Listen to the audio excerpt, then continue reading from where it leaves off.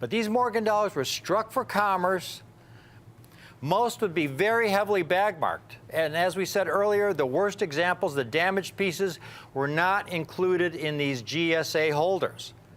These are among the finest surviving specimens from the GSA hoard. Discovered in the Treasury vault in the 1960s. They had been sitting there probably since the 1880s, a period of about 80 years. Just a truly once-in-a-lifetime Halley's Comet event when we're talking about Morgan silver dollars. Now, if you're new to collecting, the Carson City Mint operated for a very short time.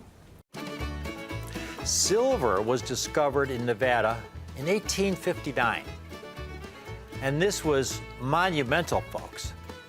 This vein of silver came to be called the Comstock Lode. In response to all the silver being mined, the Treasury built a small branch mint located in Carson City. They built it in 1865. This Carson City Mint had a very limited production capacity. Now, the Carson City Mint didn't begin striking any coins until 1870. By that time, mint production began to slowly decline because the tremendous output of silver from that Comstock Lode began to decline. And that's reflected in the population growth of nearby Virginia City. Virginia City was where a lot of the miners lived, not too far away from Carson City Mint. In 1860, Virginia City population was about 2,300 people. It reached a peak in the mid-1870s with an estimate of about 25,000 residents. That was a huge, huge city when you consider this was the Wild West, folks. In the mid-1870s, 25,000 residents. It was a major, major city. But as that output began to decline, by 1880, the population of Virginia City declined to 11,000. By 1890, it was about 6,400 people, and by 1900, it was back down to only 2,700 residents. And in 1893, the Carson City Mint struck its last silver dollar. It was in operation, that mint, for a mere 23 years. Among numismatists, for all these reasons, the very low mintages, its remote location, in operation for only a little over 2 decades before it closed down, and its unique double mint mark. It's not a simple D that was used by the Denver Mint, or an S as used by the San Francisco Mint, or the O used by the New Orleans Mint. The Carson City Mint had a unique CC double mint mark. Among Morgan dollar enthusiasts, of which I am one, Carson City silver dollars have a special romance and a special place in our collection. And today I have these 3 Carson City silver dollars that really should not exist. By some freak or some accident, they ended up in the vaults in the Treasury and had been sitting there for decades and decades and decades. It's hard to believe these Carson City Morgan dollars, struck almost 140 years ago to meet the demands of commerce. The silver dollar was the coin of the realm in the western states, folks. They didn't like to use paper dollars. They liked to use silver dollars. It's really a miracle that these have survived. And these are among the lowest mintage silver dollars in the history of Morgan and Peace dollars. And the 1882 cc, 1883 cc, and 1884 cc all have mintages of just around 1 million coins. Uncirculated, still sealed from 1882, 1883, and 1884. In the original GSA holders as they left the Treasury in 1972, guaranteed uncirculated by the United States Treasury. When PCGS and NGC opened their doors for grading in the late 1980s, a lot of those coins were cracked out of the holders so collectors could get the coins graded. A majority no longer exist in these original GSA holders. But then, sometime in the early 1990s, collectors of these coins and the original GSA holders began to say, you know what, I don't want to crack it out. It's much more valuable with this pedigree than it would be in a PCGS or NGC holder. To have this pedigree, folks, it's the only time the government has issued an original Morgan dollar in this special GSA holder. We have the 3-coin set today. These 3 rare CC dollars for $1,695 for the 3-coin set. It's available on the 2-payment option. All you have to do is put half down today of $847.50. We will hold one of these sets for you with your name on it, put it in our vault, and pay the balance in 30 days. You will get 3 pristine Carson City dollars, like you see here. These holders, they're going to be pristine, these 50-year-old holders, folks, just as they came out of the GSA, the Government Services Administration hard plastic holder, guaranteed uncirculated by the United States Treasury. 1882, 1883, and 1884 Morgan dollars. These 3 coins rank among the lowest mintage silver dollars in the entire 100-plus Morgan dollar series.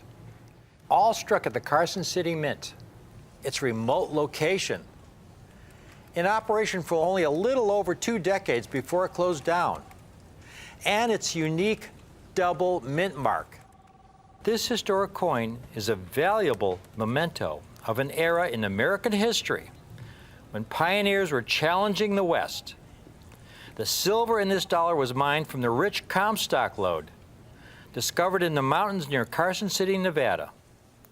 The Carson City Mint was established there in 1870, and although it was in existence for a mere 24 years, it produced many coins which have endured as collector's items, among them the 13-piece Morgan dollar series of 1878 to 1893. Their link with a historic period in our nation's history gives these dollars an added appeal. This coin is an uncirculated specimen of the Morgan dollar, containing 90% silver, which somehow survived the massive coin melts of the early 1900s. They were discovered by a Treasury audit in 1964, after nearly a century of obscurity in the vaults. This issuance by General Services Administration of the last of the uncirculated Carson City dollars will serve for millions of Americans as cherished mementos of a colorful era. Folks, we hope you can take advantage of it. We got the most amazing group of these. Jack and I cherry-picked the finest examples in pristine holders, the coins in the most pristine condition. We got a great deal on this collection because it's a once-in-a-lifetime opportunity. The only time Morgan dollars have been discovered in the vaults in the Treasury from the Carson City Mint. And we got them at a great price, and we're passing our good fortune on to you. It doesn't get any better than this. Here you've got these exquisite Morgan dollars struck at that Carson City Mint in 1882, 1883, 1884. They were thought to have been melted down in 1918. But no, there were some that were in the original mint bags issued by the Carson City Mint that had been shipped to the Treasury vaults and had been sitting in those Treasury vaults until 1964 when they were discovered in an audit. And that's the only reason we have these coins today. I hope you can take advantage of this opportunity. This is a great, great Morgan dollar set for you today, folks. It has the greatest possible pedigree. If there's ever a 3-coin Morgan set that you want to keep in your family, pass down to your kids and your grandkids, it would be this 3-coin GSA Carson City collection that I have for you today. Thank you for watching. The Morgan silver dollar has long been considered America's favorite collectible coin. And today you can add 3 Morgan dollars struck at the legendary Carson City Mint of the Wild West to your numismatic collection.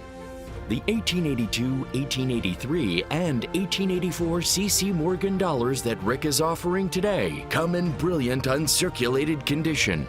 On the Sheldon scale, a brilliant uncirculated coin would grade a minimum of Mint State 60. Mint State coins are coins that were produced for commerce. These coins are distributed from banks around the country and circulated for years. To find Morgan silver dollars like these that are in brilliant uncirculated condition is simply difficult to do.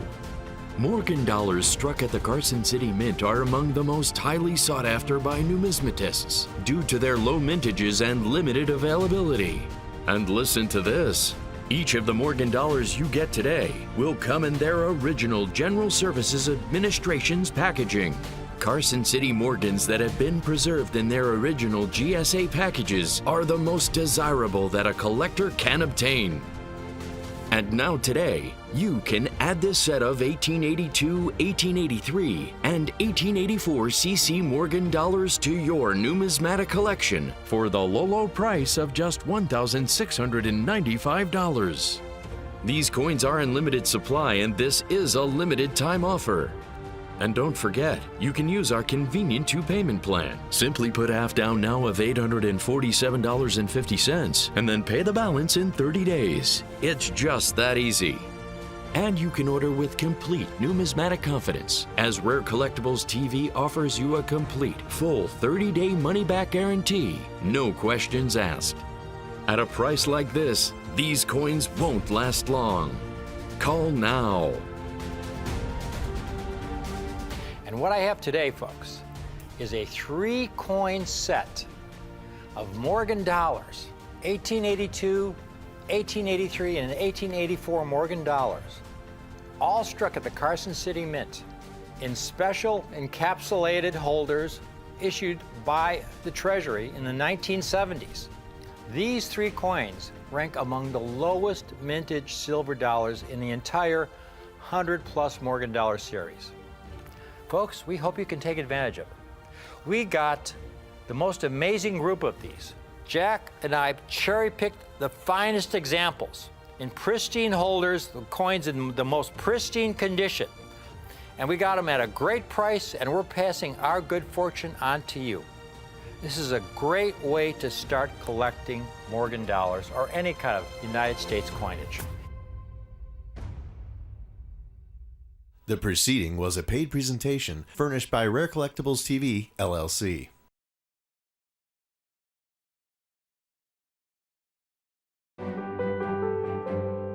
There is nothing I enjoy more than helping our clients build the coin collections of their dreams. Are you looking to assemble a complete collection of coins, but are having difficulty finding the rare ones you're missing? Do you need guidance in locating and acquiring high-grade, high-quality examples of certain hard-to-find coins? That's why Rick's U.S. Coin Show has introduced the Private Advisory Coin Team. Rick and Jack deal with many high-end coins for private collections that are not shown on our regular TV show. And now you can have access to these coins too. With the collective wisdom of our team and the breadth of our relationships at Rick's U.S. Coin Show, we have access to the most prestigious private collections, coin shows, and dealer inventories across the country, all to help you build a numismatic coin collection of your dreams. The Private Advisory Coin Team is for those collectors who seek those ultra super rare and hard to find coins that you only read about in numismatic books. If you're interested in learning more about some of the rarest and most valuable coins known, call the number on your screen and tell our customer service representative you would like to be connected with a member of the Private Advisory Coin Team. And be sure to keep watching Rick, Jack, and James on Rick's U.S. Coin Show. Hi, I'm Rick Tamaska, and this is Rick's U.S. Coin Show. Rick's U.S. Coin Show brings you rare, unique, high-quality coins at the most affordable prices on TV. My name's Jack McNamara, and I'm the senior coin buyer here at Rare Collectibles TV. Hi, I'm Ash Samuel Hart, and I love coins.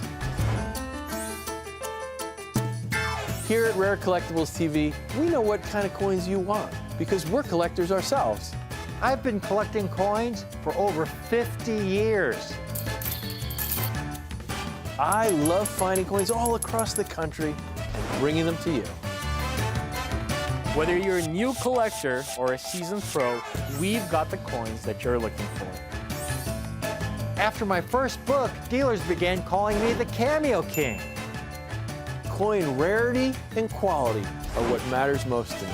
Now that's eye appeal. I love Franklin and Kennedy half dollars. Coin collecting is in my blood. Rare, unique coins at the most affordable prices on TV. My goal is to bring you the ultimate and superb rare coins. Do you want the best?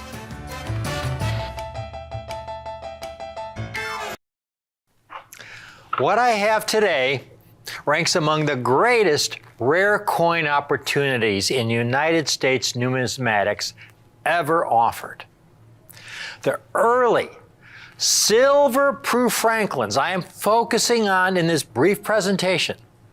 A handful of some of the finest proof Franklin half dollars struck from 1955 to the last year of the series, 1963, and verified in the NGC Signature Series pedigree holder, meaning every coin was first graded by the top graders at NGC and then reviewed by yours truly and bears my signature. Folks, I have this ethic that demands I offer you the finest possible quality, the greatest possible rarity, the greatest possible eye appeal for your hard-earned dollars. And that's what the Signature Series is all about. These are the highest grade surviving proof Franklin half dollars, proof 69, the highest numeric grade any proof half dollar from this era or earlier has ever received. This set represents one of the real sweet spots in United States 20th century proof coin production, folks. Take a look at this set, beginning with the 1955. These are early vintage proof Franklins struck at the old Philadelphia Mint, when half dollars were still struck on 90% silver planchets. Now that all ended after 1964, when the Mint reduced the silver content of the half dollar to 40%. And then the final blow in 1971, when the Mint removed all the silver content, striking them on clad metal planchets. But with silver exploding in value over the past few years, the silver value alone in one of these half dollars is worth far more than the face value of the coin. But of course, that is not what these coins are all about. Rare coins are all about their numismatic value. It's the beauty, the quality, and the rarity of these stunning proof Franklins, as pristine and haze-free as the day they were struck, most over 60 years ago. Struck in a bygone era, when the Mint did not have the advanced minting technologies available today. They didn't use computers. That would be another 20 plus years before such advances would be available. These Franklin proofs were created not through the use of modern minting technology, but by craftsmen, artists who were handpicked for their skill and attention to detail that was needed to prepare the working dies. And then, for these coins to survive over 60 years later, these handful of examples surviving in a condition just as they came off the die in 1963, 1958, 1955. These coins, in fact, should not exist. And in fact, very few do. And that is what gives the phenomenal proof Franklins on display their tremendous value and potential for long-term appreciation. These are proof coins struck at the old Philadelphia Mint. You know, proof coins have been struck by the old Philadelphia Mint since the early 1800s. Now, folks, in those earliest years, back in the early 1800s, proof coins were struck strictly to be given as gifts to important dignitaries, ambassadors, kings, queens. You see, there are basically two kinds of coins struck by the mint. There are the business strike coins, the coins struck for commerce that you have in your pocket change or purse that we use to buy things with to meet the demands of the very large United States economy. Here you have a 1961 Franklin struck for commerce. Now, it never made it into circulation, but you can see it has a lot of marks all over the surface of the coin. At the top of Franklin's head, there's a deep scuff. At the bottom of his chin, there's a deep bag mark. These coins were struck once, dumped into bins, went through coin counting machines, dumped into bags, and then they were thrown onto trains to be shipped to banks around the country. And from there, at the banks, they were given out to all the folks who needed these half dollars for the economy. Now, here's a typical canvas mint bag. Now, this was not used for half dollars. This a half dollar bag would have been larger than this because a half dollar bag carried 2,000 half dollars, $1,000 face value. And I've had a few of those in my time. And I can tell you that the coins typically, when you get them out of the bag. I once had a complete bag of 1963 Denver half dollars, 2,000 coins, and I had the finest 150 examples graded, and there was not a single coin that graded MS65. So they were very, very baggy just because of the method of manufacture. Now, the goal of the mint was to strike as many of those coins as needed by our economy as inexpensively as possible. There was really little, if any, concern regarding the quality of these mint state business Franklin half dollars once they reached the bank. So what is a proof coin? And what makes it so special? Well, what first attracted me as a kid when I was 10 and when I first started collecting, I read all about proof coins, bought books on them at the local coin shop. A proof coin is meant to represent the state of the art, the finest possible quality the mint is able to produce given the technology of the day. And that is what always attracted me to proof coins.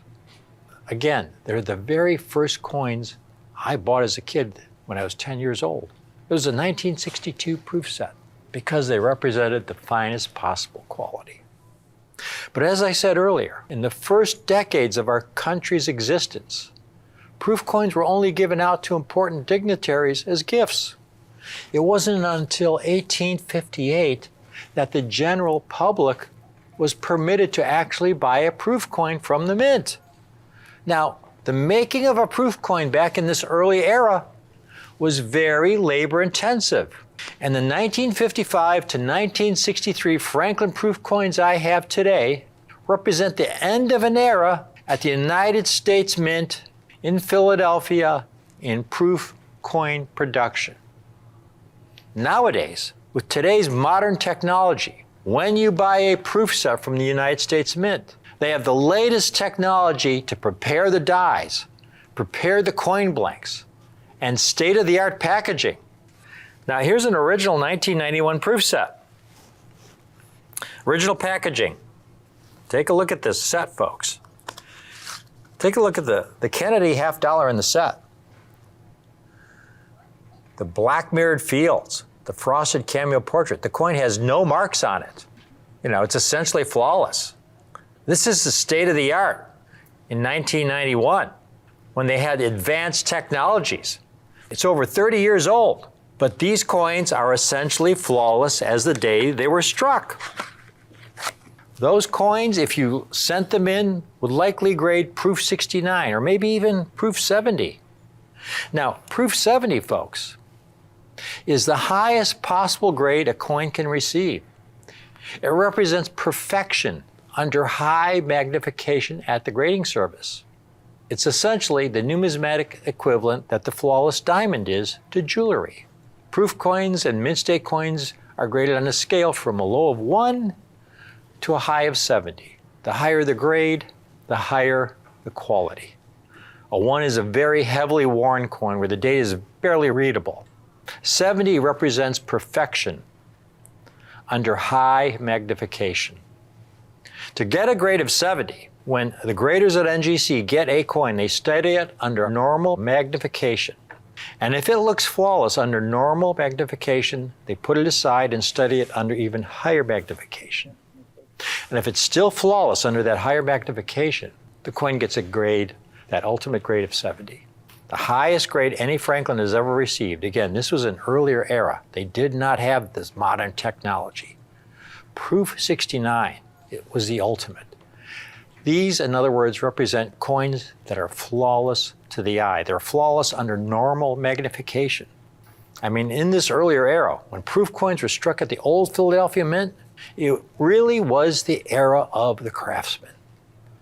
When craftsmen were assigned the responsibility of preparing the proof dies, taking the finest dies and polishing them to a mirror-like finish, and craftsmen responsible for preparing the coin blanks, washing them, weighing them, putting them through a soap bath, and then the craftsman in charge of preparing the proof blanks was then supposed to wash all that soap residue off the blanks, and then those blanks would be hand-fed into the coin press, where they would be struck twice under higher pressure to bring out every possible detail of the design.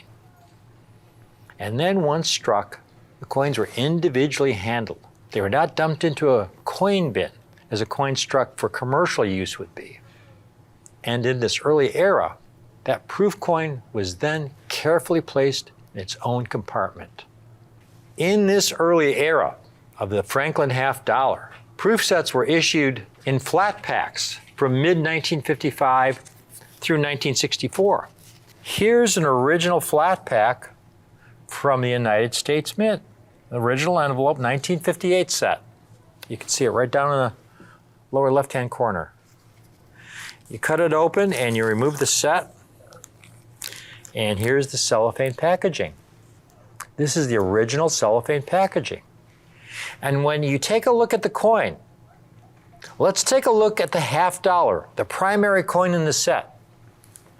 If you'll notice, if we can get a close-up, if you can see through the packaging, all the small spots on the surface of the coin.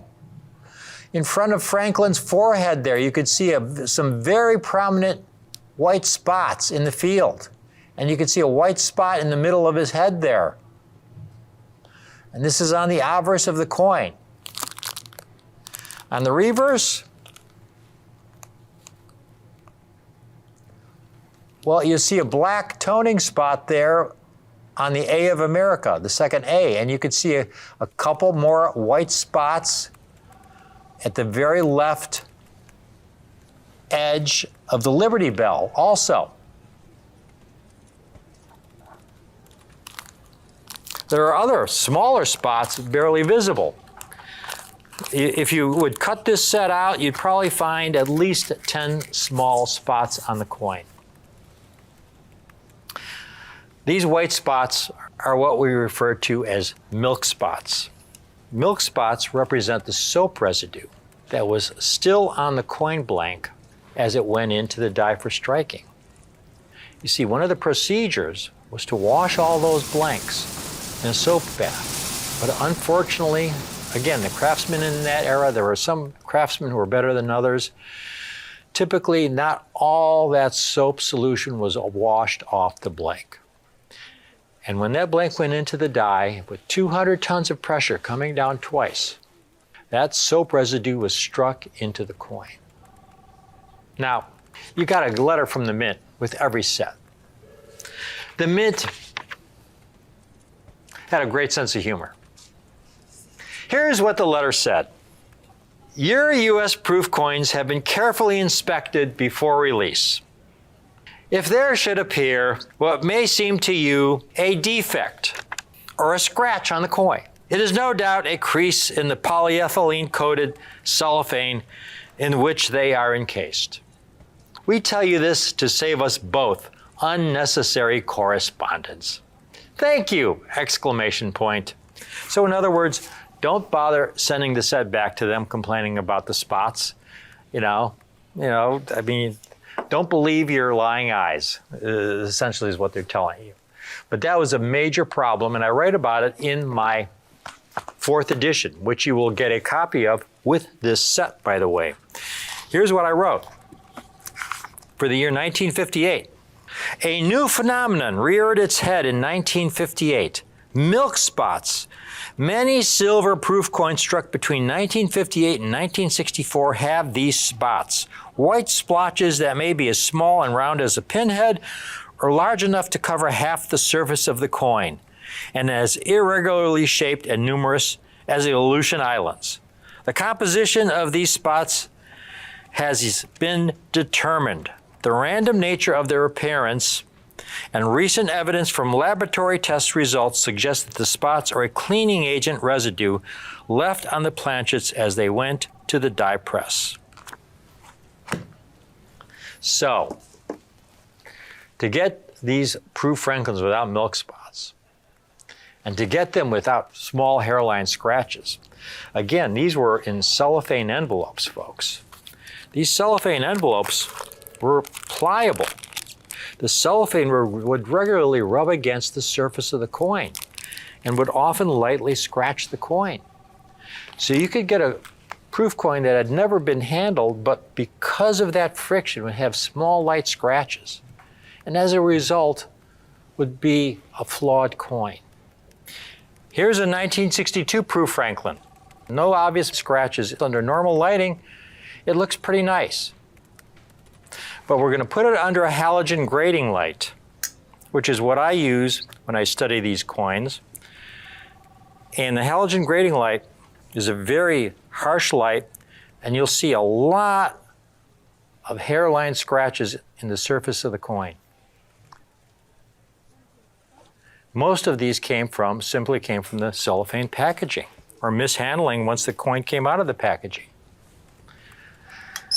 So you had those two problems, milk spots and hairlines, because of the packaging. And that's what makes these coins so rare in the condition you see them in.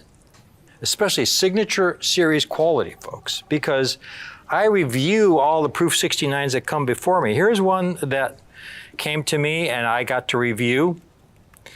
And I looked at it closely and I studied it under my normal magnification.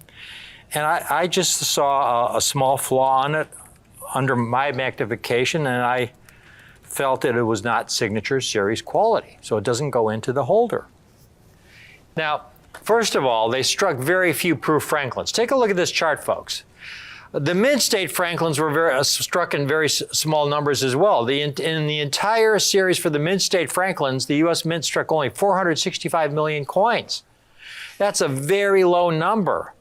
For the first year of the 1964 Kennedy half dollar, just in 1964 alone, the Mint struck over 400 million Kennedy half dollars for commerce.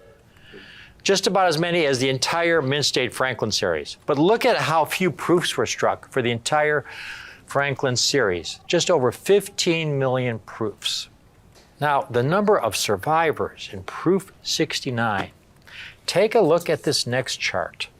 It shows you the mintages for each of the years and how many have been certified by NGC in signature series Proof 69 condition. You see, for the first couple of years, not a single example. There's only been one 1952. To date, 0 1953s, 10 1954s. The first coin you get in this set, the 1955, with a mintage of only 378,200 coins. 22,000 have been certified for grading. Now, you have to understand that 22,000 represents among the finest 1955s that any collector or dealer has found.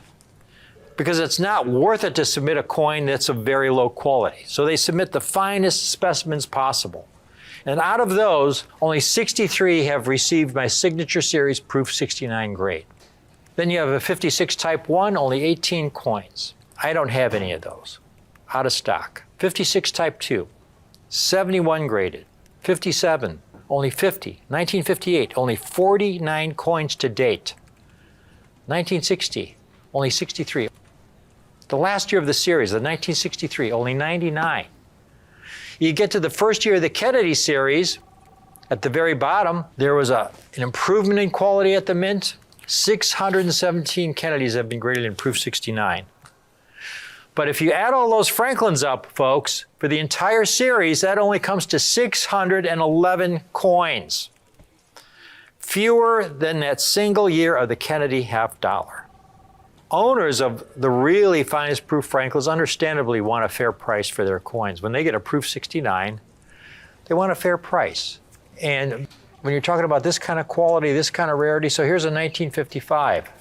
Asking price, almost $1,800. This is a dealer with almost 100% positive feedback, a seller.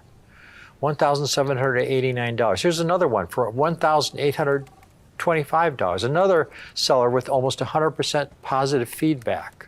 Here's one that's sold in auction for $1,470. Here's another one, asking price of about $1,700. Those are the 55s we have. Let's take the lowest comp of all those 55s.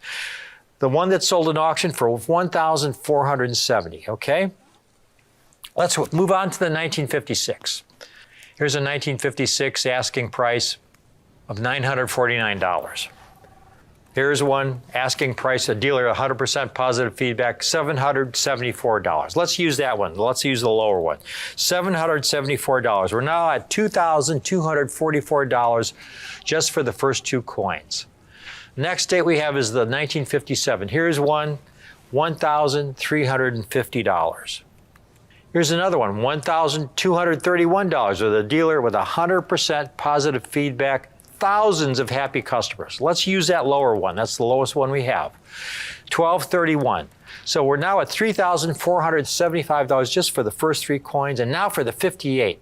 Here's one for only $1,092 that's sold in auction. Here's one offered for only $1,060. Let's use that one. That's the lower of the two. The next one we have is 1959. This is the only one I could find, asking price $1,800. The next date, the 1960 Franklin. Here's one for $3,800. A dealer with 100% positive feedback. $3,800 for the 1960. Tough date. But here we found one that sold in auction for $1,610. Let's use that one, the lower one. And finally, here's a 1961 that sold in an earlier We the People holder, sold in auction for $1,406. Let's use that one. Right there, folks, not even including the 1962 and 1963, we're already at $9,351. And Sasha's got one more here. She's got a 1962. And this is a Proof 68, not even a Proof 69. Top-rated seller, a Proof 68, $649. So we're already around $10,000, and we haven't even included the 1963. This is the best part of all. We have our collector-friendly Coin of the Month Club, where you receive a Franklin half dollar every month for the next 9 months. And each one will have been personally inspected by me and placed in my Signature Series holder. In the Coin of the Month program, the first month, for $659, you will get a 1955 Franklin half dollar in the highest grade Proof 69 condition, the lowest mintage issue of the series. Only 378,000 struck, only 63 certified to date in Signature Series Proof 69. And with this first coin and with your first payment, you will receive a copy of my last two books, the 4th edition of the Franklin and Kennedy Guidebook and the revised second edition of Cameo and Brilliant Proof coinage. This is a $59 value. This is a $49 value. Now, in the second month, you'll acquire the 1956 Franklin half dollar for the same price, $659. The 56, another low mintage issue, only 669,000 coins originally struck. In month 3, you'll receive the 1957 Franklin in proof 69 for $659. In month 4, then you get into those really tough dates when you had those milk spot issues. So getting a 58, one of the toughest dates in this series, for $659, the same price every month. The 1959, proof 69. Again, these are all part of that milk spot plagued era from 1958 to 1964, when your half dollars not only had hairlines, but milk spots. These are pristine, flawless to the naked eye, flawless under normal magnification, personally inspected by yours truly to be the finest possible examples for their grade. And then the following month, month 6, you get the 1960. Only 63 certified to date, also only $659. Month 7, the 1961, $659. Even though it was a very high mintage issue, 3 million sets were issued, only 58 certified in signature series, proof 69. This is a date, the 1961 was a date heavily plagued by milk spots, folks. Proof 69s are extremely difficult to get for this first year that the mint struck over 3 million proof coins, yet so few survivors in proof 69. And then in month 8, you get the 1962. Again, only $659.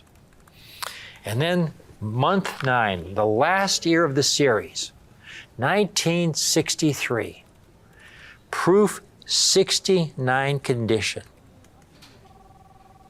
$659. All 9 of these coins from 1955 to 1963, each one in highest grade proof 69 condition in my signature series holder for just $659 per month over the course of 9 months. Now, I'm sure some of you at home are doing the math on this. So 9 months at $659 comes to only $5,931 for all 9 coins in proof 69. Now, you remember a few moments ago, I showed you comparable prices from other sellers. I took the lowest price from each coin, and the total for just 8 of the coins was about $10,000. And none of their coins were signature series coins.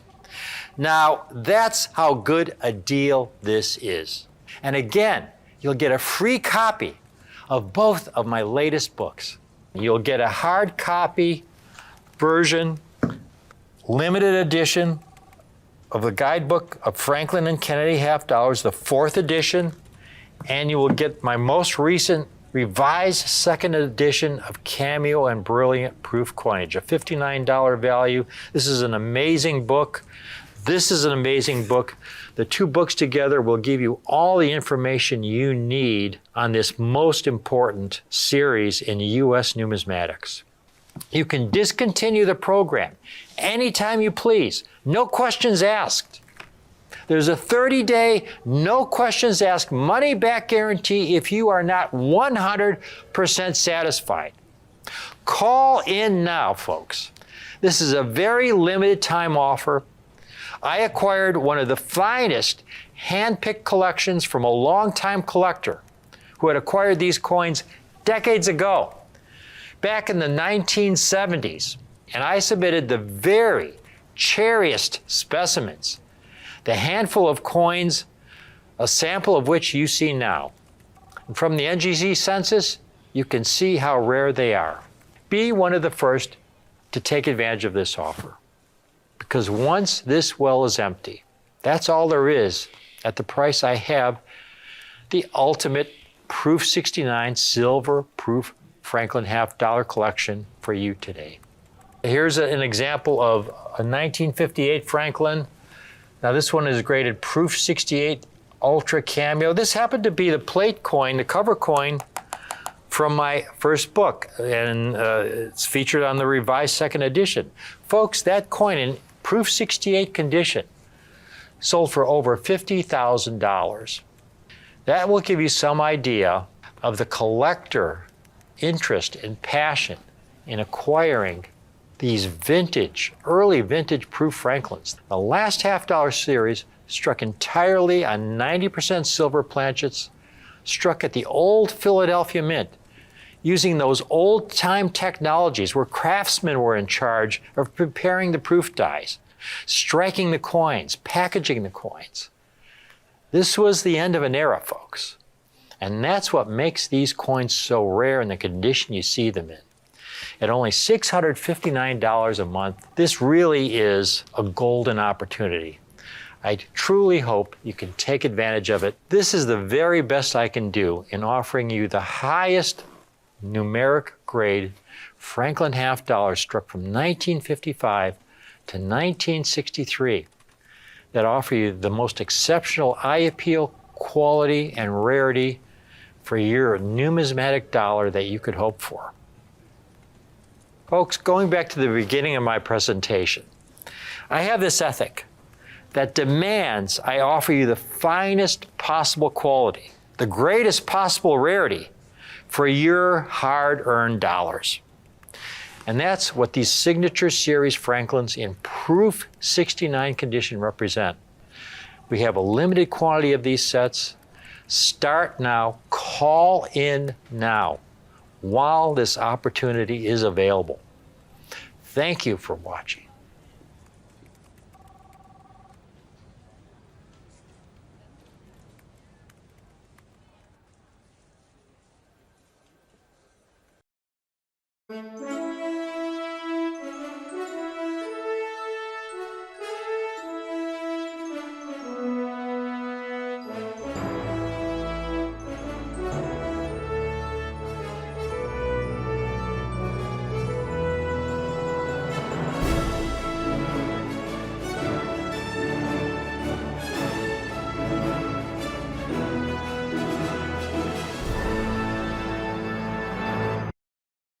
If you want a one-of-a-kind piece of United States history that has never been seen before, this is your day.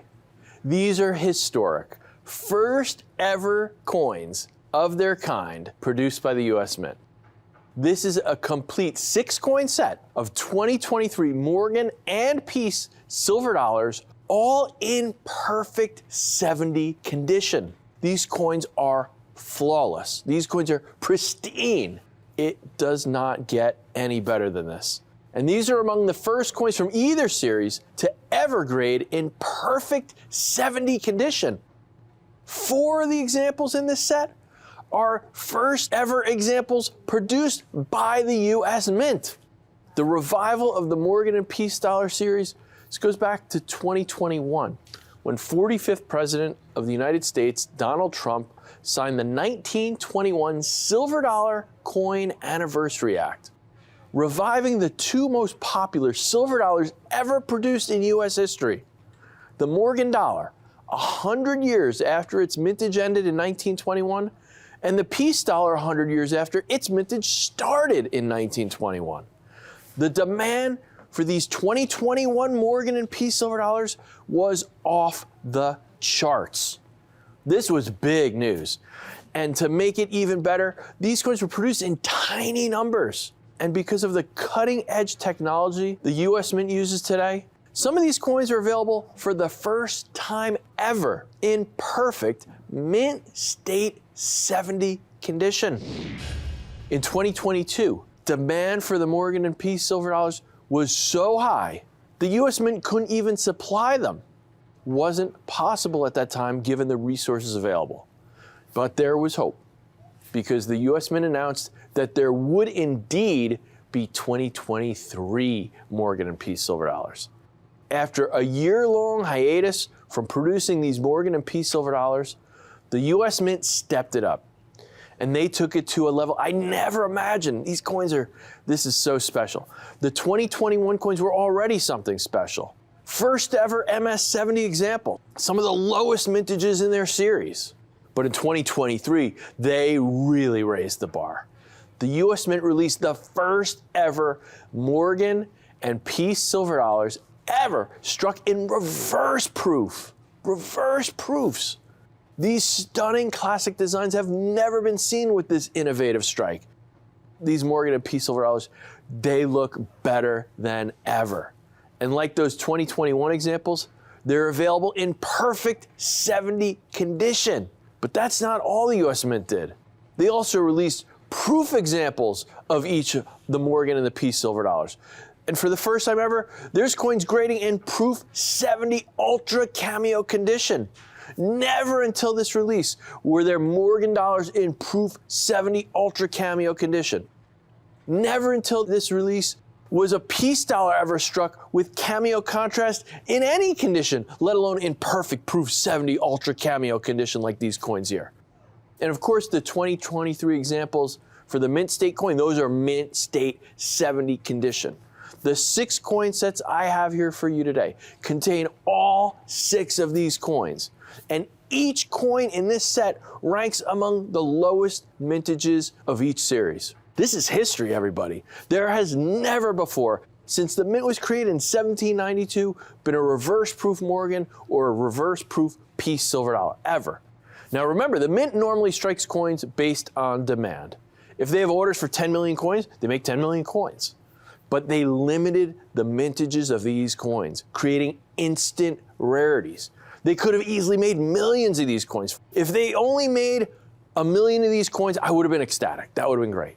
I mean, even at 1 million coins, these would have been some of the rarest Morgan and Peace silver dollars ever made. But only 250,000 of these reverse proof Morgan and Peace silver dollars are being released. There are almost 600 times more collectors than there are of these 2023 reverse proof Morgan and Peace silver dollars. And that's not even taking into account how few of these coins will grade a perfect 70 grade. Very few of these coins are going to end up in these 70 holders. I mean, think about that. 10, 20 years down the line from now, you're going to thank yourself for buying this set. This is going to be one of the best decisions you've ever made. There won't be more of these 2023 Morgan and Peace silver dollar sets being made. This is it. And this is a set that even right now can't meet demand. And remember those 2021 coins I mentioned earlier? Let me show you what happened to the value of those coins over the past 2 years. We were originally offering those sets. Here's an invoice from October of 2021. We were selling for $2,695. That person bought 2 sets. Here's another one here, $2,695. Today, these sets that were $26.95, these sets are selling for $5,000 or more from November of 2023. $4,995. In 2 years, the value of those sets has practically doubled. Look what other people are offering those sets for. We're at $49.95, but look, here's some other dealers. Here's $54.95, $5,500. $6,000. I mean, these are $5,000 to $6,000 sets today. And those coins from 2021, those were all Mint State coins. These 2023 coins really raised the bar. Even after all the hype and excitement from the 2021 coins, how beloved they've become, these 2023 coins shook the numismatic world. You're not just getting Mint State coins in perfect condition anymore. You're also getting the first ever reverse proof Morgan and Peace silver dollars to ever be produced. Not just 70, but any grade. The first Morgan and Peace dollars ever to be graded in perfect proof 70 ultra cameo, the first time ever. If these sets were being offered for $2,000, I'd be saying you'd be getting a great deal. We could sell these sets like hotcakes. But that just is not our philosophy here at Rare Collectibles TV. I don't offer you coins based on what the market will bear. I offer you rarities based on my cost. These are such historic coins. I hope everyone watching here today is able to acquire one of these sets. So today, for a limited time, I can offer this complete 6-coin set, 2023 Morgan & Peace silver dollar 6-coin set for just $1,395. $1,395. That is less than $250 a coin. As a matter of fact, that's just $233 a coin. And each of these coins has the distinguished first day of issue pedigree. Call in now. This is an offer that will not last long. Like I said, we could have priced these at $2,000 or somewhere close to that, but no, we wanted to make sure every collector is able to get in on this offer. $1,395. We even have a 2-pay option. 2 payments, just $697.50. Just make 1 payment now. Make that 2nd payment in 30 days. We'll hold these coins in our vault and ship them out once we get that final payment. These coins are so spectacular. These reverse proof Morgan & Peace silver dollars are going to go down in history. Among the most significant coins the U.S. Mint has ever made. A first ever in U.S. Mint history. Since 1792, when the Mint was established, there has never been a single Morgan or Peace dollar struck in reverse proof. These are treated in such a special way, gives them this stunning, unique finish. These coins are like nothing you've ever seen before. I've never seen anything like this. On a reverse proof coin, you get frosted fields and mirrored devices. It's just the opposite of a traditional brilliant proof coin. It is such a beautiful finish, and it is so rarely used on coins. This finish really accentuates the classic beauty of the Morgan & Peace dollar designs. And these coins are the limiting factor to building these complete sets of 6. The mintage of just 250,000 coins. And reverse proof coins are really hard to get in perfect 70 condition. Perfect 70 is very hard for reverse proofs because the highest points on the coins are mirrored. And these mirrored surfaces are incredibly fragile. So they're so much more susceptible to getting minor damage, flaws, imperfections. So who knows how many of these coins will ever grade in 70. So you can imagine just how few of these sets it's going to be possible to make. Then, of course, besides those reverse proofs, we have the proof coins. When it comes to the proof Morgan dollars, the standard proofs, the Morgan dollars and Peace dollars of that classic era, almost none were produced in that original era. Proof coins are coins that are struck specially for collectors. Proof coins in earlier times were only struck for kings and dignitaries. These coins are struck multiple times under higher pressure to ensure they are of the highest quality possible. Proof coins are the state of the art. They are the highest quality the Mint can produce given the technology of the day. Now let me show you just how rare proof Morgan dollars from that classic era are. They are extremely rare. That original era for the Morgan dollar from 1878 to 1921, about 656, almost 657 million Morgan dollars were struck. They made 23,499 proof Morgans. So the percentage of proof Morgans, 0.004%, not 4%, not 0.4, not even 0.04, 0.004% of all Morgan dollars struck were proofs. When you see a proof coin, they are so rare. Here's a famous key date proof Morgan dollar. This is the 1895 proof 67 plus cameo. And this is public record, sold for almost $270,000 for that proof Morgan. So you get the idea of the rarity, the value, the demand for these proof Morgan dollars. So when you see a proof Morgan silver dollar, you know it is an incredible rarity because they were struck on so few occasions, such limited numbers. And these are the first examples ever to be graded in proof 70, ultra cameo condition. I mean, this is true numismatic artistry. I mean, look at the cameo contrast on these coins. Those bright, frosted designs, those deep mirrored fields. This is like nothing that the U.S. Mint has ever produced before. it gets even better because proof piece silver dollars are even rarer than proof Morgans. They were only struck in proof for 2 years, 1921 and 1922. And when it comes to the piece dollar, there's only about 20 proof examples known to exist. We're talking about a series with about 190 million coins struck, and just about 20 proofs are known to exist. And none of those proofs, not a one, has cameo contrast like these 2023 coins. This is the first time a piece dollar has ever had cameo contrast, ever had those frosted designs, those mirrored fields. This is a fantasy come true. Let me show you from the vintage era. Here's one of the few proof piece dollars that exists. This is called a matte proof, so it does not have those cameo mirrored surfaces. This coin sold for $329,000 almost 10 years ago, and it is not an ultra cameo like the coins we have here today. When it comes to Morgan and piece silver dollars from that classic era, meaning coins from 1878 to 1921 for the Morgans and 1921, 1935 for the piece dollars, there are a grand total of 0 examples graded in mint state 70. I mean, back in the day, coins like this were struck for commerce. These were made to be used.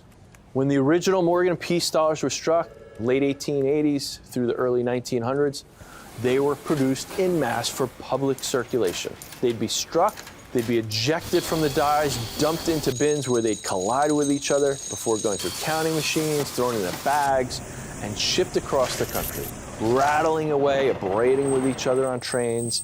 There were never any mint state 70 Morgan or piece silver dollars until now. That's why these 2023 coins are so special. There are no mint state 70s in that classic era. When we compare these 2023 mint state Morgan and piece silver dollars to the classic series, the original era, we're talking about some incredible low mintage rarities. Coins with mintages of just 275,000 coins. That's it. These easily rank among the rarest in the series. We go back and look at that original era for the mint state series. Look at this. This whole first page are mintages above 10 million until we get to the bottom. 1896, we finally dip below 10 million coins. Second page here, 1878 San Francisco. Again, a hair under 10 million of those struck. Get down this page, we're still above 5 million. The 96S, we finally hit 5 million on the dot. Third page of Morgans, 96.0, you're under 5 million. Here, just 1.3 million for that 92cc. Now the last page, this is where we get to the very, very rare Morgans. Starting with that 94S, just 1.26 million coins struck. Then you see our 2023. The mint state 2023, they only made 275,000. Coins with lower mintages in here, the 93S, a very famous key date to the Morgan series. Only 100,000 of those coins made, and it is a very famous key date. Let me show you an example. One of the finest known examples of the 93S sold for $600,000. This is a coin in mint state 65. I've been talking about how all these coins are graded perfect 70. Well, what does that mean? In numismatics, we grade coins using the Sheldon scale. It's a 70-point scale that we use to determine the quality of a coin. The lowest coins on that scale would grade a 1. You can hardly even recognize the coin. But then there's a 70, and a 70 is the highest possible grade. And that means it is a flawless coin. When it comes to those antique Morgan and piece dollars, there's never been a coin graded in a perfect 70 condition. It's so rare to get coins above 65, but there's never, ever been a perfect 70. That's what is so special about these coins I have here today. These 2023 Morgan and piece silver dollars produced by the US Mint are in perfect 70 condition.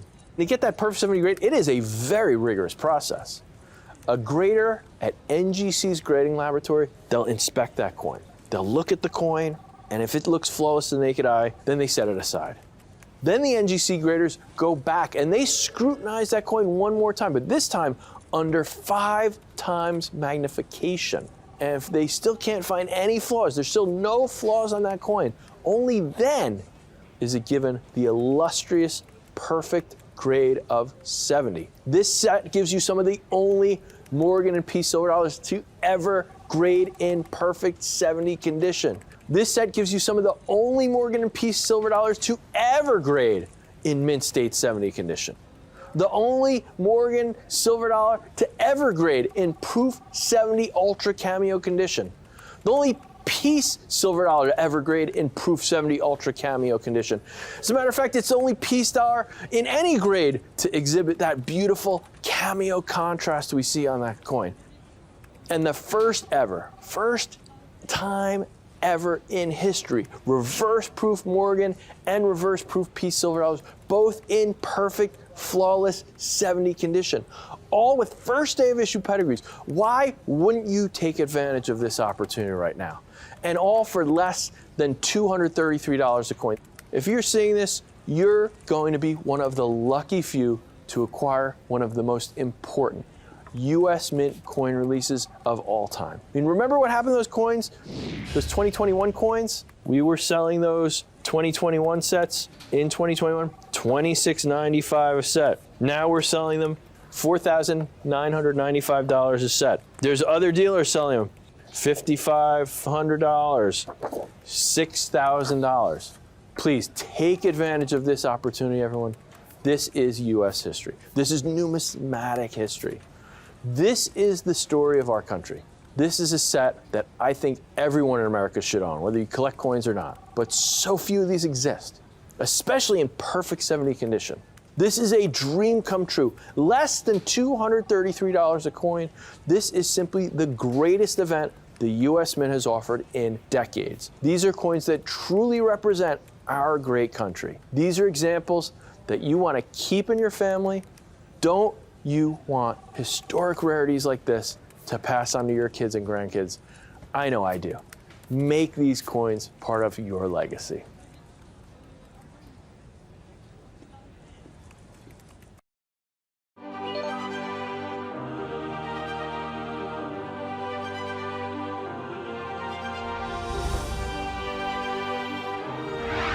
Thank you for joining us on Rare Collectibles TV.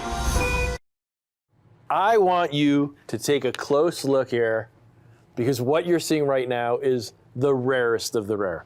These are Carson City Morgan silver dollars. They make up just 2% of all the Morgan dollars ever issued. That's it. The Morgan silver dollar was struck from 1878 to 1921, but these legendary Carson City Morgans of the Wild West were only produced from 1878 to 1893. And they didn't even strike any in 1886, 1887, or 1888. So the coins I have here today are the 1882cc, 1883cc, and 1884cc Morgan silver dollars, and they are all rarities that come from that historic mint. Again, only 2% of all Morgan dollars that were produced were made at the Carson City Mint. And what makes these coins so fascinating is that they come from the most significant silver dollar hoard ever discovered. Look at some of these brochures. Here, let me show you. This is from the 1970s. The coins Jesse James never got. The Great Silver Dollar Sale, Carson City Silver Dollars, the last of a legacy. I love these old brochures. This is great. Look at these. These are from the 1970s, a time when Morgan dollars from the Carson City Mint were more of a myth than a reality. Before the 1970s and the release of this hoard, if you were lucky enough to find a Carson City dollar, it would have been heavily, heavily circulated. Here, let me show you. It'd be so worn down, you could hardly see the details. Look at how worn these coins are. This is kind of typical Morgan silver dollars. But look at these coins I have here today. They are so crisp. They are so pristine, fully struck. Every single detail crystal clear, right down to the so important CC mint mark on the reverse side. This is a Carson City Morgan dollar in mint state condition. These coins are mint state, brilliant uncirculated. This is something believed to be pretty much non-existent until the 1970s.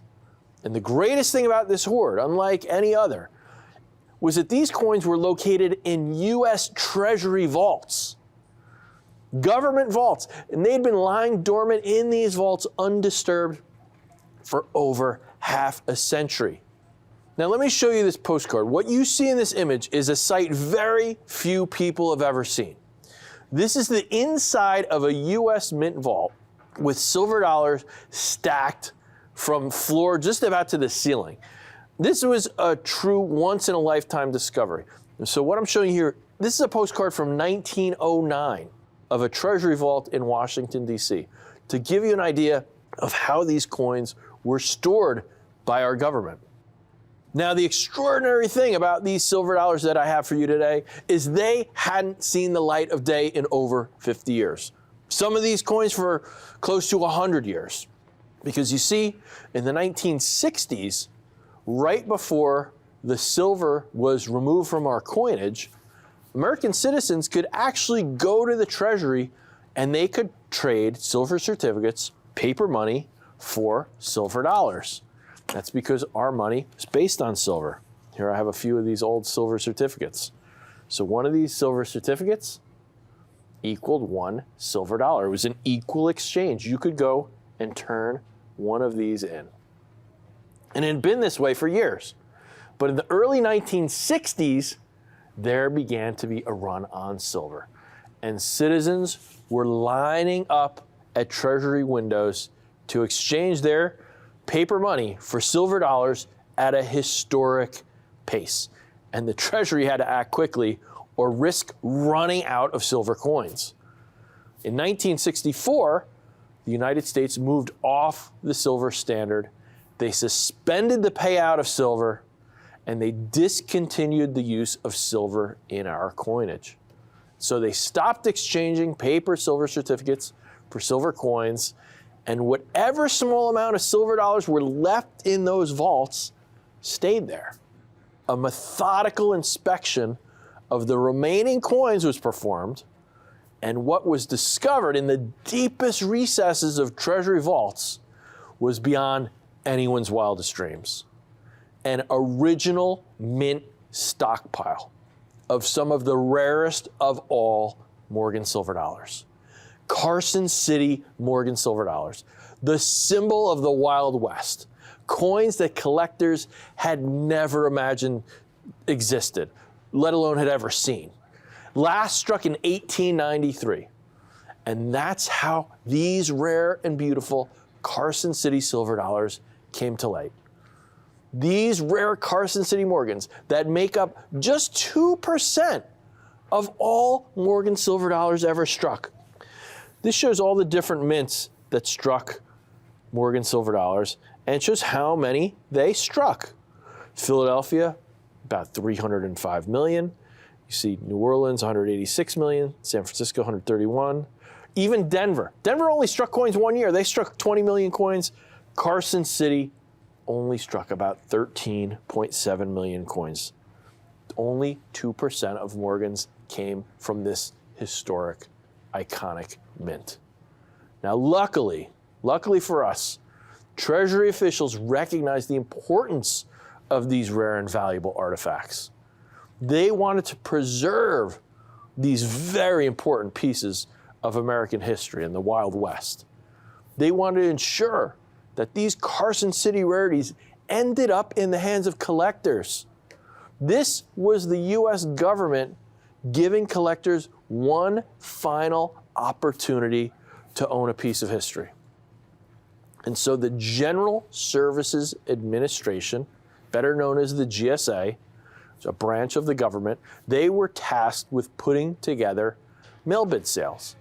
They conducted a series of auctions, first announced as the Great Silver Sale, and the sales began in November of 1972. These are original brochures going back to that original period in the 1970s when the government was selling these coins. And to preserve these important relics of the Wild West, the GSA developed a special hard plastic holder to protect these coins. This holder was the inspiration for the holders at PCGS and NGC use to certify coins to this day. The coins I have for you here are all preserved in those original GSA holders, just the way they left the US Treasury back in the 1970s. Completely untouched by human hands. Outside of the most secure government vaults, they've never been touched after that. There is a lot of our American history here, and I want to guarantee you collectors a chance to get in on these Carson City Morgans of the Wild West while they're still available. And what I have here is something so special. I can guarantee you that each and every one of these coins is very choice, brilliant, uncirculated. That is mint state 64. Because each and every one of these has been certified by NGC, the Numismatic Guarantee Corporation, the official grading service of the American Numismatic Association, which is basically the governing body of numismatics. And these are all certified in their original government holders, preserving that pedigree to that historic GSA hoard. NGC puts a tamper-proof band around that GSA holder, guaranteeing the grade and the integrity of that holder. Now, I'd like to take another close look at these Carson City Morgan silver dollars that I have here today, because these coins are graded in phenomenal mint state 64 condition, what we'd call very choice, brilliant, uncirculated. Let me explain what that means. Coins are graded using what we refer to as the 70-point Sheldon grading scale. So coins can grade from a low of a 1 to a high of a 70. And a 1 on the Sheldon scale is so heavily worn, you can barely even tell what it is. Anything below MS 60 is a coin that has been considered circulated, a coin that has wear on it. Coins graded in mint state condition would be anything 60 or above, and those are the finest quality coins. Now, the vast majority of vintage Morgan dollars that survive today have heavily circulated and they're well worn, but they'd grade far below a 60. I mean, that's like those coins I showed you earlier. These coins I have here would be nowhere close to a 60. These might grade a 4 or an 8. But the coins I have for you today are in unprecedented MS 64 condition, mint state 64, very choice, brilliant, uncirculated condition. And you have to remember, just because these coins were in mint vaults does not mean that all of them would grade mint state 64. Those coins in those vaults, far from it. I mean, think about how those coins were stored. They were stored in bags of 1,000. I showed you that postcard. I'll show you again. They were stacked in bags of 1,000. And this is an original bag I have here. This is a bag from the Carson City Mint. You see here, this would have been a bag that these coins would have been stored in. 1,000 coins in a bag like this, and then in a vault stacked nearly to the ceiling that I showed you in that postcard from 1909. So you can imagine, even though the coins were uncirculated, not that many of them would grade mint state 64. I mean, remember, they were put in a bag like this, 1,000 coins in a bag. These bags were shipped by wagons and trains from the mint to the vaults at the Treasury Department. And I mean, like I said, think of how they were stored. You know, look at that postcard. The coins are stacked, almost to the ceiling. Millions of coins were in those vaults originally before they were paid out. So it's a big deal to find a GSA Carson City dollar in the condition we have here today. Very choice, mint state 64 condition. And let me give you an idea what these Carson City Morgans can go for in this beautiful condition. Here's an 1882 in mint state 64, $1,450. And that one's not even from the GSA hoard. Here's an 1882 MS64. That one's only $950. That's a great price. I think maybe because the holder looks a little scratchy. Let's see, here's a 1883 CC MS64, $2,250 for that one. 1883 Carson City MS64, $1,995, just under $2,000. Here's another 1884 CC MS64, $1,965. You get the idea. And most of those coins I show you aren't even in the GSA holders. This is a 3-coin set. The 1882, 1883, and 1884 Carson City Struck Morgan silver dollars, the coins of the Wild West.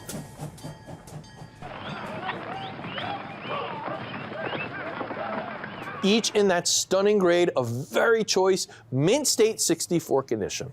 Each one of these coins has a mintage of just around 1 million coins. I mean, that's almost unheard of in the Morgan series. Most coins had mintages in the tens of millions. These are some of the lowest mintages in the Morgan silver dollar series. Look at this. Here, let me show you. 1921 Philadelphia, they made almost 45 million coins. You see all these coins with mintages over 20 million. This whole page is virtually all over 10 million. It's not until we get to the bottom here that we start to see mintages below 10 million. Here's page 2 here. All right, now we're under 10 million. You see as we go down, 8 million, 5 million, 4 million. We get to the bottom here, we're getting down to some lower mintages, 3.5 million. Still no Carson City coins on this list. It's not until we get to this third page we start seeing these CC coins show up, and it's down here that we see the 83, 84, and then the 1882 Carson City coins show up with mintages just a little over 1 million coins. And I have the 1882, 1883, and 1884 CCs because these coins represent such a great value in rare coins. These are some of the scarcest Morgans of all time. Carson City Morgan silver dollars. And look at these coins. They're so crisp, razor sharp strikes, remarkable luster, mint state 64. These coins are completely original, untouched. I mean, these have been in these holders since the 1970s. These coins were never touched by anyone in the world outside of government vaults, ever. The surfaces were never physically touched by anyone from the general public. Going all the way back to the day they were struck, over almost 140 years of existence for these coins. And this set won't cost you $5,000 like you see other dealers offering these coins for. Those prices, a lot of those weren't even in these original government holders. Those coins I showed you can't be tied to the GSA hoard like these coins I have for you today. It's not even going to cost you $4,000. That would be a very fair price for a rare coin collection of this magnitude. $3,000 would be a fantastic price, but that wouldn't be based on my cost. And I got a fantastic deal on these Carson City Morgan dollars. Today, you can acquire this set of the 1882, 1883, and 1884 Morgan silver dollars in the original GSA holders, certified by NGC in mint state 64 condition for just $2,295. We even have a 2-pay option. Just put half down now, $1,147.50. We will store these treasures for you in our vault until you just pay that balance in 30 days. And then this iconic silver set of the Wild West will be shipped out to you. This is history. These are some of the rarest Morgan dollars struck at the most famous mint, the Carson City Mint, synonymous with the Wild West. This grand mint that tells the story of Americans moving westward to strike it rich, mining silver from that famous Comstock lode. The first major silver discovery in the U.S. and one of the largest silver discoveries in history. So much silver was mined during this time that the U.S. government passed laws to strike silver dollars from the silver being mined in the Comstock lode. So it's because of the Comstock lode and that silver boom that the Carson City Mint was built, and it's actually the reason that the Morgan silver dollar was struck in the first place. The rarity of these coins is unparalleled. From 1878 to 1893, there weren't even 14 million Morgan dollars struck at the Carson City Mint.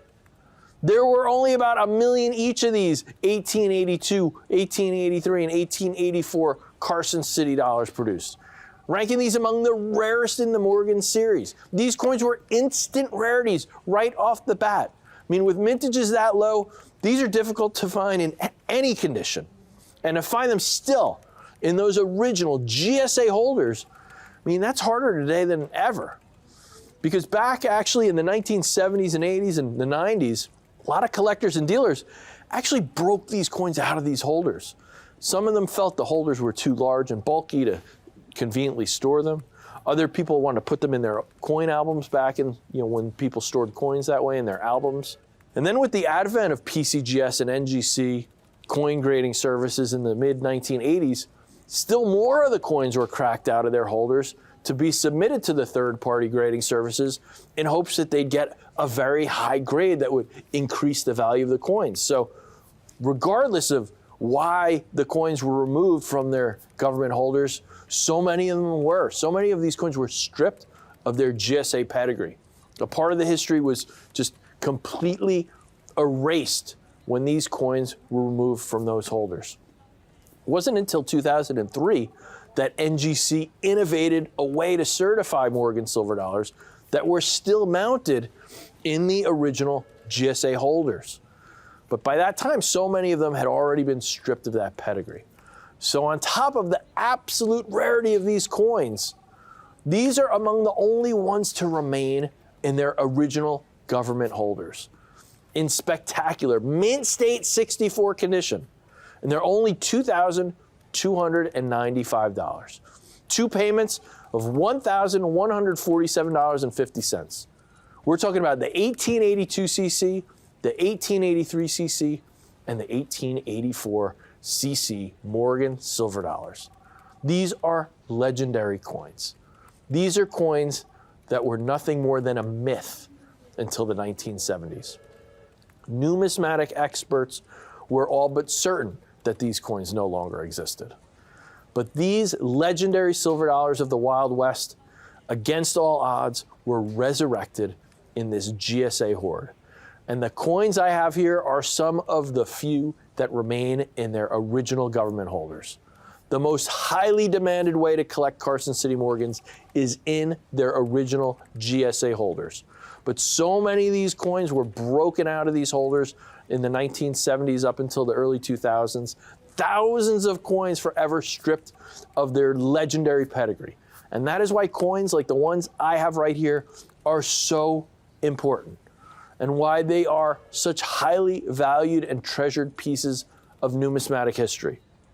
The highest grade for an 82cc from NGC in a GSA holder is a mint state 67 plus. Only 2 of those have ever been graded. And today you see those coins going for over $40,000. In mint state 67, only 26 were graded. Just last year, an example sold for $11,400. I mean, you know how much a coin in that grade is going for today? About $18,000. And that's not even in a GSA holder. Here, look. Let me show you. Here's one today. Not even in a GSA holder. This coin's being offered at just under $18,000. You talk about these greatest rarities. They're unattainable. They exist in such small quantities, they're already locked up in coin collections. So take advantage of the opportunity to own these very choice, uncirculated, famous Carson City silver dollars in their original GSA holders while you still can. Just $2,295. That's not each. That is for all 3 coins. This is the time to take advantage of this opportunity to own these Carson City Morgan silver dollars. It is so vital to get these coins while you still can. The longer you wait, the fewer of these coins are on the market. That's why you see these huge price jumps on coins in mint state 67. The more collectors that join the market, the more coins leave the market. And the mint is not producing more of these coins. This entire hoard of these coins was released nearly 50 years ago. There are not more of these being found. It is so crucial to jump in on this opportunity while you still can. This collection of 3 Carson City Morgan dollars, the 1882, 1883, and 1884 CC, very choice, mint state 64 condition, is becoming one of the hardest collections to put together. Please take advantage of this unique numismatic opportunity. Each coin in its original GSA government holder, straight from that GSA hoard, most important silver dollar hoard in history, the hoard that brought these Carson City Morgan silver dollars from the Wild West to the hands of collectors. This is our history, everyone. This tells the story of our forefathers traveling westward to expand our nation, to make ends meet, to support their families, to build a future. Make this set a family heirloom. Make it part of your family's future. Make these rare and historic coins part of your legacy. Please, the time to acquire this set is right now.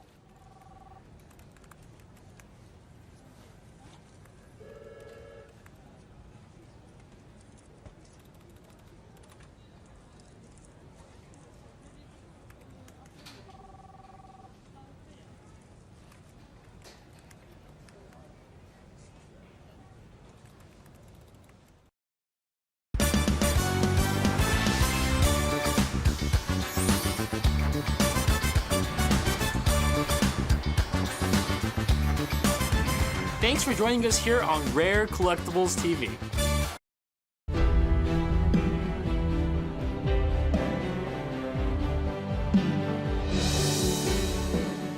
I have one of the most unique and innovative coin designs in all of US history available tonight. A coin design that is so difficult to implement, it was only done once in all of US history. The design I'm of course talking about is the Indian head design that was eventually used on the $5 and $2.50 gold pieces. The specific coin that I have available tonight is the $5 Indian head half eagle, designed by Bela Lyon Pratt. Before I go into the story and rarity of this exact coin, I want to take you all on a journey through the eyes of Bela Lyon Pratt, a coin designer that has, until today, not received the proper recognition that he deserves. Mr. Pratt was an up-and-coming American sculptor that is responsible for being involved with creating some of the most beautiful art pieces known in this country. He was responsible for crafting the Augustus St. Gaudens' statue of Diana, carving the spandrels above the main entrances to the Library of Congress, and creating what is arguably one of the most beautiful renditions of victory in the form of a Winged Liberty for the USS Massachusetts. Mr. Pratt was a student and understudy for Augustus St. Gaudens. The two men worked closely with each other for about 15 years. Now, in the year 1904, after Theodore Roosevelt won his presidency, he wasted little to no time in starting what we all refer to as the Renaissance of US coinage. President Roosevelt, partnering with Augustus St. Gaudens, set out to revitalize all American coins struck. In a famous letter that he wrote to the Secretary of the Treasury, Mr. Shaw, in 1904, President Roosevelt said this: "My dear Secretary Shaw, I think our coinage is artistically of atrocious hideousness. Would it be possible, without asking the permission of Congress, to employ a man like St. Gaudens to give us a coinage that would have some beauty? Sincerely yours, Theodore Roosevelt." This letter, which is now better known as the Genesis letter, is again the single event that kicked off a world-class collaboration between our government and its best artists of the country. After the success our country had with the $10 and $20 gold pieces that had been redesigned and released in the year 1907, President Theodore Roosevelt set his eyes on redesigning the $2.50 and $5 gold pieces next. After the St. Gaudens Gold Double Eagle and $10 gold pieces were released, many people started talking about the designs quite a bit, including Mr. Bela Lyon Pratt and his assistant. They were discussing how they would have designed the coins, envisioning sinking the relief on the coin. Shortly after this spurt of genius, they abandoned the idea as being too radical a change for it to be accepted by the mint. Now, shortly after that, Dr. William Sturgis Bigelow, a very famous art collector in the US who was very close friends with Theodore Roosevelt, approached Mr. Pratt to potentially start creating a brand new coin design. Biela Lyon Pratt wasted no time after being asked to create this design, with this very first clay model being made within days after meeting Dr. Bigelow. He envisioned our coins to have a sunken relief. Instead of punching out the fields of the coin to get all the design elements popped out of the piece, we punched in the design elements so that the fields end up being the high points of the coin. This particular design, again, was only used once for the $5 and $2.50 Indian head gold pieces. Now, on February 2nd of 1908, Biela writes to his mother talking about how excited he is about his new coin design. This is actually a very famous letter that I believe has never been shared on television, and I'm so excited to share it with you all today. Mr. Pratt writes this: "I've gotten the coin model very well along, and it has worked out very nicely. I can't believe that those in authority can possibly fail to see that it is just what we have all been looking for. It really looks very handsome to me, and everybody to whom I have shown it says that it is the best ever. I wish you could see it just to help out in the general excitement and give me the courage to see the thing through. Do you suppose that I will really take it to Washington and show it to Teddy? I don't think there is any use in just sending it. There are too many ways that it would get sidetracked, which is just what is most likely to happen to it anyhow." This letter right here, again, really talks about how excited Mr. Biela Lyon Pratt was about his brand new creation. Something that before it became a reality was really just a dream for him. Having a coin with an innovative finish, with an iconic design that, again, until today has never been done again. Just a few months after this letter that I just shared with you, the $2.50 and $5 gold pieces were finally put into production. Now, the $5 Indian head half eagle was produced between the years 1908 and 1929. Between those years, a total of 23 different issues were released among the various dates and mints. In modern day, apart from these coins being so unique and innovative, they are revered as being some of the rarest vintage gold pieces anyone can ever acquire. And even when compared to the $20 gold piece that Augustus St. Gaudens designed during the same era, these pieces have less than half the average mintage.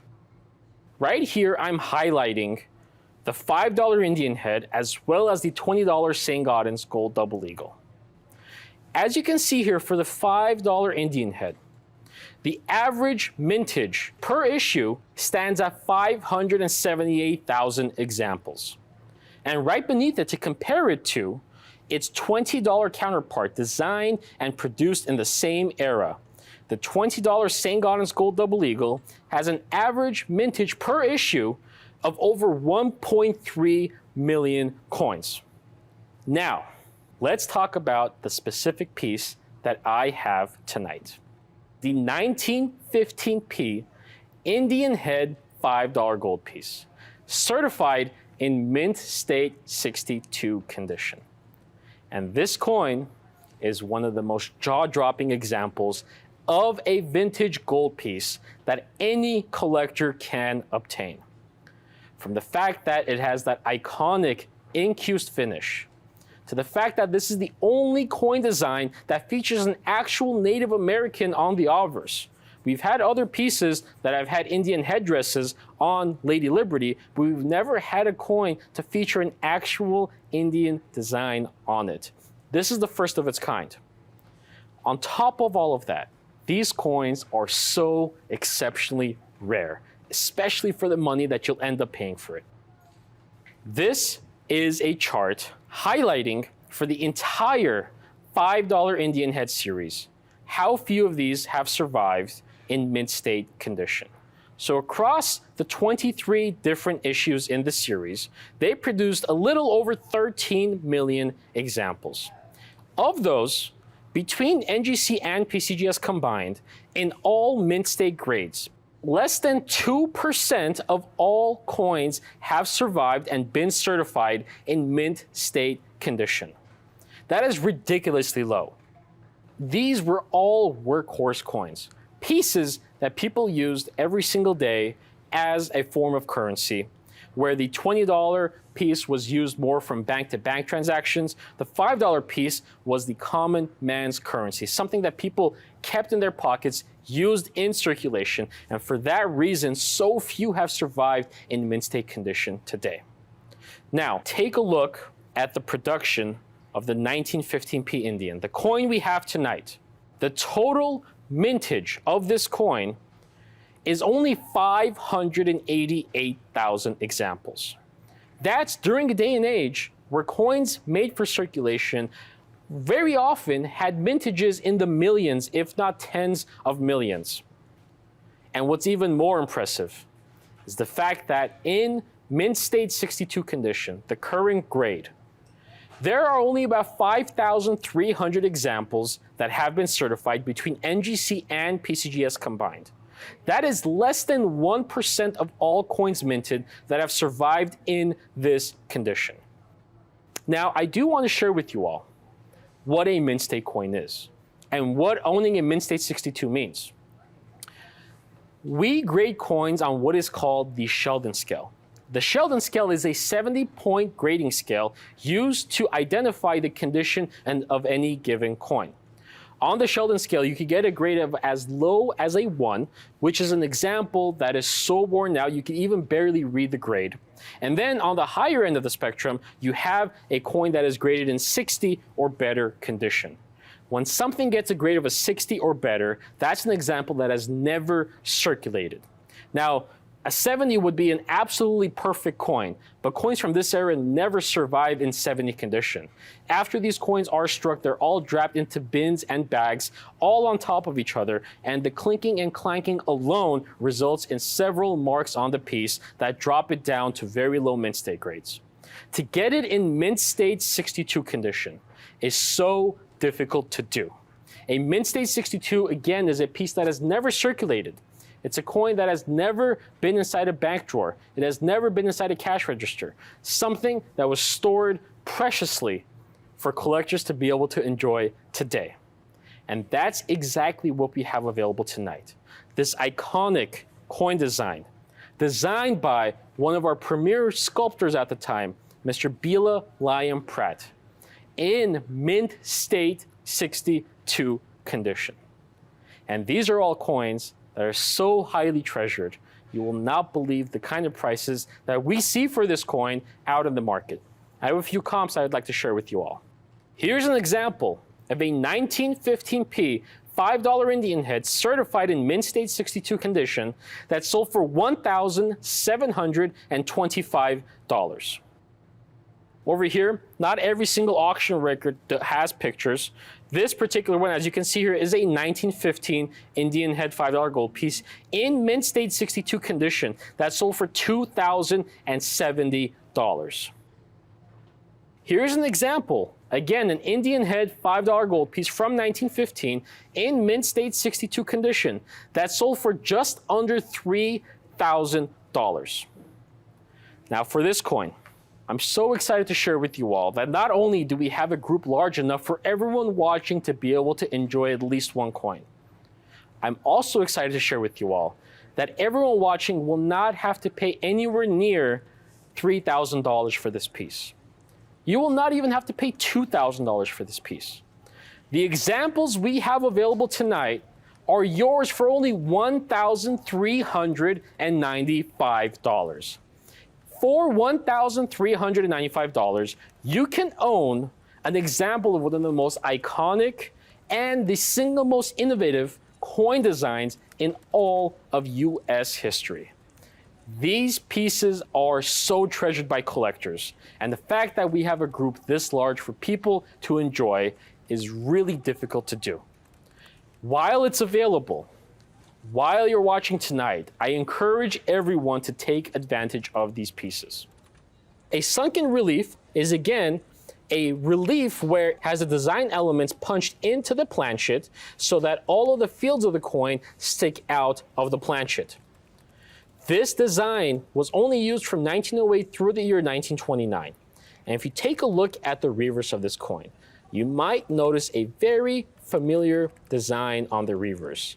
The reverse of this piece features the same standing eagle design that was used not only on the $10 Indian designed by Augustus St. Gaudens, but also on the inaugural medal that Augustus St. Gaudens designed for Theodore Roosevelt's presidency in the year 1905. It is such an iconic design, they brought it back with the $5 gold piece in that incused finish. Now, a few more things that I want to point out with this coin. As you can see here, this has no rim. It is actually the only coin ever struck in US history that is lacking a rim. And the reason they did that is because given that this coin had a sunken relief and the fields were all the high points, it stacked very nicely on top of each other without tarnishing the fields and surfaces of the coin. They did not need a rim given how innovative this coin design was to begin with. This piece has so much design packed into it. Whenever I heard that we got this group in, I was so ecstatic. These coins, being as innovative as they are also extremely difficult to grade. One of the most difficult types of coins to certify are ones in the $5 and $2.50 series with an incused or sunken relief finish. With incused finish coins, given that the highest points are the fields of the coin, it presents a very difficult challenge for graders. They have to not only inspect the fields of the coin, which are all the high points, but also dig deeper and look at the design itself that is sunken into the planchet. And given that it's sunken into the planchet, it does not wear out as easily as a traditional relief coin would. I can't stress enough how amazing this coin design really is. I advise everyone watching tonight to take advantage of what is definitively one of the most innovative coin designs ever made in this country.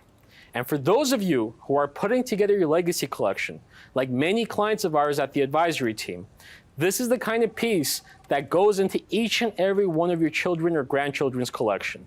The kind of coin they could marvel at and wish it would come back. It's been a long time since we've had an incused coin. Maybe the mint will excite us again in the future, but as it stands, this is the only version of this design that you can get. So call in now and take advantage while we have examples available.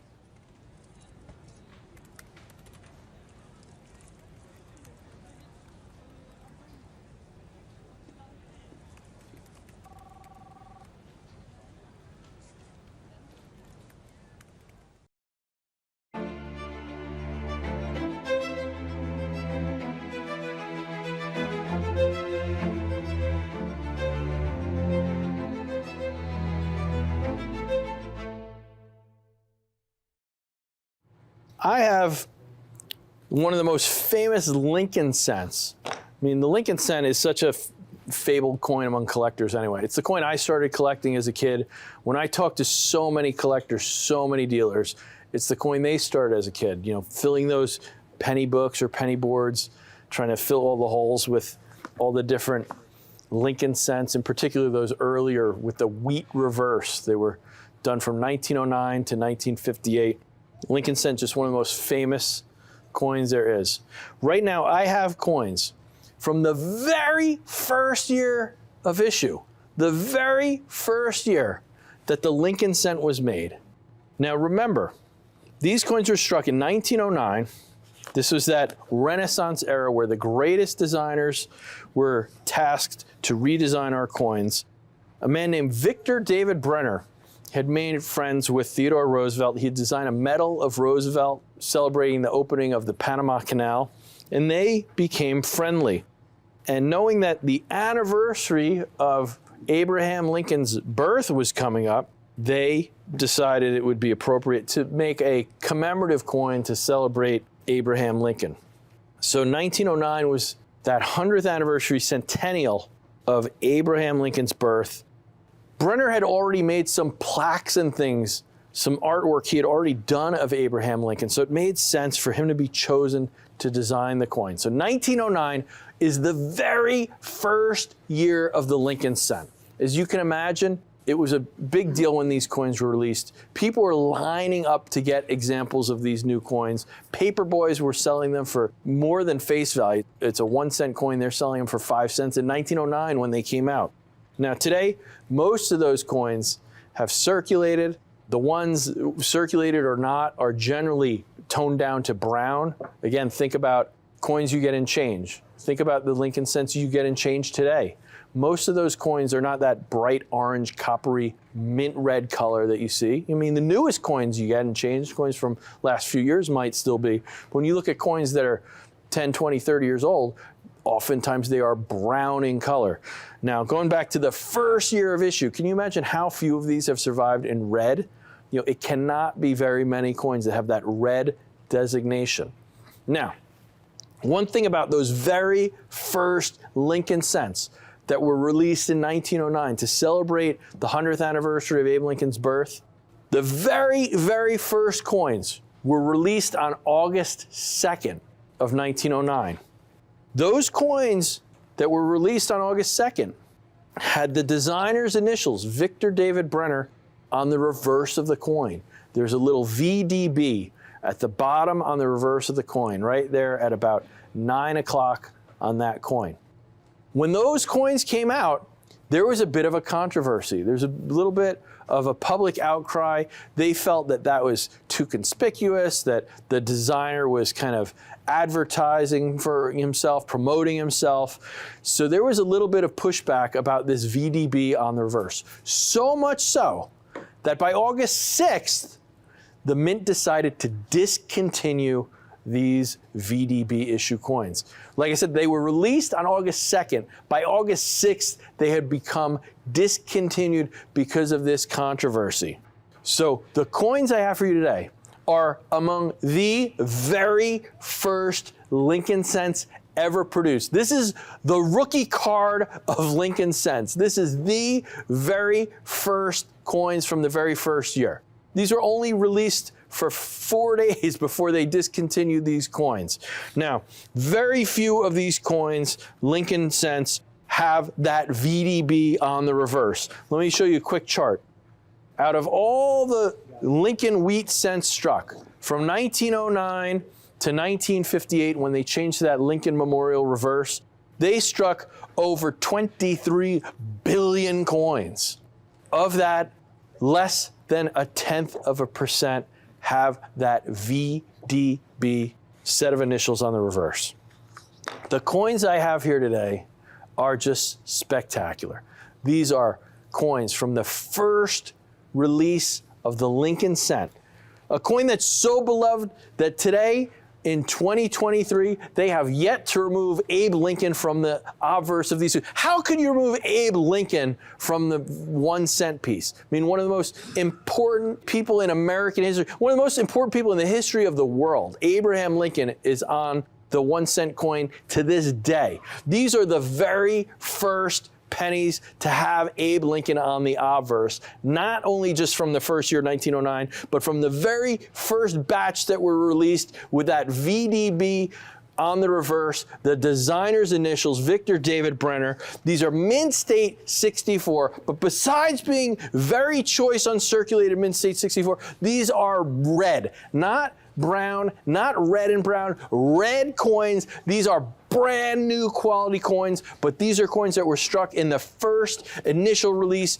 in August of 1909. And right now, these coins are available for, it's unbelievable how affordable these are. There's a comp here I have for $660. This coin sold for $660 in the same grade that I have here for you today. But I got such a deal on a group of these coins. They're not going to be $660. They're not going to be $500. They're not going to be $400. These coins aren't even going to be $200. Right now, these are just $195. Can you believe that? A Lincoln cent, the coin that has gotten so many people to collect coins, myself included, The coin that is so beloved that in 2023, I mean, what is that, 114 years later, they have yet to change the design. They've changed the reverse, but they have still left that obverse with Honest Abe on it since 1909. And these are the very first Lincoln cents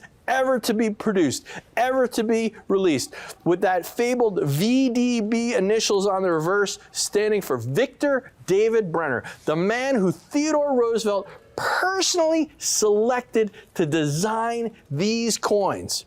And these are some of the most important Lincoln cents that will ever be released. And they're available tonight for not even $200. You know, these could easily be $500, $600. I showed you one that sold for over $600 in an auction, sold for $660 in an auction. It's 2 years ago, this coin sold in 2021 for $660. Tonight, you have the opportunity to get one of these coins, Mint State 64 red, for less than $200. What an opportunity. This is like a numismatic Christmas present right here. Victor David Brenner, VDB, Victor David Brenner, a man who had built a friendship with Theodore Roosevelt while creating a Medal of Roosevelt, and he selected to make this coin. Roosevelt had no problem with his initials on there. He saw that, but the public thought it was a little too conspicuous. I don't see the big deal, but today, actually, I do see a big deal because they only, after 4 days, they decided to stop releasing these coins. So today it is a very big deal. And again, just $195. I don't have too many of these here, so I'm gonna have to move along in a minute or two. Again, these are so hard to get. 20, 30 years ago, once in a while, an old collection would come out and maybe you'd get a roll of these and you'd be able to find some of these coins that someone put away, somebody's grandparent, great-grandparent put away when the new coins were released. Those old hoards are few and far between. You just don't see them anymore. These are getting so much harder. A few years ago, I used to offer these for sale on the show, and I could accumulate a group of several dozen, if I ran around and, took 6 months maybe. Right now, these are getting so hard to acquire. It is so hard for me to get a group of these. I recently was able to get a small mini hoard, a little collection of these, of a few dozen coins, and I'm offering them to you here because I got a great deal. I mean, I'm amazed that I can still offer these at $195. I could see a day where, wholesale I'm paying double that. Who knows when these coins are gonna come back. They're getting so much harder to get. Another one going out. Thank you, just $195. These are among the very first Lincoln cents ever produced. The very first ones done. Again, the Lincoln cent, it was a huge deal. August 2nd, 1909, there were lines around the block at the Treasury Department trying to get these new coins. There were paper boys selling them in the streets, making a big profit. They'd go to the bank and get a roll of 50 coins, and those kids would make way more money selling these brand new coins than they would selling newspapers. It was a huge event, but within 4 days, people went, what are these VDB letters on the back? This is propaganda. This artist is promoting himself. We don't want this. And within 4 days, the mint decided that we are no longer releasing these coins with the VDB. They stopped producing them and they started making coins from new dies that did not have that VDB set of initials on the reverse. So, gonna let this go for another minute or so. We do have some left. We do have some lines open, but do yourself a favor. I mean, who wouldn't want the very first Lincoln cent? I mean, my little wheat cent collection when I was a kid, my little folder, my grandfather had a bucket of wheat pennies. He'd pull them out like bingo and call out the dates and mint marks. I still had a lot of holes. It was hard to find a lot of those coins, but the ones I did have did not look anything like this. I did not have a single mint red Lincoln cent in my collection growing up. I did not have any mint state coins. There were coins that had circulated and were worn. It was too hard to find those coins for me when I started collecting. If I was presented with a coin like this as a kid, I would have done backflips. I mean, this is just, especially the first year of VDB, 1909 VDB cent in mint red, uncirculated, mint state 64. I mean, this is less than $200. I mean, this to me is a no-brainer. This is a coin that every collection, in my opinion, should have. I mean, it's such a piece of American history here. Just $195. Thank you so much for watching.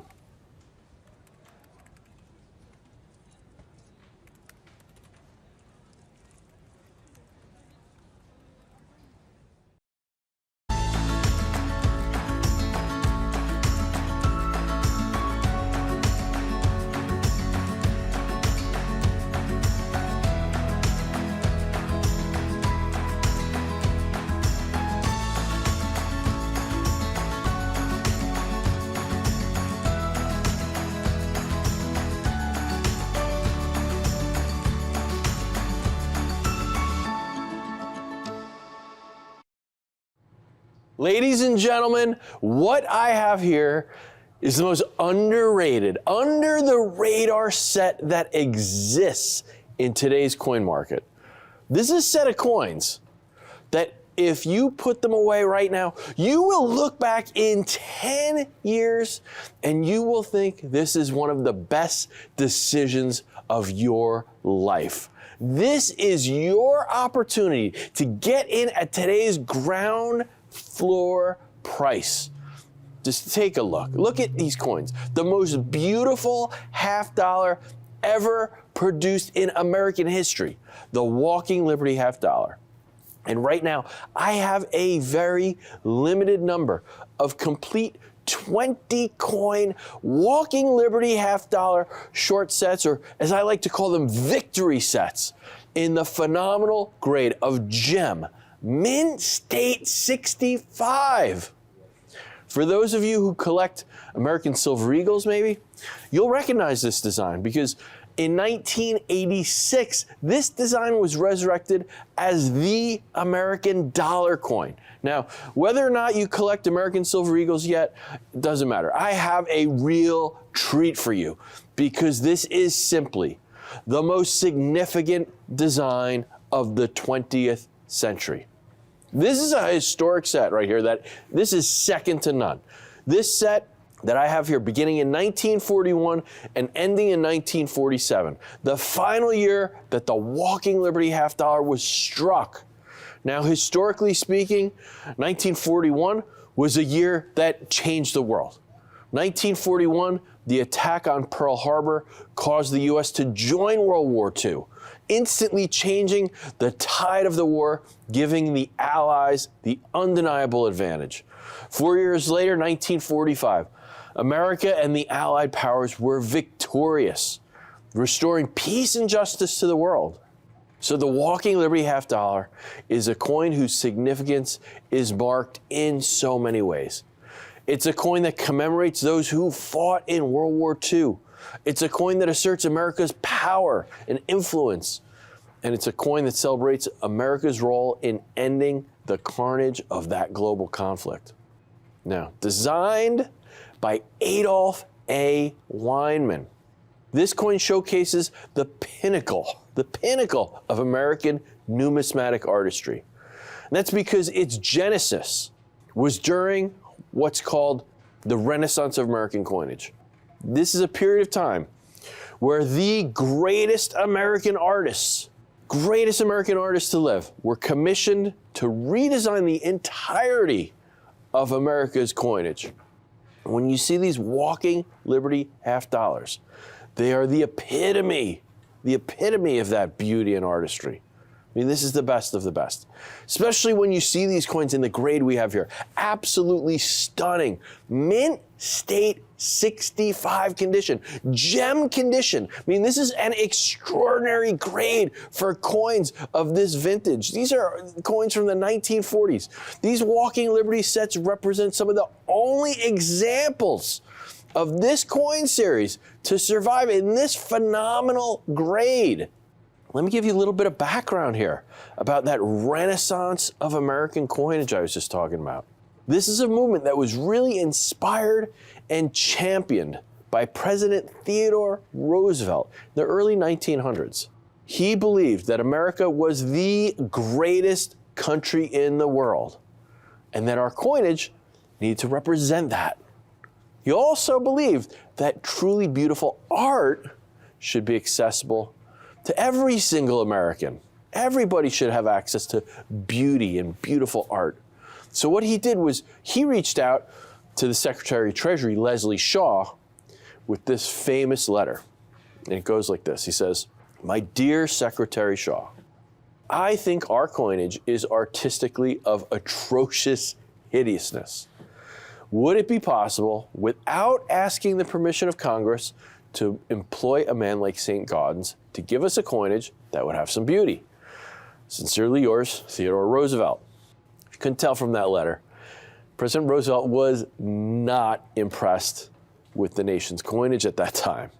He knew America was stepping into its role as a global superpower, and he wanted every aspect of American life to showcase that excellence.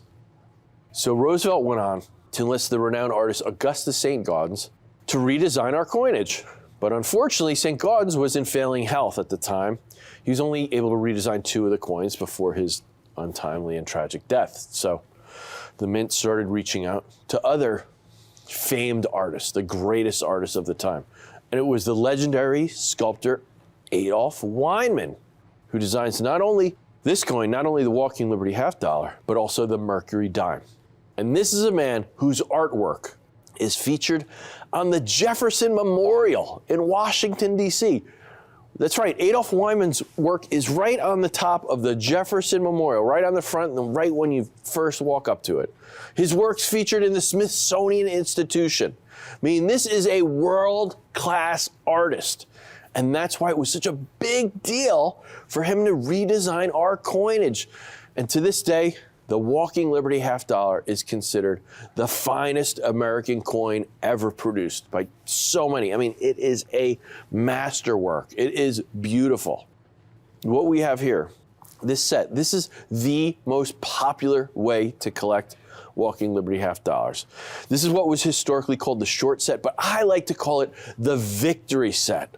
These are coins that were struck from 1941 to 1947. These are my favorite coins in this series because they represent America's involvement in World War II, ultimately that Allied victory. That's why I like to call this the victory set, but also just because of the quality of these issues. Look at these coins. They are stunning. These are just jaw-dropping coins. The coins in these victory sets mark the United States of America's involvement in World War II. These are from that era. 1941. After the tragic attack on Pearl Harbor, America had no choice but to join the war effort and put an end to tyranny across the globe.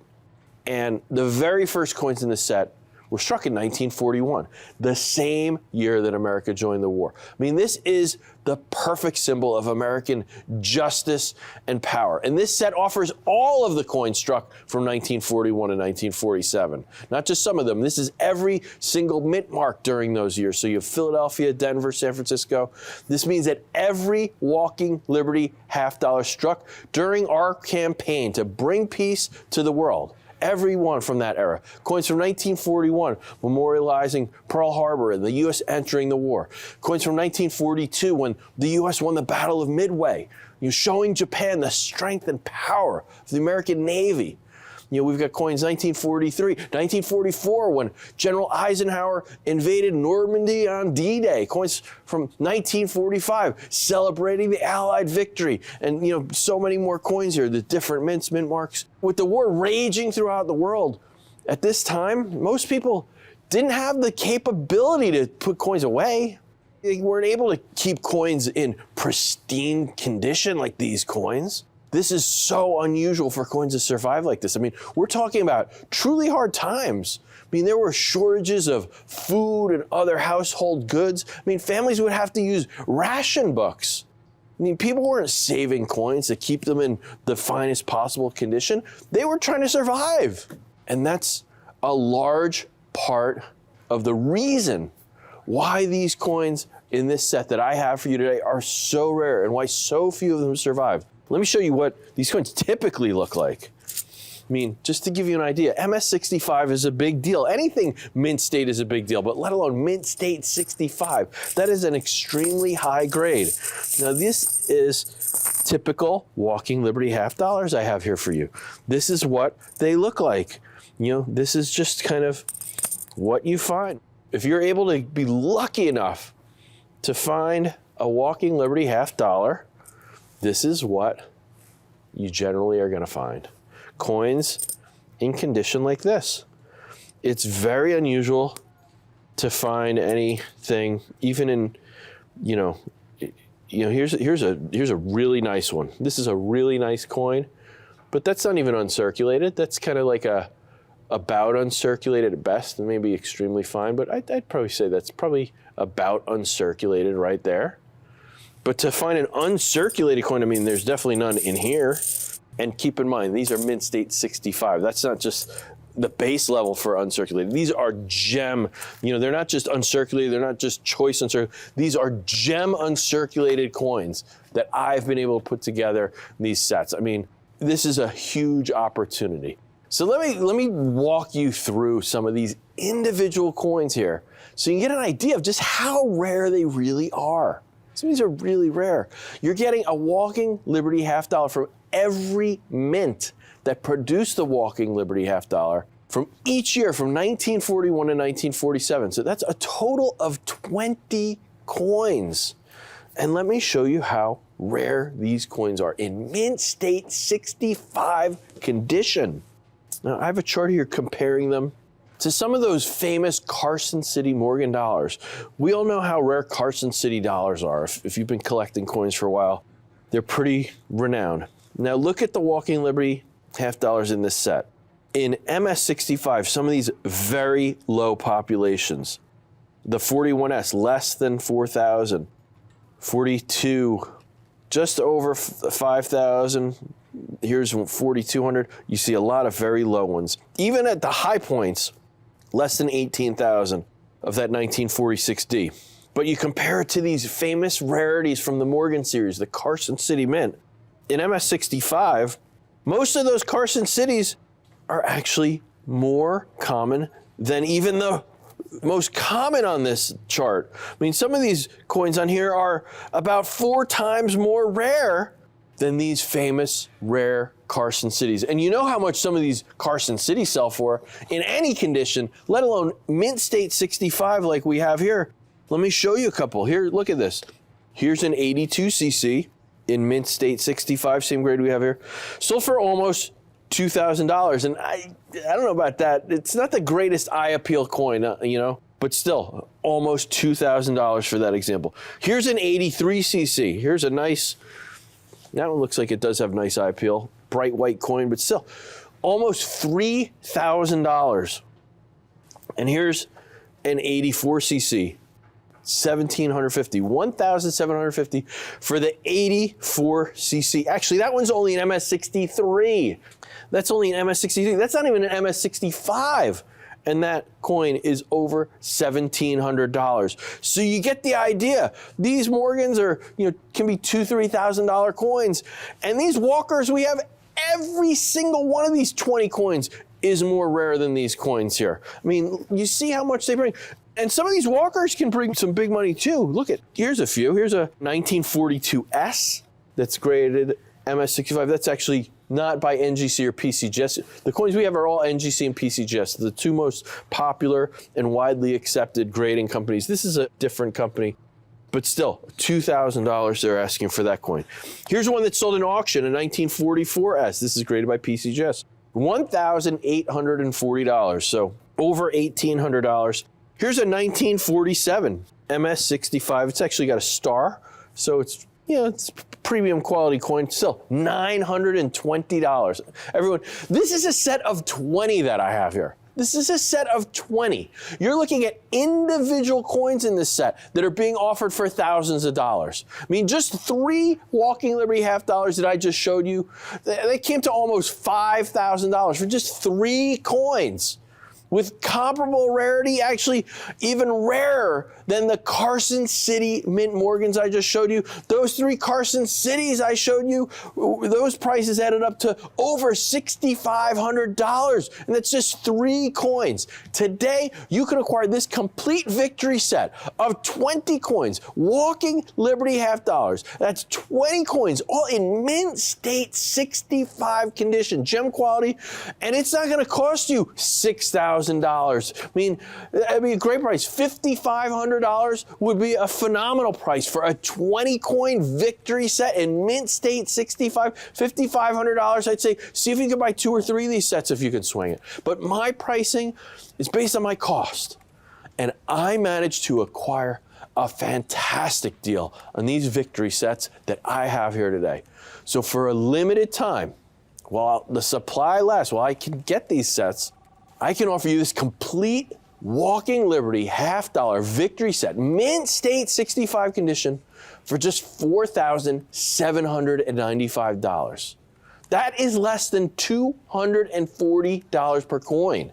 Less than $240 a coin. You see these coins selling elsewhere for $900, $1,700, $1,900. Right now, less than $240 per coin.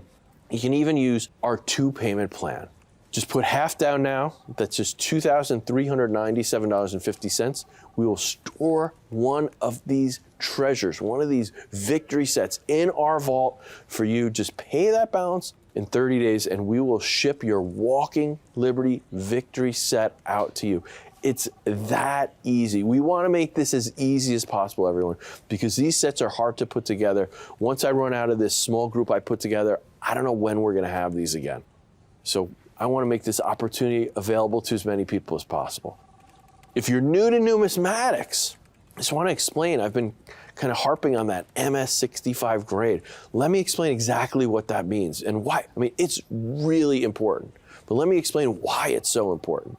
Because in numismatics, we grade coins on a 70-point scale. We call it the Sheldon scale. It's a 70-point scale used to determine the quality of a coin. Lowest coins on the scale, lowest grade is a 1. A 1 is a coin you can hardly even identify it. It's so worn out. The highest quality coins on the scale, grade 60 or better. 60 or better are coins that are known as mint state or uncirculated. Very few classic coins like the Walking Liberty half dollar have survived in that condition. I showed you here what they usually look like. None of these are anywhere close to MS60 or uncirculated condition. So few survived.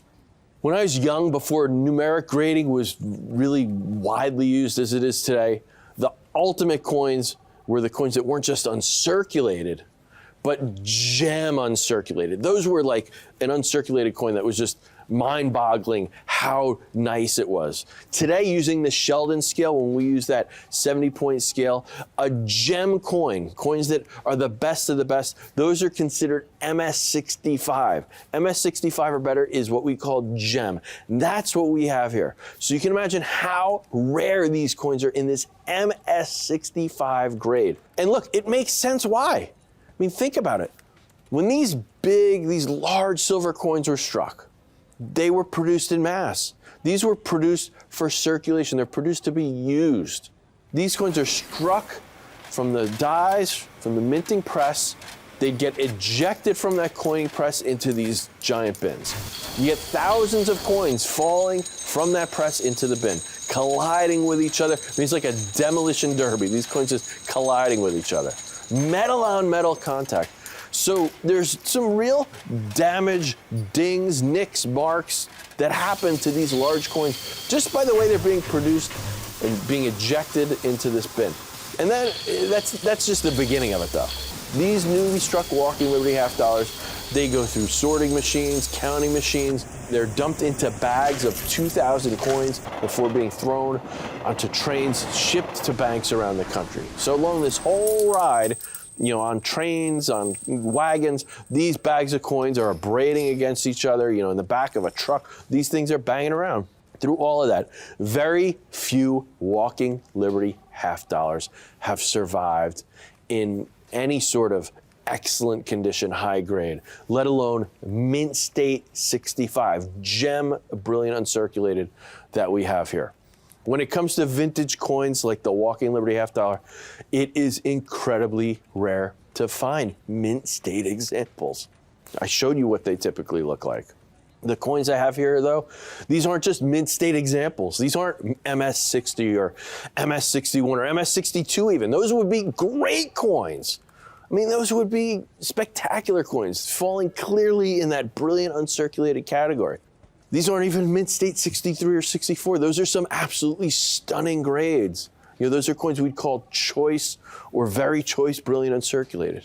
But this complete Walking Liberty victory set, complete victory set I have here today is in the practically unheard of grade of gem mint state 65 condition. When you consider how few Walking Liberty half dollars grade higher than this, I mean, you'll understand how big of a deal, how phenomenal of a grade this is. Look at how few have graded higher than MS65. I mean, even in MS65, I mean, you're talking about the entire series of Walking Liberty half dollars, going back to 1916 even, 485 million coins struck. Out of that 485 million, 0.05%. That's not 5%, that's not a 0.5% even, 0.05%. In this grade, MS65, when you get higher than this, it goes down to 0.02%. I mean, that's a rounding error. That's virtually none, right? I mean, so rare when you get to higher grade. And when you get to the highest grades, these coins can bring a fortune. Here's an example from 1943. MS68 plus. This coin sold for $120,000. So you can see what kind of demand there is for these high grade Walking Liberty half dollars and how rare they are. I mean, for collectors to go to an auction and fight it out to pay $120,000, you can understand the desirability of coins like this. And in MS65, these are spectacular examples. But besides the incredible quality and the history of these coins, I mean, let's look at the artwork here. These are works of art. I want you to take a look at this design. I mean, this is Adolf Weinmann's masterpiece. I mean, this Walking Liberty design, this is the pinnacle of numismatic art. I mean, this is a design that's so iconic, so important to our nation's history, that this was the design that was selected and revived in 1986 to be used on the American Silver Eagle. The obverse showcases a glorious, full-body rendition of Lady Liberty, wrapped in the stars and stripes of the American flag. I mean, she's striding forward. She's striding towards that rising sun of a bright new day with an outstretched arm beckoning in hope and freedom. I mean, this is a truly stunning coin design. This coin is an inspiration. This is a rendition of Lady Liberty that's never been surpassed. This coin has entered the numismatic canon as the most significant half dollar design to be produced in American history. I mean, then there's the reverse of this coin, exhibiting our valiant American bald eagle. This is undoubtedly one of the most artistic representations of our national bird. This eagle is perched powerfully atop this mountain, gazing triumphantly over its domain with wings confidently spread. I mean, this is like no eagle to appear on any U.S. coin. It is spectacular. Now look, let me just sum this up here. I have a very limited number of these 20 coin Walking Liberty victory sets today here. I mean, these are coins that are rare, so rare that it's so difficult to build these sets. A very limited amount of these sets. And these are in remarkable condition. These are in the remarkable grade of gem mint state 65. This is among the finest Walking Liberty half dollars that you could possibly acquire. To put a set of these rarities together in gem mint state 65, this is a real challenge. 20 coins here, 20 different coins in this set. I mean, this takes a lot of time, a lot of patience. This is no simple feat. But today I have a limited amount of these sets available for you while they last. So call in right now, get one of these victory sets, because the history that this set tells is enough to make it a must-have. I mean, the history alone makes this a must-have. We're talking about the most beautiful half dollar design ever produced, one of the most beautiful coins in the history of the world by a master artist whose work is on the Jefferson Memorial. It's in the Smithsonian Institution.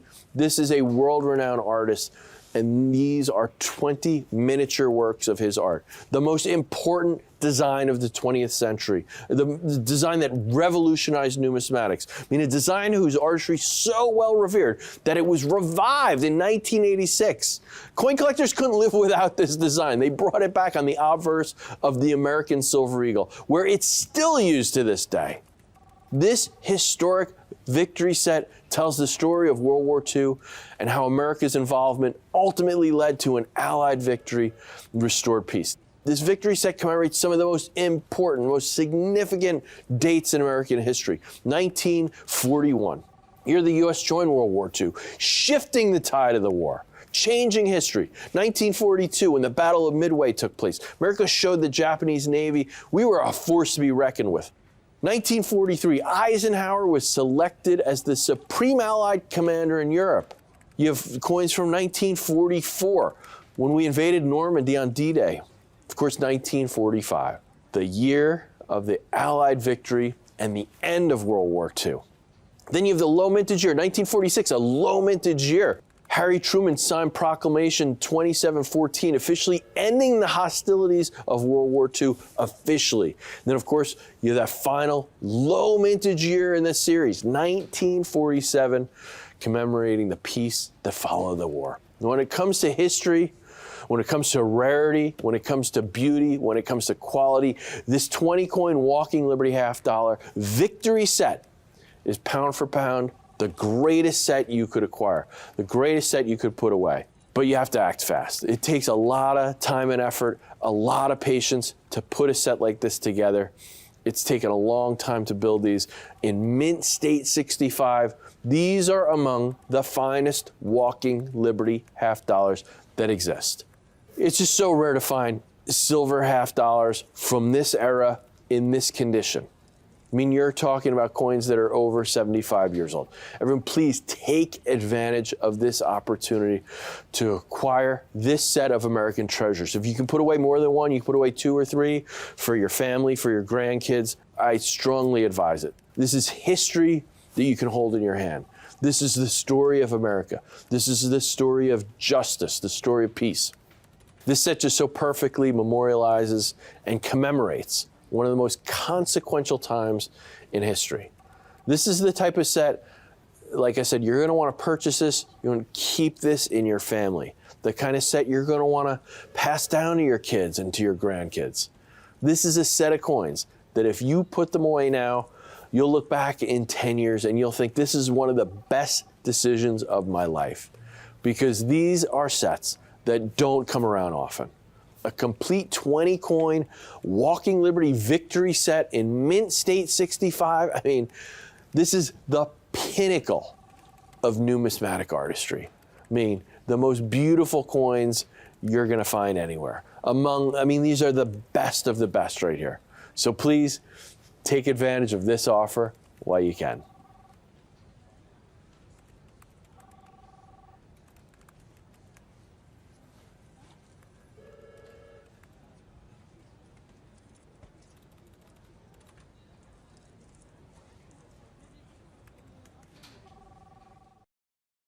Attention Thursday night television auction viewers. Rare Collectibles TV's weekly live auction shows are back.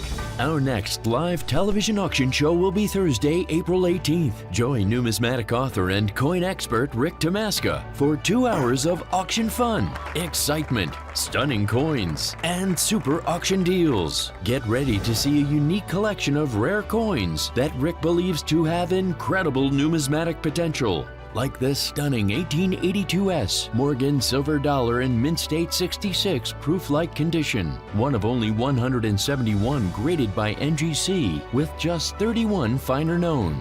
This 1951S Franklin half dollar in Mint State 65 plus condition, one of the rarest Franklins to acquire, with the illustrious full bell line designation, and the single one in Rick Tamaska's signature holder.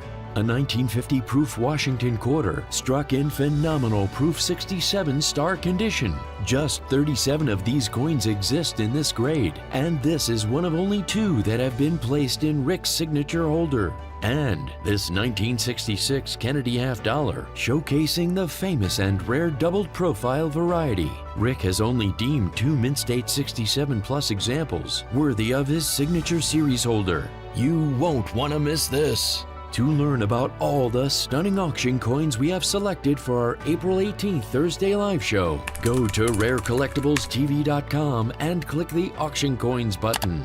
Each of the remarkable treasures available will display an auction open price and bidding increment, as well as stats about its historical significance and rarity. Be sure to tune in right here on this channel for our next television live auction show. That's Thursday, April 18th, 8 p.m. Eastern, 5 p.m. Pacific, right here on this channel.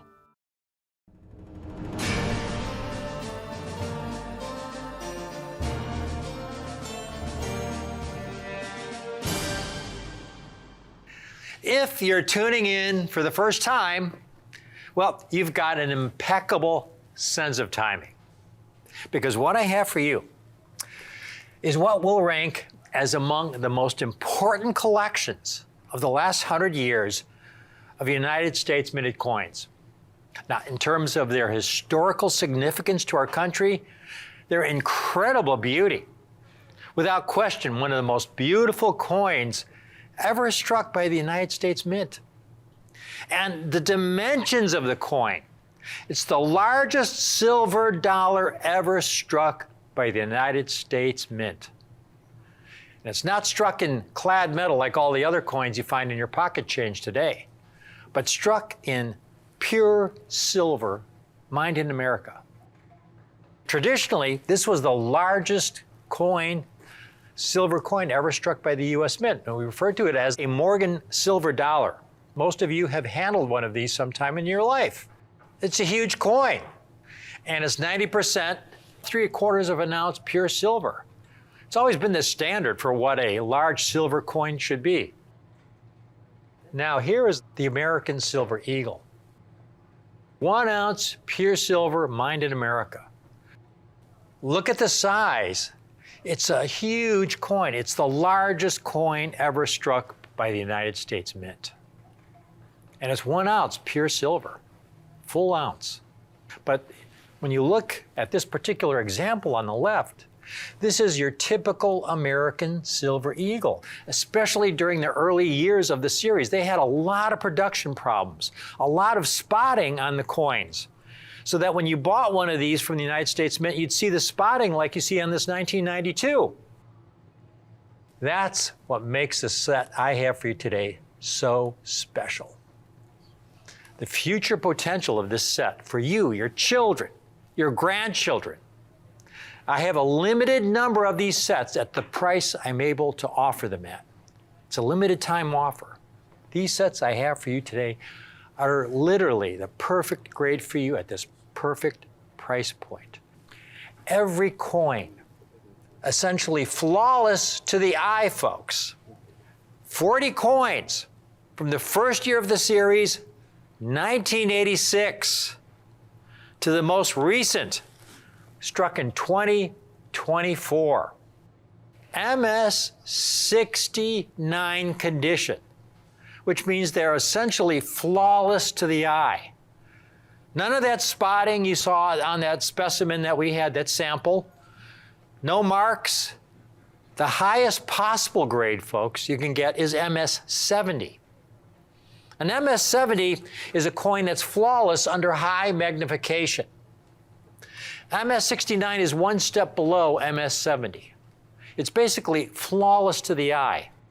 When you look at these coins, you're seeing essentially to the human eye, perfection. All 40 coins. This is the perfect grade at the perfect price point for this spellbinding collection of United States silver dollars. And most importantly, this set represents the end of an era. The final American Silver Eagles with the historic heraldic eagle reverse. The heraldic eagle reverse, first used on our silver dollars back in the 1700s, I have an example of one of those early silver dollars right here for you. Take a look at one of these original silver dollars from the 1700s with what we refer to as the heraldic eagle reverse. And that reverse was wisely brought back by John Mercanti for this American Silver Eagles when the series began in 1986, and it was used through 2001. You get 40 coins in this set. All these early dates, folks, in this condition are so rare. When I say it's the perfect rate at the perfect price point, in MS-70, many of these coins have sold for $20,000, $30,000, $35,000 in MS-70. Yet you put these next to an MS-70 and you wouldn't be able to tell the difference with the human eye. That is how superb they are. That's why it's the perfect grade at the perfect price point, because you're getting this set at such a ground floor opportunity price in MS-69 condition. Every one of these coins, again, pure 100% silver, or as the government would say, it's 0.999 silver. And there in 2021, you have the transition year, the final year with the heraldic eagle reverse. And that first appeared on our silver dollars in the late 1700s, and the Type II reverse, eagle landing reverse, first appearing in 2021. Now, folks, when the Mint announced that it was the end of the heraldic eagle reverse, take a look at the headlines that came out in this one numismatic publication. The collector interest in these coins. Last Mercanti-proof American Silver Eagle with the heraldic eagle reverse sells out within minutes of being offered. Over 300,000 were minted, sold out in minutes. What is most significant is that the set of American Silver Eagles represents the end of an era with these early heraldic eagle coins, and a series that has grown to be the most widely collected silver dollar in all of United States numismatics. In 1986, one of the reasons this series is so popular is because of the classic obverse design of this coin. The obverse, originally designed by Adolf Weinman, appeared on the half dollar in 1916. I have one of these coins that my father gave me when I was 10 years old. And this one was struck in 1941. It's been spent quite a time in circulation, but we refer to it as the Walking Liberty half dollar design. And it's considered among the most beautiful renditions of liberty in the history of the United States Mint. But when John Mercanti, the chief engraver, brought this design back, that original Weinman design for the American Silver Eagle, he enhanced it. He took advantage of all the modern technology available at the U.S. Mint in 1986. We had stronger dies. We were using a harder steel to strike coins so that they were able to apply more die pressure. So he was able to make this design, re-engrave all the details on Liberty to make them even sharper than on the original half dollar design. And so you see this coin now struck up in full detail, every detail as the artist intended. You could even see the fingers of her left hand, which on most half dollars from the Walking Liberty series, you can't see because the coin would not be struck up to show all that detail. All the high points you see here on this silver dollar typically were not visible on the half dollar struck the last year, 1947. So this is a classic reimagined, so to speak, by John Mercanti to bring this coin to life for the collector of today. To complete this 40 coin set in MS-70 today would cost you close to $100,000. And it's these early dates, because again, the early dates were plagued by spotting and by abrasions. Take a look here of some comparables. Some of the prices that these coins have brought, a lot of them in past auctions. Here's a 1986 MS-70 that sold in auction for over $21,000 for just the 1986. Here's a 1988 that sold for about $10,000, $9,700. 1991, one of the toughest dates in the series in MS-70, $34,500.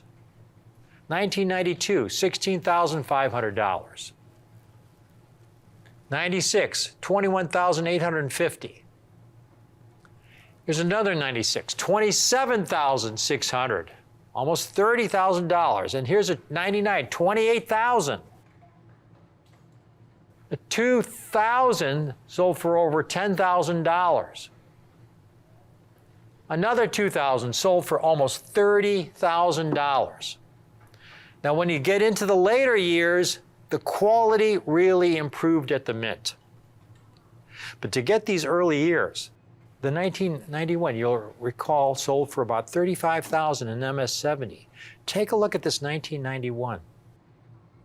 When I say the coins are flawless to the eye, you've got to have really good vision to find the tiniest flaw in this coin, folks.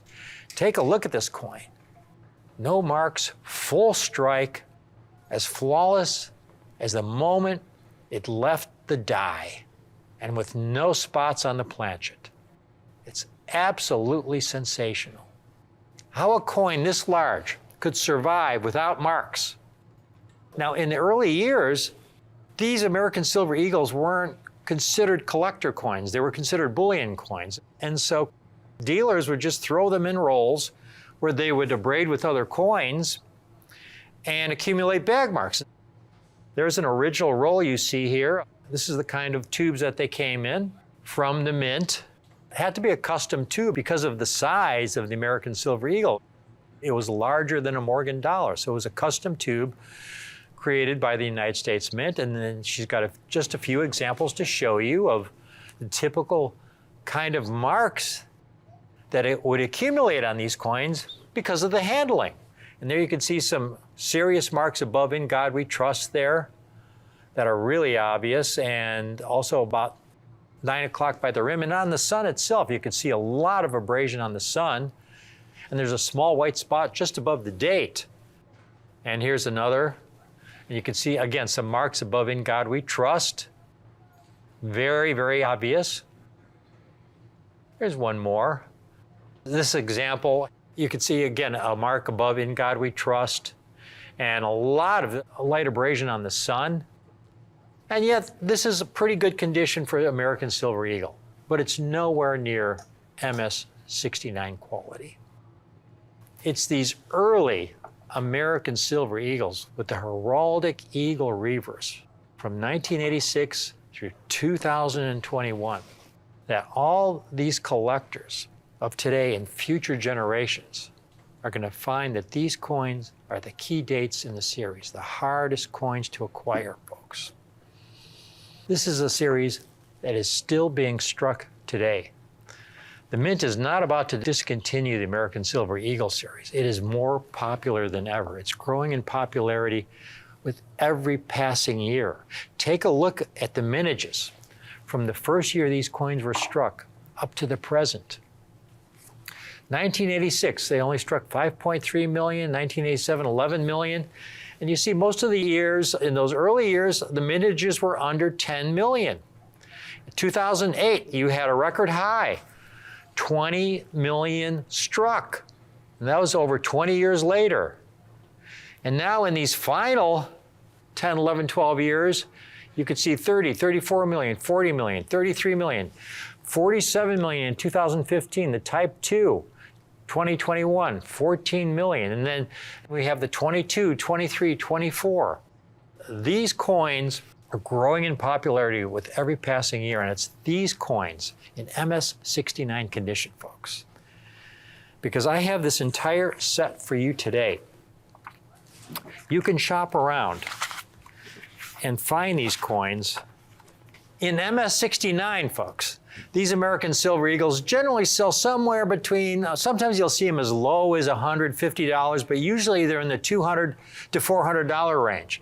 These are top-rated sellers. Here's a dealer with 100% positive feedback. A 2000 and MS-69 for $575. Here's a 2001 for $250. $15. A 2002 for $215. You note these are all later dates. They're not the early dates in the early 90s or 1980s. These are the slightly later dates, and they're still over $200. A 2004, $575. Another 2005, $180 there. Here's a 2016, $281. 2011, $159. And here's a dealer offering a partial set, 1988 to 2005 for $3,500. 18 coins in that set, so just under $200 a coin. Here's the best part of all. We had access to an amazing collection of hundreds and hundreds of original rolls that we were able to cherry pick, all the labor involved.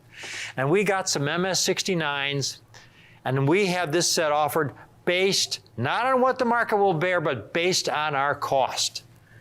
And I have a limited time offer on these sets, folks. The entire 40 coin collection, every American Silver Eagle from the first year of issue, 1986, to the most recent, 2024, MS-69 for under $100 a coin. $3,795. You do the math. That's well on, what is it, about $90 a coin? You know, we've got 40 ounces of silver, American Silver Eagles, MS-69 condition. Now, we want everybody who's calling in, everybody who's watching, an opportunity to acquire one of these sets at this price while we have them. And so I have a two-payment option. If you can't swing the entire $37.95 today, just put half down of only $1,897.50, and we'll hold the set for you. And that is so important because a few weeks from now, we will likely be sold out of this collection at this price. So we'll hold the set for you at $37.95. You make the second payment in 30 days, and you will be the owner of one of the most spectacular silver dollar collections in the history of the United States Mint. With this collection, you're getting Miles Standish book on the American Silver Eagle. This is a classic. If you're going to get the coin, you want to educate yourself. And this is the book that will give you the best education on this classic series. The first 40 coins of the American Silver Eagle series in MS-69 condition. Extraordinary quality. Again, the perfect grade, the perfect price point. Because if you just went up one grade to MS-70, this set would run you close to $100,000 or more. But this set at $37.95, folks, there is so much future upside potential. A fraction of the price of the MS-70s with all the eye appeal of the MS-70s. Essentially flawless to the human eye. If you're calling in now, we've got a lot of folks calling in right now. Please be patient. We will get to you in just a minute or two. But this is an incredibly popular series. And Sasha here has a comparison. Take a look at these two coins, folks. They're both essentially flawless to the human eye. The coin to your right, though, is sold for upwards of $10,000 in auction. This 1995 you're getting, under $100. You're getting all the eye appeal at a small fraction of the price, and that's where the future potential lies. To get this kind of quality at this kind of collector-friendly price, barely above the bullion value, yet the eye appeal of an MS-70 that sells for 5 figures. In fact, we have the entire set for only $3,795. So we are getting a lot of folks calling in, several people calling in about more than one set. With this collection, you're getting Miles Standish book, The American Silver Eagles. Again, the 1986 to 2021 have the classic heraldic eagle reverse. So highly valued, highly prized, because it's these early years that not only have the heraldic eagle reverse, but it's these early years when the technology at the mint was not as advanced as it is today. So you had so many American silver eagles that were struck with milk spots, and then they were mishandled and they acquired bag marks. To get these earliest dates in MS-69, folks, you know, and to give you an idea, again, as I mentioned at the beginning of the presentation, when the Mint announced that they were changing the reverse of the coin in 2021 from the heraldic eagle reverse to the eagle is landing reverse in 2021, the heraldic eagle reverse sold out within a matter of minutes. That's how huge the collector demand is for these coins, for this series. And think of all the new collectors collecting these coins with each passing year. It's especially these early dates that are the rarest in this really lofty grade of MS-69 that will show the greatest demand and the greatest future potential. So I hope you can take advantage of it while we have these sets. We got a lot of folks calling in. I hear that we do have a little bit of a queue, so just be patient. We will get to you. Again, this is a limited time offer at this price. Silver right now, silver bullion has been at a very low level, which has allowed us to buy an incredible collection of original rolls of these American silver eagles, cherry pick the finest specimens, and get these MS-69s out to you at less than $100 a coin. But we have a limited number of sets at this price. So I hope you call in now. Take advantage of this offer. This is one of the greatest sets you could hope to acquire. Certainly the greatest set struck by the United States Mint in the last 100 years. This classic silver dollar that embraces that first heraldic eagle reverse used back in the late 1790s. And on the obverse, first struck during the Renaissance era with the Walking Liberty half-dollar design. That design originated in 1916. Those two classic designs incorporated into the 1986 American Silver Eagle that continues on today. And then in 2021, the Mint finally made that change to what we refer to as the Type II Eagle Landing Reverse, which is now being used today on the American Silver Eagle series. So get this set, because again, it's those earliest dates in the series that we have for you that are the most critical, that are the rarest, the most desirable, that have the greatest long-term future potential. It's for the collector of today to pass on to your kids, your grandkids, your great-grandkids. I hope you can take advantage of this offer, folks. It's under $100 a coin. It doesn't get any better. This is the best I can do. Thank you for watching.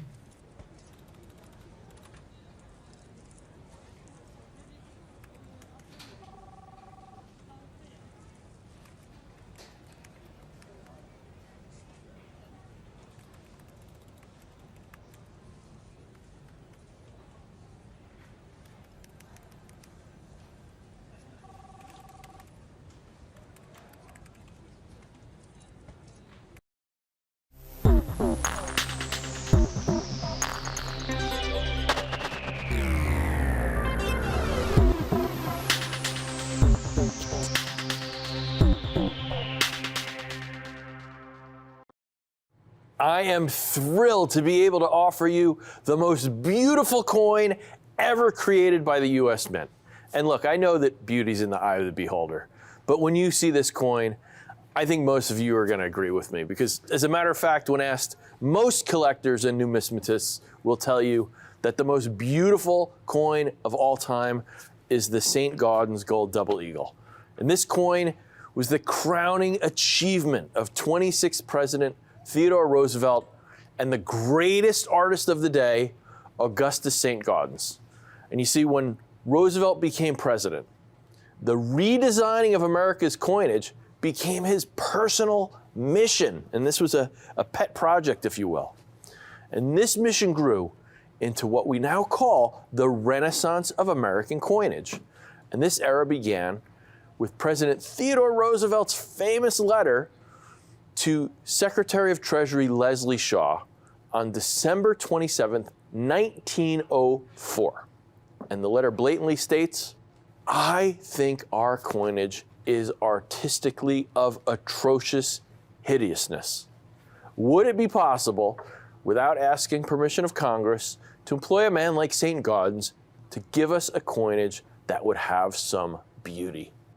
The redesigning of America's coinage was an absolute necessity for President Roosevelt because he believed that a country's coinage represented its status. With the United States stepping into its role as an international powerhouse, Roosevelt knew that our coinage needed to reflect that fact. The St. Gaudens double eagle is more than just a beautiful coin design. It is a symbol representative of America's transition from a fledgling democracy to a global superpower. And Roosevelt's critique of U.S. coinage was heavily influenced by his infatuation with the extremely high relief coins of the ancient Greeks. To President Roosevelt, the coins of the Greeks were not just a means to an end, they were stunning pieces of art that were imprinted with the history of their people. If coins from thousands of years ago could display such a high caliber of artistry and storytelling, then why couldn't the coinage of the United States of America do the same in the modern era? To create a work that would parallel the artistry of the Greeks, Roosevelt suggested an extremely high relief design with a high rim to protect its intricate details.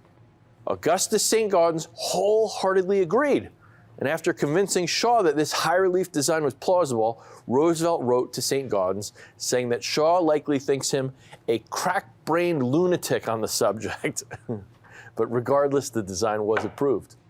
The design that the legendary sculptor Augustus St. Gaudens produced for Roosevelt marked the first time in American history that a coin was designed by a contracted artist instead of a U.S. government employee.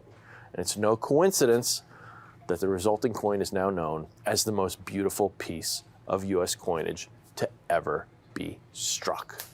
A coin so beautiful that it inspired the American coin Renaissance, a time period in which every U.S. coin was redesigned in a little over a decade. Creating this iconic coin was not a simple feat, however. In fact, it seemed that every step of the way, President Theodore Roosevelt and Augustus St. Gaudens were met with barricade after barricade. For one, the once healthy Augustus St. Gaudens fell tragically ill and began to suffer from cancer in 1906, the year before the double eagle would first be struck. This caused numerous complications in the production of the coin.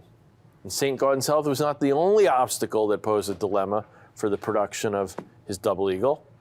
Charles Barber, 6th chief engraver of the U.S. Mint, fervently objected to the design's creation, as its ultra-high relief would be nearly impossible to coin efficiently.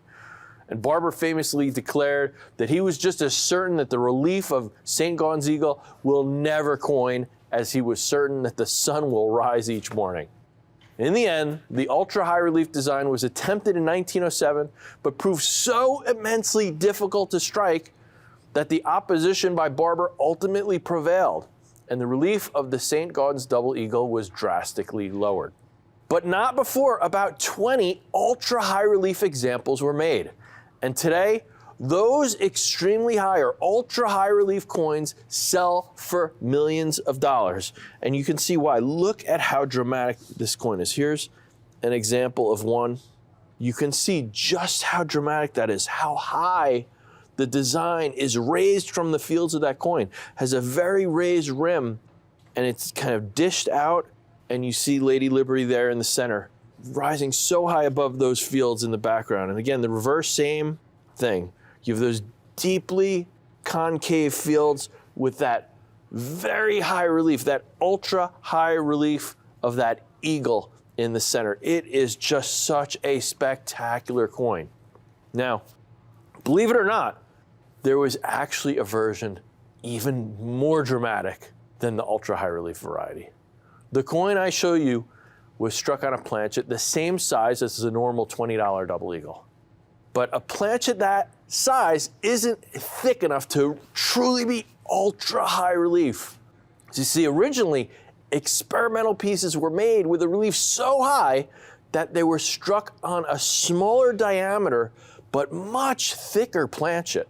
They're actually the same diameter as a $10 coin, but with double the thickness. And when these double thick coins were produced, the Mint quickly received requests from art museums around the country who wanted examples for their collections. But their requests were flatly denied. Because as difficult as it was to produce these coins, there was a much bigger problem. At the time, the coin diameters were fixed by law, so it would actually be illegal for any of these smaller diameter, double thick, ultra high relief coins to be released by the Mint. And Mint director Frank Leach found out that Mint employees had produced 15 of these double thick coins for review. When he found that out, he quickly had all of the coins gathered for destruction before any might have a chance to escape from Mint custody. And Leach promptly had all of those coins melted. But thankfully, he did spare 2 coins from the melting pot, which were delivered to the U.S. Mint coin collection. And these are the only 2 survivors of the ultimate St. Gaudens design. And today, these 2 coins are among the crown jewels of the Smithsonian Institution in Washington, D.C. And that means these examples are unattainable. You couldn't get one for all the money in the world. I mean, these coins are priceless. These are true sculptures, precious works of fine art. So St. Gaudens and Roosevelt's true vision of an ultra high relief coin for the people was never fully realized. But that time is over. Because in 2009, that vision was finally brought to life by the U.S. Mint. Mint director Ed Moy announced its release by discussing the vision of Augustus St. Gaudens and the art of the high relief, and firmly stating that this time we are going to finish what was started in 1907. And the coins right here are the 2009 ultra high relief St. Gaudens Gold Double Eagles. This is the St. Gaudens Gold Double Eagle in its intended double thick, ultra high relief format, the pinnacle of numismatic artistry. The ultra high relief St. Gaudens Gold Double Eagle is finally attainable, and it is in absolutely flawless mint state 70 condition, the highest grade a coin can receive. What you see here is the original vision of the most beautiful American coin design produced in our country's history, and the coins I have here are perfect 70 quality, mint state 70. And these were created using the original plaster models sculpted by St. Gaudens himself. The models used for those 2 priceless ultra high relief specimens in the Smithsonian Institution. These coins are accurate down to the most minute details because of the cutting edge technology, including digital mapping. These coins were created with tolerances of 1/100,000th of an inch. But despite these technical advances, it's still incredibly difficult to produce ultra high relief coins. These 2009 ultra high relief coins represent the first and only time in American history that the double thick ultra high relief St. Gaudens design has been made available to the public. And considering how difficult it is to produce ultra high relief coinage, even today, I don't see the U.S. Mint attempting this again anytime soon. Now, the U.S. Mint didn't even attempt to create another ultra high relief coin after 1907 until this coin in 2009, over 100 years. With this 2009 ultra high relief St. Gaudens Gold Double Eagle, the first time they tried it again, and even with all the modern Mint technology, there was no guarantee that the Mint could put an ultra high relief into production. And in the end, they'd only produce 114,000 of these coins. But it was so impractical took so much effort to produce these 2009 ultra high relief double eagles that the U.S. Mint produced these only for 1 year. This is a 1 year only issue, a single year issue. Just 114,000 made, that was it. I mean, you can compare that to a 1 ounce American Gold Eagle. There's about 23 million of those coins that exist. On average, they make about 602,000 of those every year. And remember, these examples are in flawless mint state 70 condition. Mint state 70, perfection. That is the highest grade that a coin can receive. When you look at examples in mint state 70 condition, there's so few of them. Here, let me show you for this issue how few of these coins have graded in a perfect mint state 70 condition. Even with all of the cutting edge technology of the mint, so few of these coins end up being completely flawless, perfect 70. As a matter of fact, it's only 18% of the coins that have been certified in flawless mint state 70 condition. Now let me show you those original coins, because like I said, besides those two double thick planchet ultra high reliefs, there were about 20 of the regular diameter high reliefs that were made, and those coins today are so rare, so important, so in demand. This is what they bring. Here's one that sold recently at auction for over $4.3 million for one of the original ultra high relief coins.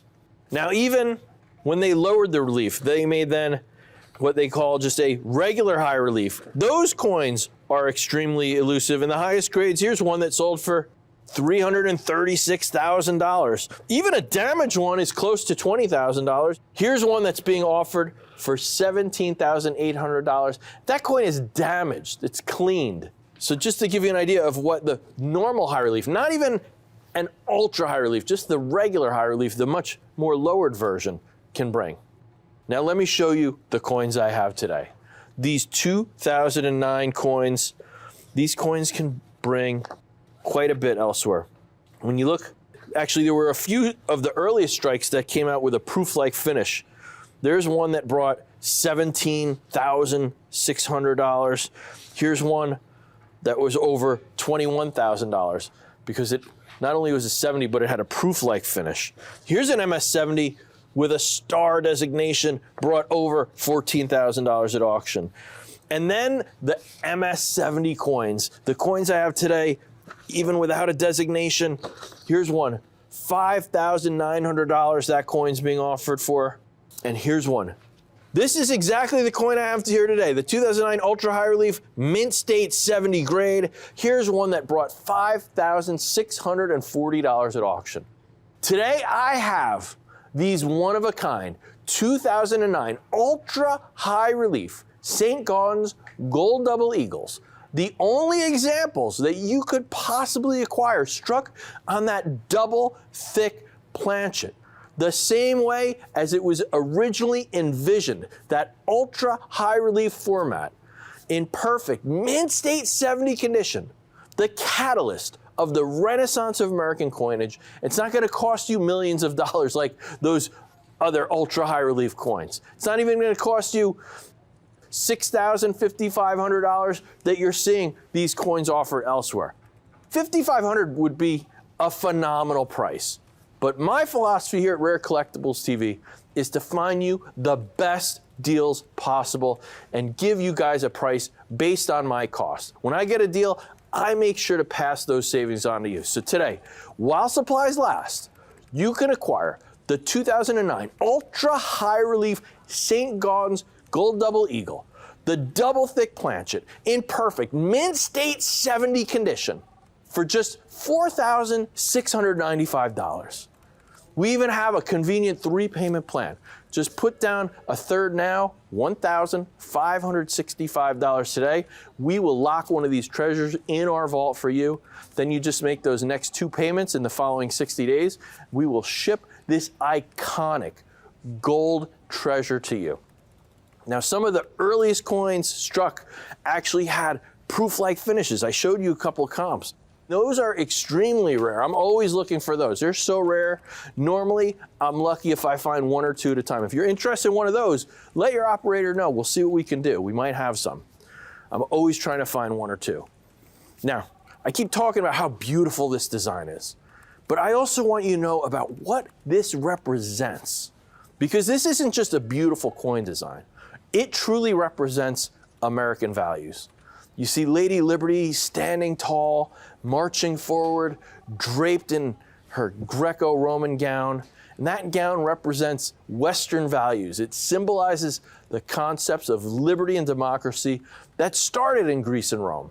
And then you look at her hand, she's carrying that torch, and that torch represents enlightenment. She has that out in front of her, and there's an olive branch representing peace right beside her. And all of these elements come together to mean something simple, but it's something that is tied to the fabric of our nation. And it means that when enlightenment leads the way for liberty, peace will soon follow. So if you look closely down at the left-hand corner, something a lot of people don't notice about this coin, but you actually see the U.S. Capitol building far behind Liberty. And this means Liberty's already visited the United States, represented by that Capitol building, and now she's marching out towards the viewer and towards the rest of the world. Now, the date on this coin is expressed in Roman numerals too, and that's just like the original 1907 coins. And it's a nod to the ancient Greek and Roman works that served as an inspiration for this coin. Then you look at the reverse of this coin, and you see that eagle. It's a young eagle flying upward, and behind that eagle are the rays of the rising sun. This young eagle represents America in this image because we're a very young country at the time, and that rising sun combined with that upward trajectory of flight symbolizes America's continuous rise to power. And this stunning coin was struck on a double thick planchet for the most visually dramatic effect, just as envisioned by Theodore Roosevelt and Augustus St. Gaudens, achieved using the original plaster models that were created by Augustus St. Gaudens himself in 1907. This is a monumental piece of art, and it is in perfect, mint state 70 condition. You might be wondering what a perfect grade of 70 means. Well, in numismatics, we grade coins using what's known as the Sheldon scale. It's a 70-point scale. Lowest quality coins would grade a 1, and that's a coin you can hardly even read what it says on the coin, so worn.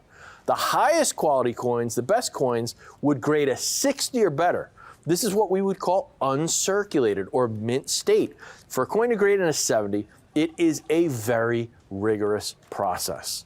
A grader at NGC or PCGS's grading lab, they'll take a look at that coin, and if it appears flawless to the naked eye, then they set it aside. Then the NGC or PCGS graders, they'll go back. They'll look at that coin one more time, but this time under 5 times magnification. And if there's still no flaws, only then is it given that illustrious perfect grade of a 70. Now, over time, the St. Gaudens Gold Double Eagle has undeniably earned the title of America's most beautiful coin. Unfortunately, due to the limits of primitive minting technology, St. Gaudens' original concept was never truly brought to life by the U.S. Mint. That means that among the millions of people who've deemed this coin to be the finest artwork of American numismatics, it's been virtually impossible for them to ever see an ultra-high relief, let alone to own one. Until now, with this 2009 ultra-high relief St. Gaudens Gold Double Eagle, brought to life using the original models of those priceless ultra-high relief saints in the Smithsonian Institution. These examples are true national treasures. And despite the advancement in minting technology, ultra-high relief examples like you see here are still very difficult to produce. So few of these coins were produced. They were released 15 years ago, and a large portion of these coins are tied up in collections. I rarely find enough of these to come up and make a presentation on television. Each of these examples I have right now are in absolutely flawless, mint state 70 condition, the highest grade a coin could possibly receive. These 2009 ultra high relief coins represent the first and only time in American history that the original ultra high relief St. Gaudens design in that double thick format has ever been made available to the public. So please take advantage of this opportunity while it lasts. To quote former Mint director, the Honorable Ed Moy, Americans will want to own this coin not only for its very high relief, but for its rarity, its beauty, and its history. This coin here, this is our heritage. This is our American culture. This is the story of how American numismatics became what it is today. These are coins that should be in every collection, and they are very limited right now. Buy one for your kids, buy one for your grandkids. These are coins that you'll be so happy that you acquired. If you can get more than one, please do it. Make these coins part of your legacy. Please don't miss out.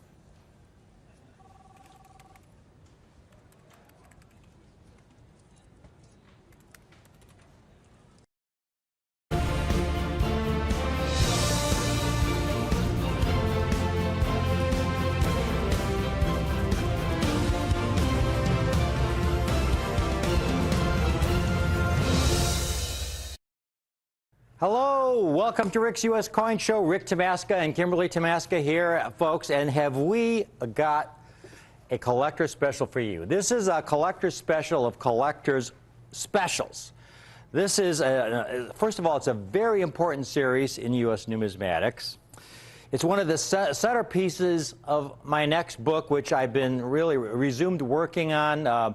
You know, starting up the TV show over the last couple of years, it's taken a lot of my time, but we've got all those bricks in place, and I can focus on this book, and I've been writing away, and it's a thrill to be able to work on this book on United States proof coins. It's something that's, it's my dream, really, my dream. I love writing about these things, giving the information to you folks, sharing it with you folks.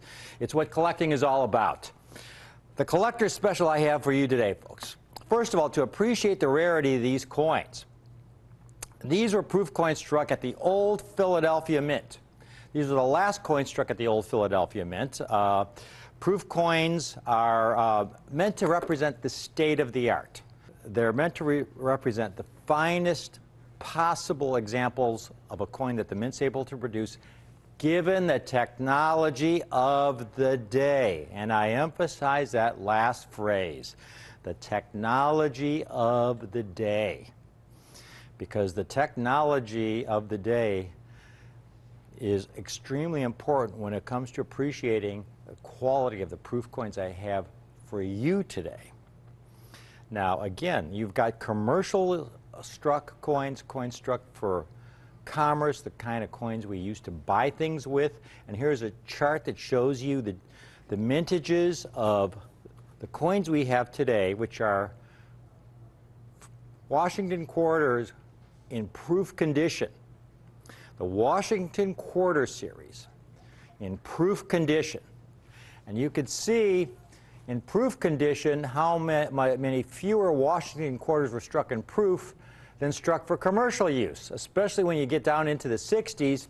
You see how the mintages began to increase in proof condition, also in mint state condition. In 1964, they struck over 1 billion Washington quarters for commercial use.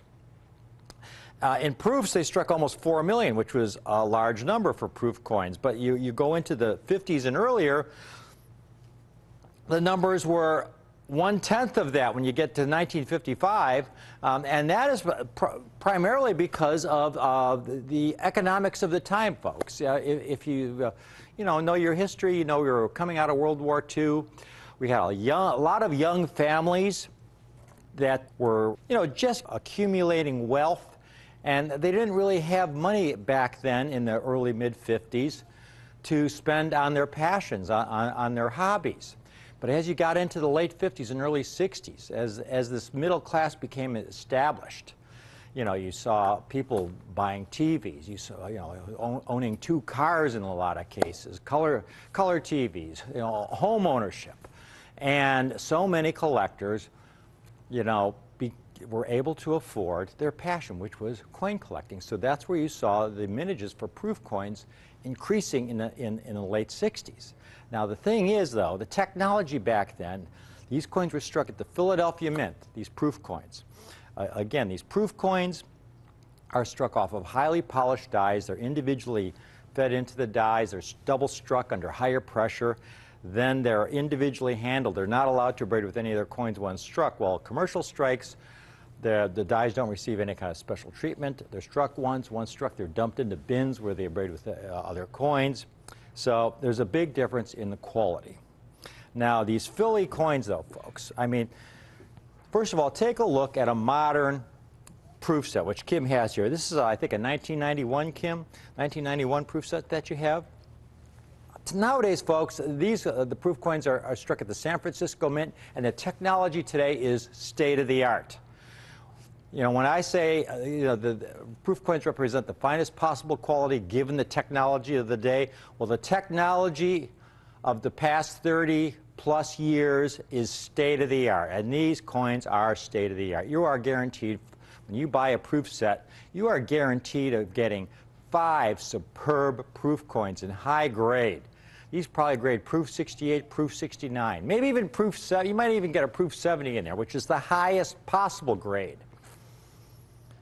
Back in the Philadelphia Mint days, folks, though, proof coins were pretty much made the same way they had been made back in the early 1800s. They didn't have this technology at the old Philadelphia Mint. And when they shipped them in the cellophane packaging in these paper envelopes. Here's an original proof set from the old Philadelphia Mint era. I've got a couple of them. Here's a 1956, so they even shipped them like this, third-class mail. And you opened it up, and the coins were housed in these cellophane envelopes, which were pliable.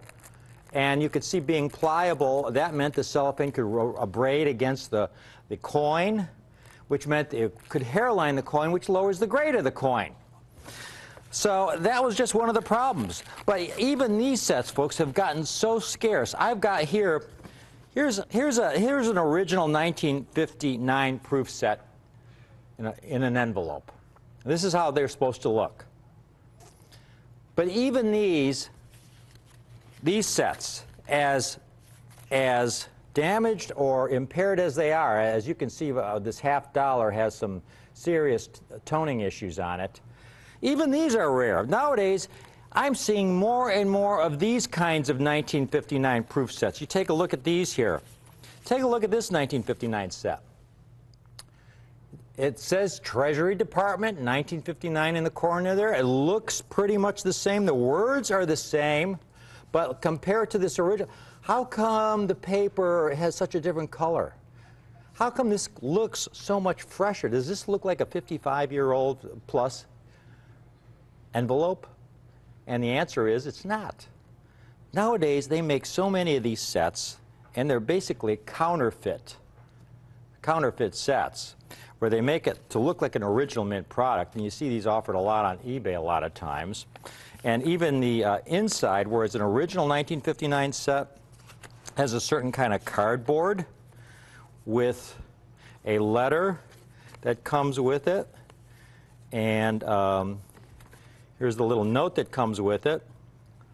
But you can even see the toning on the cardboard verifying the age of this material, whereas this counterfeit set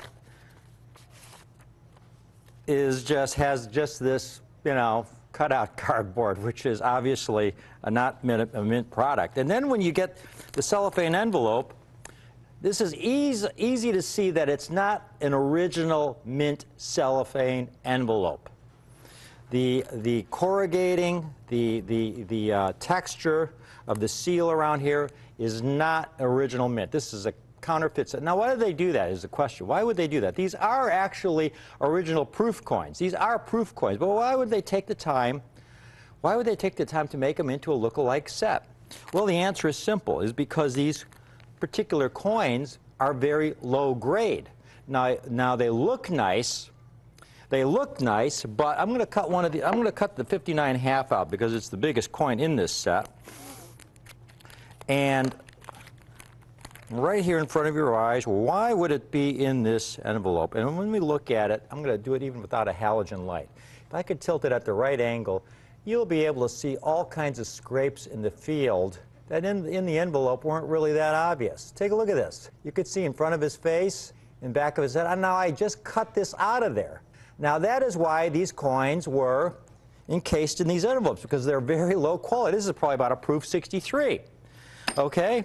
And the quarter, dime, nickel, penny, they're all the same. They're low quality, and that's what people are doing. They're buying these coins cheap because they're obviously the lowest quality proof coins. They're putting them in this packaging and selling them for, as original sets. So watch out for that. The coins I have are proof 68s. This is an amazing, amazing deal. I want you to take a look at these, folks. This is going to be a short presentation. This is a monumental collector special. Here's what you're going to get. You see these coins. We have to go through thousands and thousands of sets to find a quarter. And maybe, Kim, if we can get just a hand shot of just the 61, I guess, just pick one up there, 61, 62, 63, or 64, any one of those. Yeah, take your pick. They're all equally superb. 1 point from the highest grade. But to the naked eye, you look at the close-up, this coin looks flawless. I mean, to me, I can say, why not proof 69? I don't see a hairline or a spot on it. Absolutely superb.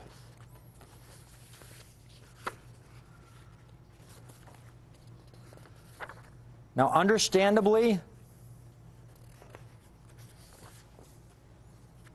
you look on eBay, these coins go for good money. I mean, to get a proof coin from this early era, they haven't graded that many, folks. Here's the total population of these coins in proof 67 and proof 68 grade. And you can see how few have been graded.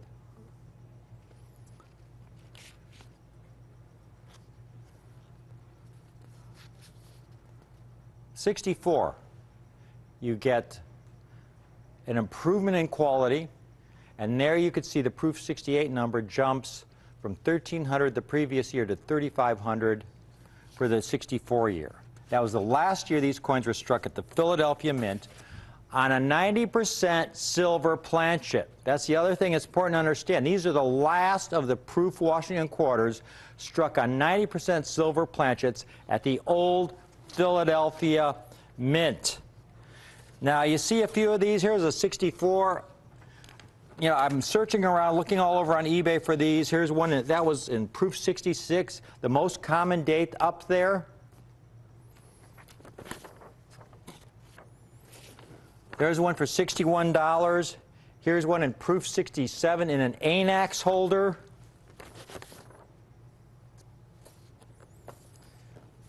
For $89. Here's one in proof 68. Proof 68, $100.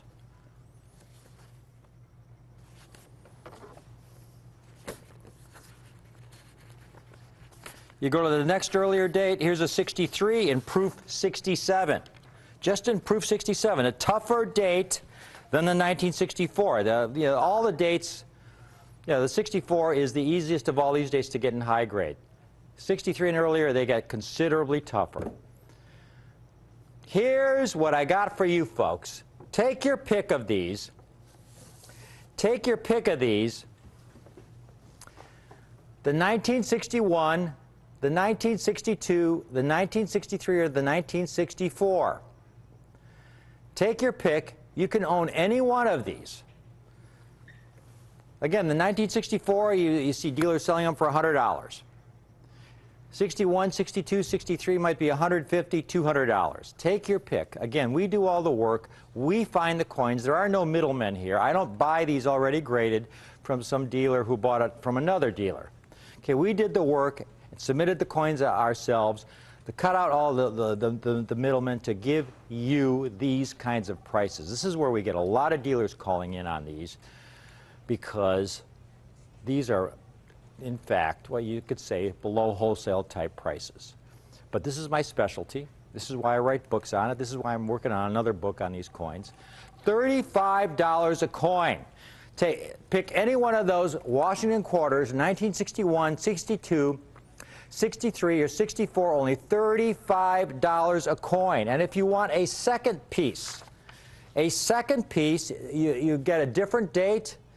You can get a second coin, a different date, also just $35 a coin. And if you want a third date, get say a 62, 63, and 61. Third date, only $35 a coin. And then if you want the fourth date, say the 64, only $35 a coin. In other words, all four coins for only $140. $140. Now, we get to some of these earlier dates. Kim, if you could show us that pop chart one last time. This is where they start to get tougher. You see, the mint had a real problem from 1958 through 1964, folks, at the proof facility, when it came to making silver proof coins. And that was the problem of what we call milk spots. And milk spots, we call them milk spots because they're white spots you find on these proof coins, and they come from improper or incomplete washing of the coin blank before it went into the die. All these coin blanks, the silver blanks, went through a soap bath, and they were supposed to wash all that soap residue off the coin. Unfortunately, from 1958 to 64, whoever was working at in the cleaning facility wasn't washing all the residue off the blanks. And as a result, a large percentage, in some cases a majority of those silver blanks that went into the die with that soap residue still on the coin, when that die came down with 100 or 200 tons of pressure, that residue was struck into the coin. Okay? We have to show them the pops. Yeah, the pops is what we want them to see. So you look at those dates. The 60, only 1,668 graded in 6.7, but only 934 graded in 6.8. The 58's the toughest, only 771 coins. Now I've got something I'm going to show you really quickly. This is a box. Many of you have seen this box before. This is an original unopened 1958 proof sets, and a lot of times when you hear that, you know, they're not original sets, they're these counterfeit things, but these were original sets. You look at these, they're original sets. And I cut around 15 of the sets open, and every one of the silver coins had these milk spots on them, every single one of them. I'm going to do one right here in front of the camera. I do this every once in a while, and you folks who've been watching my show for a year or more have probably seen this before. And every time I open one or two of these for a presentation, I've opened just about half the sets by now. I have looks like about 50 left. And I open it up here, and Kim, just show them. It's easy to zoom in on the $50 here. I just cut this one out. It's easy to zoom on the $50. It's the largest coin. Even through the cellophane, you can see the spots on that $50. Take a look at that. And again, those do not come off. But folks, and here's some quarters from the same group. Here's a 58 quarter that I cut out. Kim, if you want to just take it out there, and you know, one side may look great, and then you flip it over, and all of a sudden you see a milk spot. That side looks, you do see a spot right there by the rim at around 4 o'clock, but it's pretty small, but that certainly would kick it out of proof 68 grade. But then you look at that huge spot around 8 o'clock on the reverse. Again, those do not come out. That would make the coin about a proof, you know, proof 63 maybe. So when you look at the population numbers, folks, that's the problems you see for those dates 58 to 64. 60, the 60, 59, 58, those are the three toughest dates. The 61, 2, and 3 have milk spot problems as well, but they had higher proof mintages, so you have a larger pool of proof sets to find nice coins from. But you get to 1960 and the mintage was about half it was in 61. And 59 is about 500,000 fewer than the 60, and the 58 had less than 1 million. And that's why for the 58, only 771 graded, while the 1956 and the 55 have all about twice as many graded in 68, simply because they did not have the milk spot problem, even though they had lower proof mintages. But those early dates, folks, those early dates are especially valuable. You know, you get the 1955 in any grade, because of the low mintage. It has tremendous absolute rarity, only 378,000 struck. There's one in proof 67 for about $79. Here's one in proof 68, $160. Here we go. So we got the first 4 dates, $35 a coin. The 1961, 62, 63, 64, take your pick, $35 a coin. Now you'd expect the 60 to be at least 50% to 100% more in price. $35 is already a great price. But if you want to get the 5th coin, the 1960, folks, it's also going to be $35 in the entire set. You get it as a set, it will be $175. Okay, I cannot offer it separately because we get to these earlier dates and I have a really limited quantity of some of these early dates you see here in proof 68 condition because of all the issues associated with the minting of these coins. So you get the 5th coin. This is at 1960. It's only $35 additional. That's $175 for the 5-coin set. Now we get to the 9-coin set. If you want to include the 56, 57, 58, and 59, 9 coins, you'd expect it to be, well, for each additional coin, at least $70 to $80. I mean, the 58, the 59, you'd expect, in proof 68 condition, you figure it'd be $200, $250, folks. Again, we did the work. When we do the work and find the coins and we can keep our costs low, we can pass that on to you. We've got the 9-coin set. Are you ready? The 9-coin set, $299 for the 1956 to the 1964. The last of the silver proof Washington quarters in proof 68, $299. And finally, I've got my 10-coin, blow the doors off on this one. I mean, here we come. Nowhere will you find a set of Washington quarters of this quality at this price. This is what Rick's U.S. Coin Show is all about, offering you great numismatic opportunities, folks. How would you like to own the entire 10-coin set for only $32.90 a coin in proof 68? $32.90 a coin. In other words, $329. Call in now. $329 for this entire 10-coin set in proof 68 condition. I have limited quantities of these because of the difficulty of those earlier years.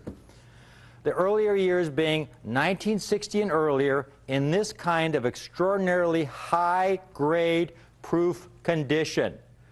This is an enormous, enormous numismatic opportunity. Here you have a major series, the Washington Quarter Series. To find these coins in proof 68, to get the entire set for only $329, only here on Rick's U.S. Coin Show. Just absolutely, absolutely breathtaking set. We are so very proud to be able to offer this set, you know, again, through our hard work, through our efforts. This is what we love to do. You know, when we're willing to put in the time to go through the thousands and thousands of sets, when I'm offered proof sets all the time, and most of them, like you see, are garbage. But if you work really hard, which we really do, folks, we work really hard to go through all of these sets, and occasionally we find the diamond in the rough, and we put it aside, and you get a proof 68, and we're able to offer it to you today while we have them, call in now. We've got a queue on this. We've got a queue. We've got a lot of folks calling in, but call in now. I've got enough for all of those who are, if you are waiting online, I have made sure I had enough to satisfy the people who are currently holding online. I will cut it right at this point. If I do this presentation 10 minutes longer, then I can't guarantee we'll have all this, have enough sets. But if I cut it right here for everybody that's currently online, you will be guaranteed one of these sets, one of these 10 coin sets in proof 68 condition for $329. From Kim and I, thank you for watching this collector special, this very special collector special presentation.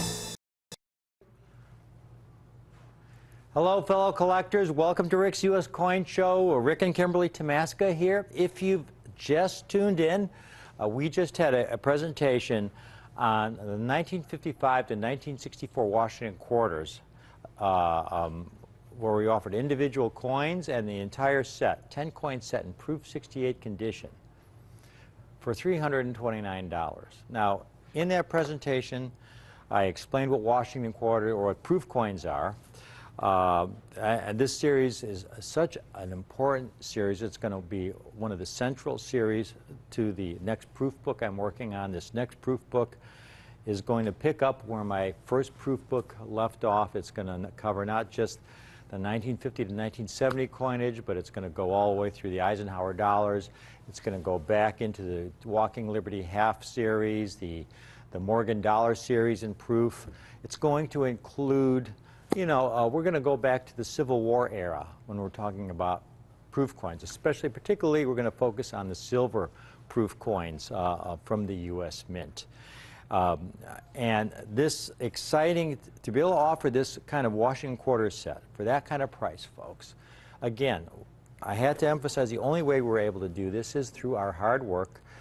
Kimberly, Caitlin, and I, when we occasionally are offered some nice collections of original proof sets, we have to go through thousands and thousands to find, you know, a single coin that might grade proof 68 to complete these sets. And there are so many sets that have already been picked through. Now, we go through thousands and thousands of sets. We don't buy the sets already graded from some dealer who had them graded, and which we're essentially paying services, his services, when we buy them, and then have to tack that on to the price we offer to you. It's our work. And so we cut out all the middlemen, and that's where we're able to offer that great, great price. Now, out of all those sets we go through, occasionally we get really fortunate. Occasionally. And it's like one of those aha moments, I've struck gold, like eureka. Wow, look at this one. Look at this one. This might even be a proof 69. And you look at it and we study it under a halogen light, under a magnification. We can't find a flaw on it. And you get enough of those coins where we submit them to NGC, and, well, a lot of times they don't grade proof 69, they'll grade proof 68. Because maybe, you know, they'll see a little tiny flaw under magnification that, you know, we missed. And it could be the tiniest little imperfection that you can't even see with the naked eye. But we do get enough of them where eventually we're able to offer a complete set of these in proof 69. And I have a handful out of all of those 1955 to 64 coins that we look through. We have a handful of sets that we can offer that we have in proof 69, which is the highest matching grade you can complete this set in. You cannot complete this set in proof 70. They do not exist. These are the last proof coins struck at the old Philadelphia Mint on silver planchets using that old technology, that old style packaging. And this is the ultimate in terms of the technical proof grade. I only have a very few of these sets. Take a look at this set that we have on display for you folks. The entire 10-coin set. Now, if you called in earlier and bought a Proof 68 set and would like to upgrade it to a Proof 69, just call right in. No problem. We will upgrade you. You know, it doesn't cost you anything. No problem at all. I do not have that many. And when you see the populations of these coins, you will understand why I don't have that many. Every coin, Proof 69 from 1955 to the last year of the Washington Quarter Series, struck at the Old Philadelphia Mint on a 90% silver planchet, the 1964. In 1965, the Mint switched to a clad planchet with no silver content whatsoever.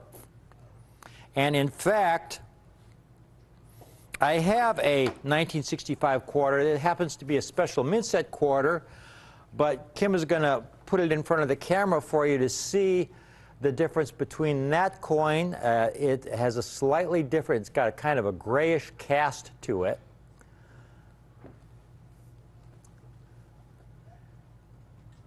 And that's what your clad, non-silver Washington quarter that we're so familiar with today, because from 65 on, all the quarters struck for commercial use have 0 silver content. Now compare that. Kim is going to show you the 64 and Proof 69. Absolutely flawless. Absolutely flawless. Beautiful coin. The last, that 1964, the last quarter, struck at the Old Philadelphia Mint on a 90% silver planchet, extraordinary condition. And all 10 coins, folks, just like this. These are miracle coins. These are miracle coins from all the thousands and thousands and thousands of sets we looked at. We made a fair number of Proof 68 sets, but only a handful of these sets in Proof 69.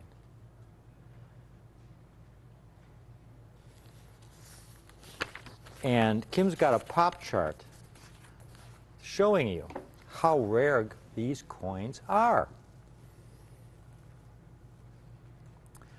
You could see in Proof 69, in the first year of issue, the well, let's start with that at the bottom, Hector. The 64, they had the best quality at the Philadelphia Mint. A big improvement in quality in that last year that they made proof coins at the Philadelphia Mint. They struck about 4 million proof coins, but only 2,200 graded in Proof 69. That's a low number, 2,200 coins. But as soon as you go back 1 year, look at how the number drops. 1963, 741. 62, 363. 61, 315. 1960, 244. 373 for 1959, and then again, the 58, 244. And I showed you, if you missed that, our earlier presentation, the big problem in proof production from 1958 to 64 were milk spots. And I showed you a 1960, Kimberly showed you a typical 1958 Washington quarter from this era. And here's one of them. I don't know if this was the exact coin, but one of the reasons you had a couple problems in the way proof coins were made, where one was hairlines and the other was milk spots. And the milk spots were due to incomplete cleaning of the coin blank, incomplete washing of the coin blank, and there would be soap residue left on the blank. And you could see on that 58 quarter, soap residue left on the blank as it went into the die. And when that die came down with 100 tons of pressure or more, that residue was struck into the coin. And there you see a white spot Right in the middle of the eagle's breast there, that is, we call it a milk spot, but that is soap residue. And on the obverse, you see several small spots. And this is the big problem with all of these coins. And a lot of times right in the middle of Washington's cheek. You may not notice it unless it's tilted at a certain angle, right in the middle of his cheek. And folks, those are part of the coin. When that die comes down with all that pressure, that residue is struck into the coin. We actually had a chemical analysis done of one of these coins with these spots, and it is kind of from a soap-type residue that these spots come from. So while the original coin is supposed to be 90% silver, these coins actually with this residue technically would be like 89.98% silver because you have 0.02%, that's this other foreign substance. These are proof 69s. You saw the population numbers. Kim's got a few comparables. Here you got the most common date, the 1964. You got a top-rated seller, but it's a proof 69. A proof 69, top-rated seller, over 53,000 happy customers. A top-rated seller on eBay, $200, a very fair price. Rare 1962, $350. So those two coins right there, those two dates, $550. We take the first date of the series, the 55, $450. You're at $1,000 for just those three coins. And we're not even talking about the three toughest coins, because again, take one last look at the chart, folks. One last look at the population chart. One last look, and you'll see the 58's about 10 times rarer than the 64 and 69, as is the 1960.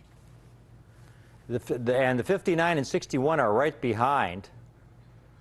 Those are your key dates, the 58 through the 1961 and include the 1962. Those are your toughest dates in proof 69 because of the hairline problems and those milk spot problems.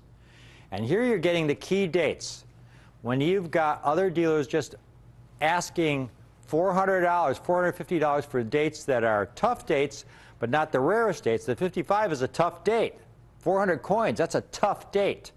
Folks, take a look at this set. Again, we've cut out all the middlemen. This has got to be a short presentation because we do not have very many of these sets. Kim, if you could just give them a couple of hand shots of these, starting with the first date, the 1955, the very first year of the series. Here you have a 1955 that's rare in any condition. They only struck 378,000 coins, only 400 graded in proof 69. Folks, you know, if I were asking $300 a coin, that would be $3,000 for the set. And that would be a very, very reasonable price. You get to under $200 a coin, say $19.95, you're under $200 a coin for $19.95. How would you like the entire set? Again, call in now. I have a limited number of these sets. Call in now, because when you hear the price, once these are gone, I don't know if I can replace these. We were very fortunate to get this small group together. It's not often when we get the opportunity to go through thousands and thousands of fresh, unsearched proof sets. And even though they're unsearched, most of the coins, as I briefly demonstrated, are flawed. They're either hairlined or spotted. Only a handful of these sets survived in this condition. And I'm offering them today while we have them for only $94.90 a coin. In other words, $949 for the entire set. You heard me correctly. $949. The 1958 alone should be a $500–600 coin. That's one of the key dates. The 1958 and the 1960.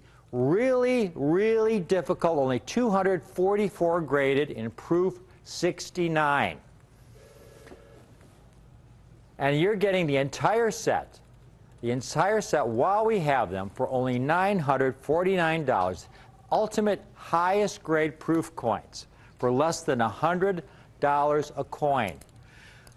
Extremely rare, beautiful, extremely rare, extraordinary condition rarity, highest quality.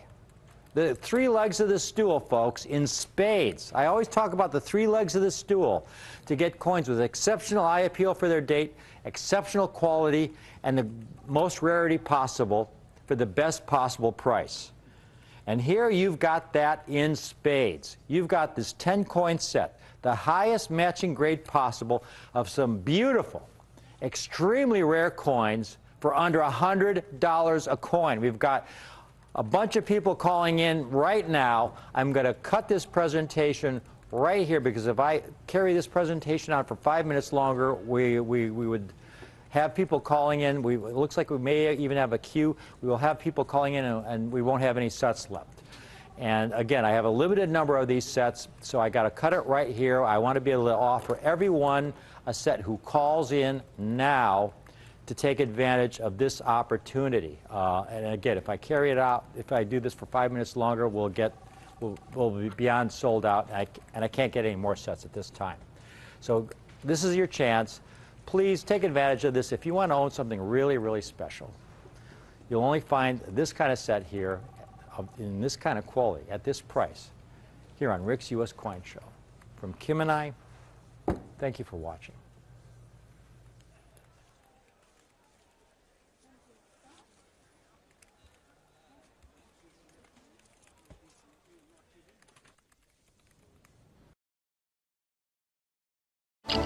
Here on Rick's U.S. Coin Show, Jack, James, and I take great pride in providing you, our viewers, with relevant coin information and special numismatic history. We enjoy creating short documentaries on important people in the coin community, like John Mercanti, Edmund Moy, and Miles Standish. We have also produced film shorts on historical numismatic landmarks, like the Granite Lady in San Francisco, the famed Carson City Mint in Nevada, and Sutter's Mill, home of the California Gold Rush. To watch all these great documentaries and learn more about the wonderful world of numismatics, go to the Rare Collectibles TV YouTube page. Type Rare Collectibles TV in the search bar and click on the pic of Jack and me. You can watch many numismatic videos, including interviews, documentaries, coin trivia, the adventures of Rick and Jack, and much more. And make sure you click the subscribe button in the top right corner so that you'll be notified every time a new video is posted. Where else can you get so much numismatic info and fun all in one place? So go to the Rare Collectibles TV page on YouTube and join the hundreds of subscribers already enjoying our YouTube videos. Thanks for watching Rick's U.S. Coin Show.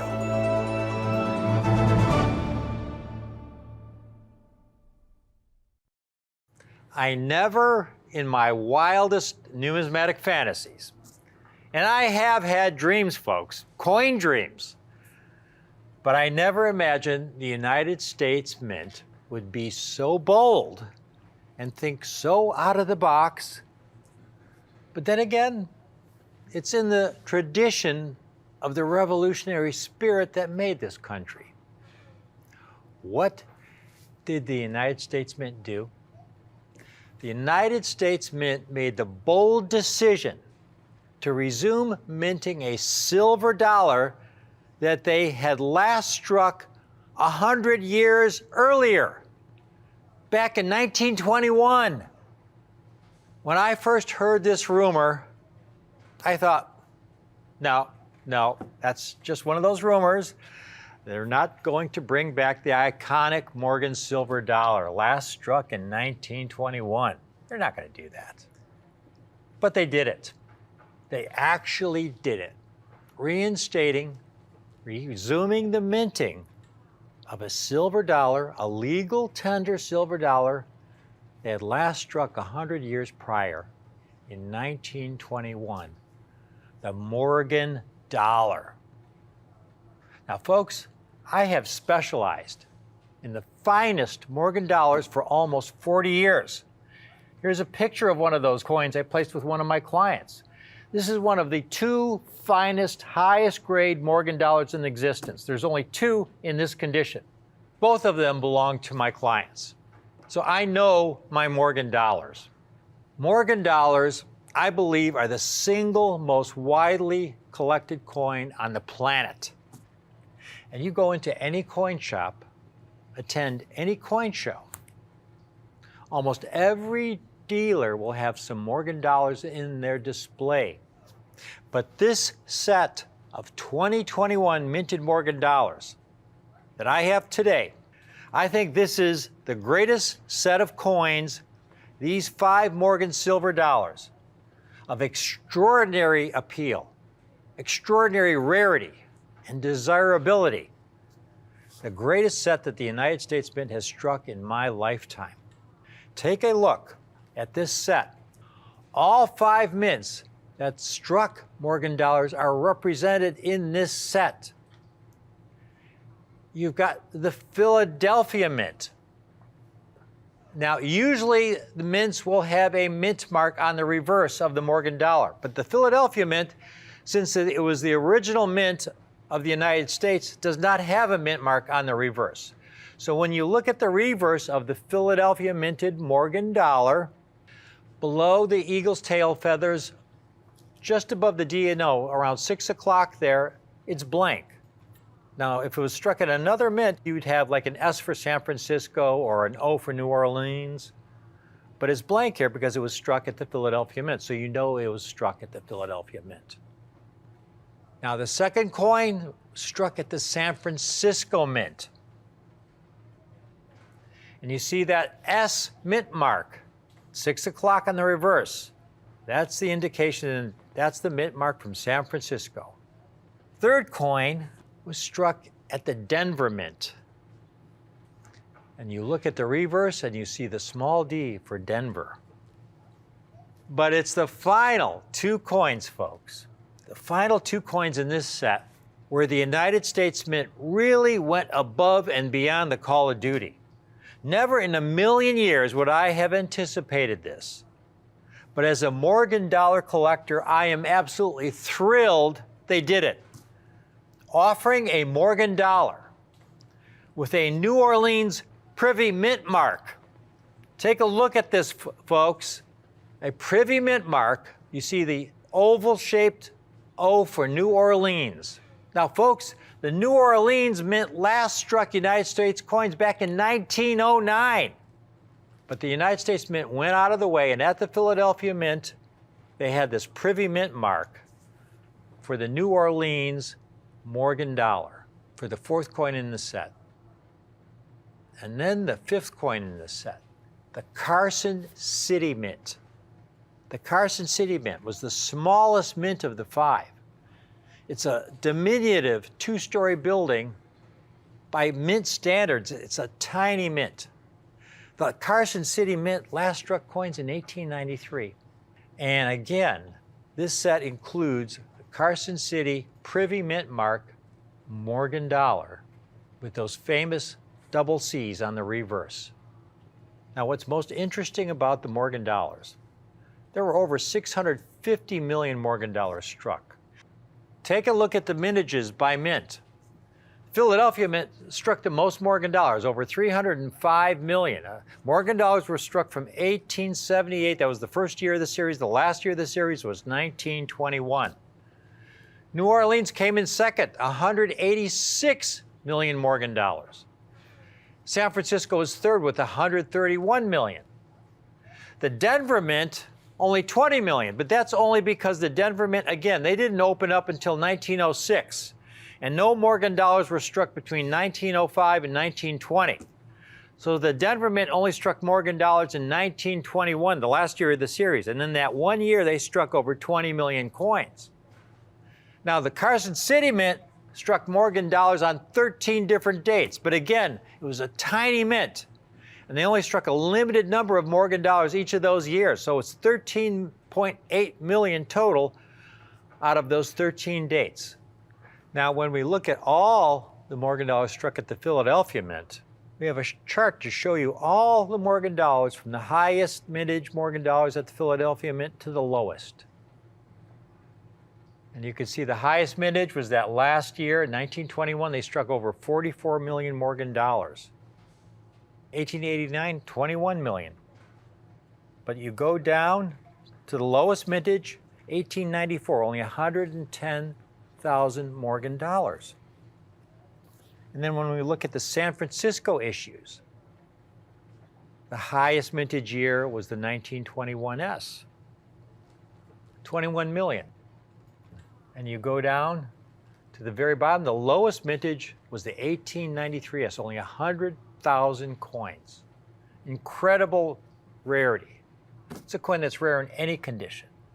Now, folks, in 1893S, if you find one in uncirculated condition, we have one here to show you in uncirculated condition. This is a coin that's valued in the hundreds of thousands of dollars.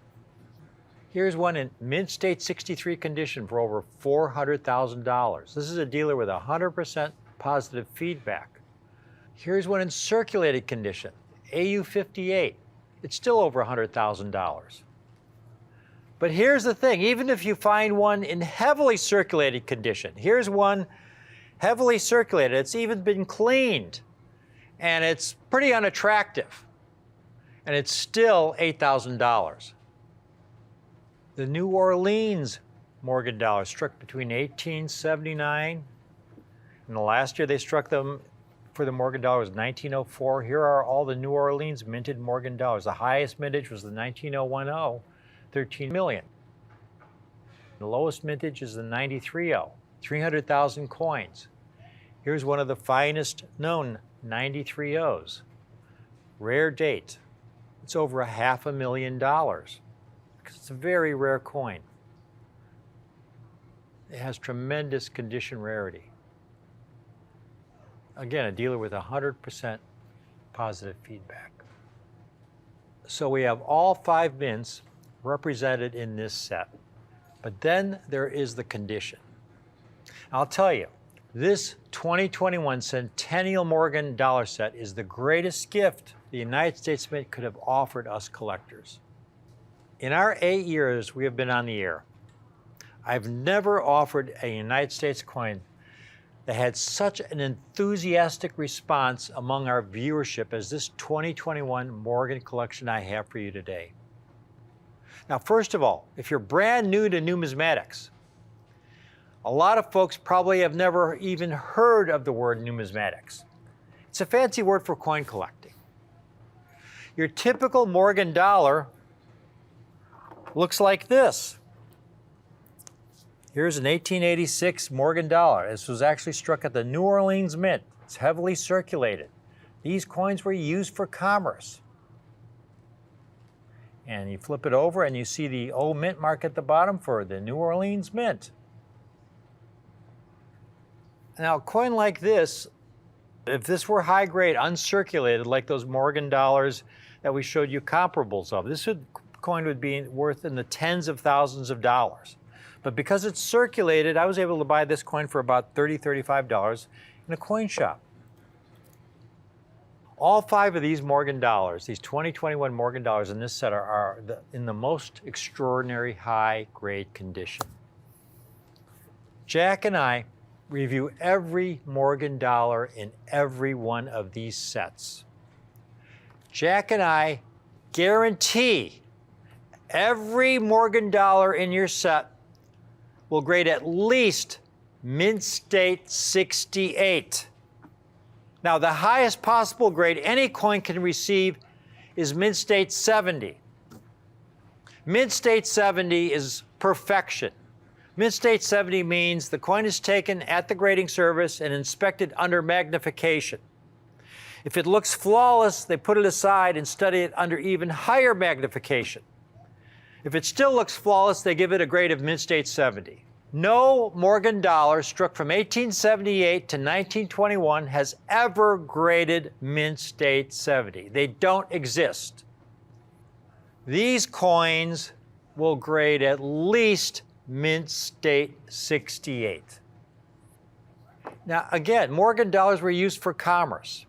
They were struck, ejected from the die press into a bin. One coin would fall on top of another. They'd go through coin counting machines. They'd be dumped into bags, thrown onto trains, and shipped to banks around the country. So by the time you would get it at the teller at the bank, even though it had never been in circulation, it would have a lot of marks.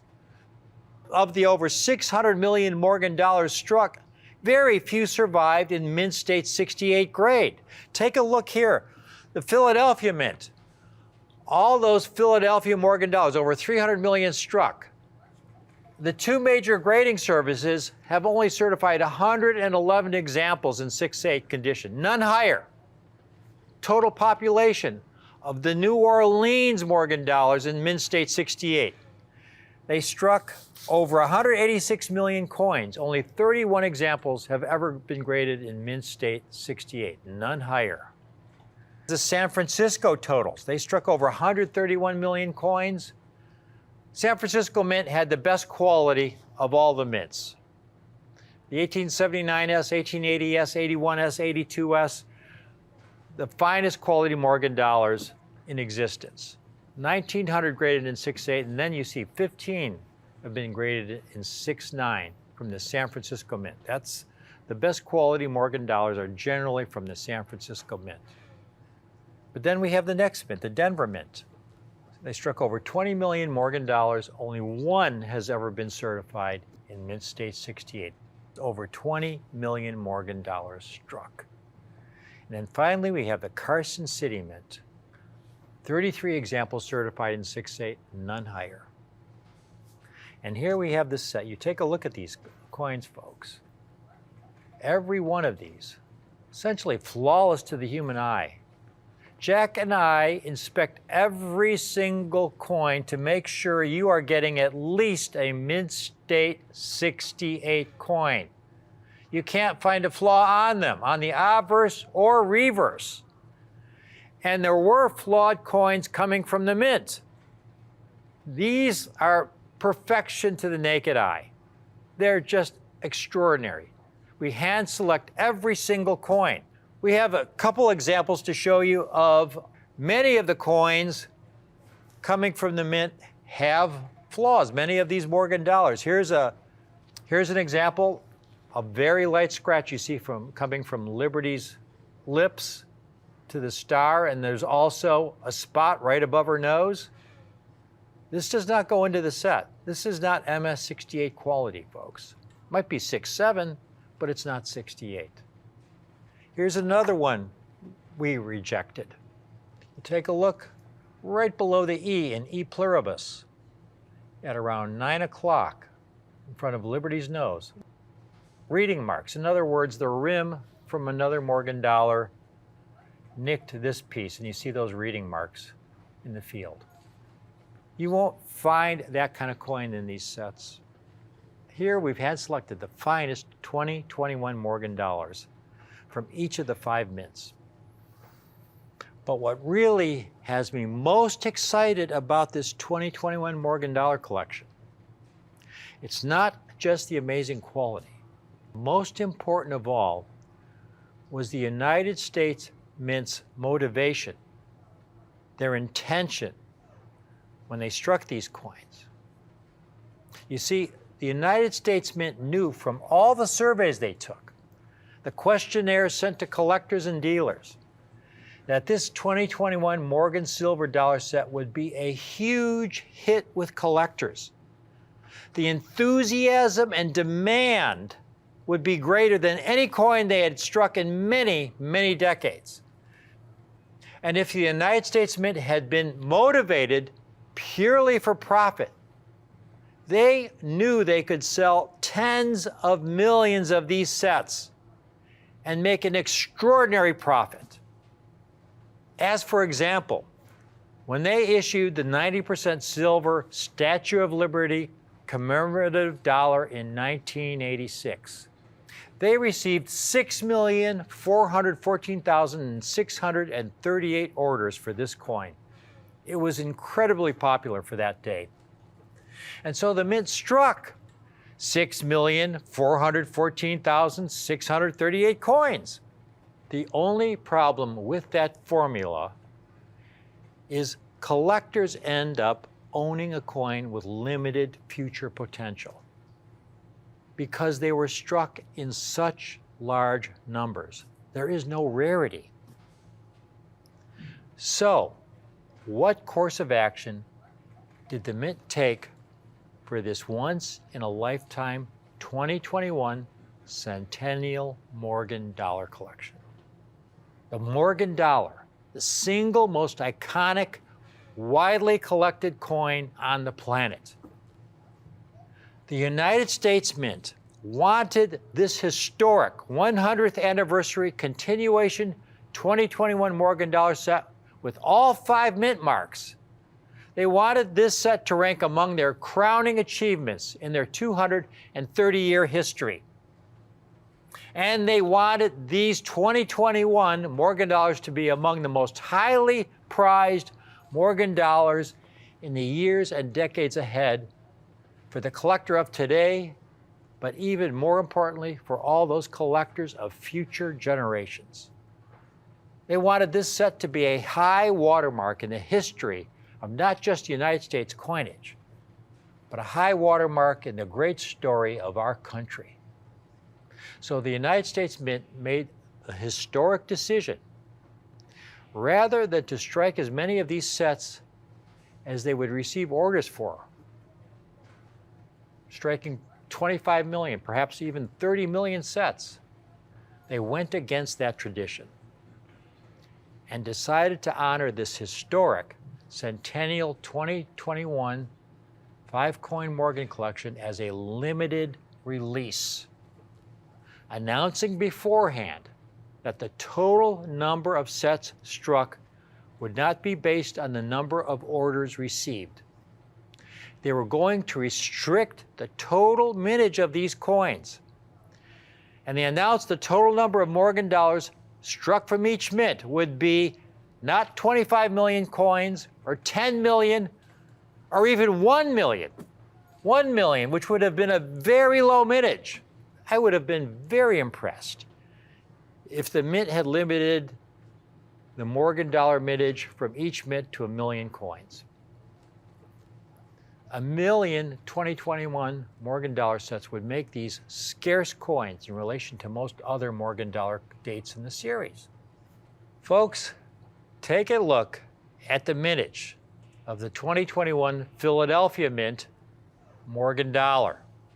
At the very bottom, second from rarest, 175,000 coins.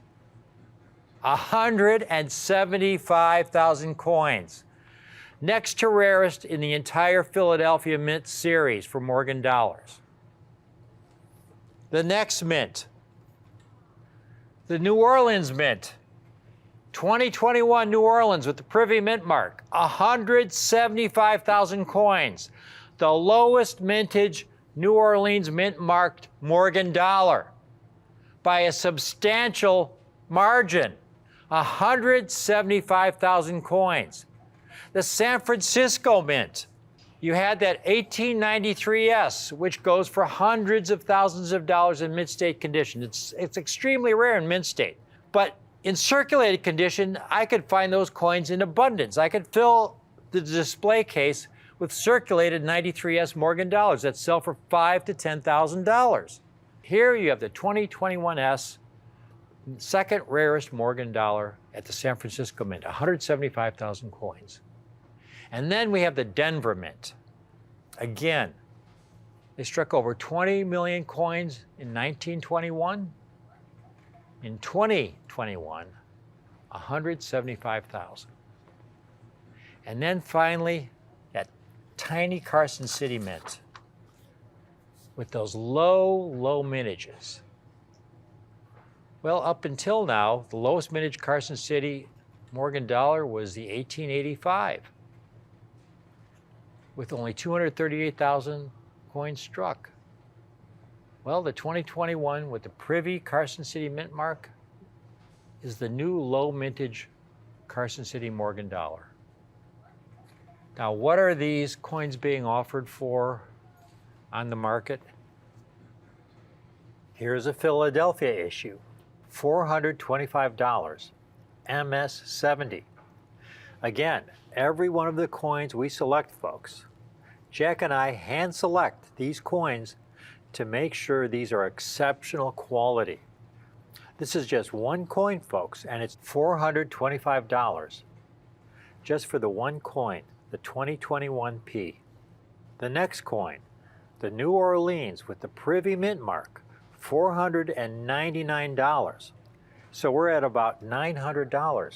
Third coin, here's a San Francisco Mint, $429. So we're way over $1,000 for the first three coins. Just three coins, folks.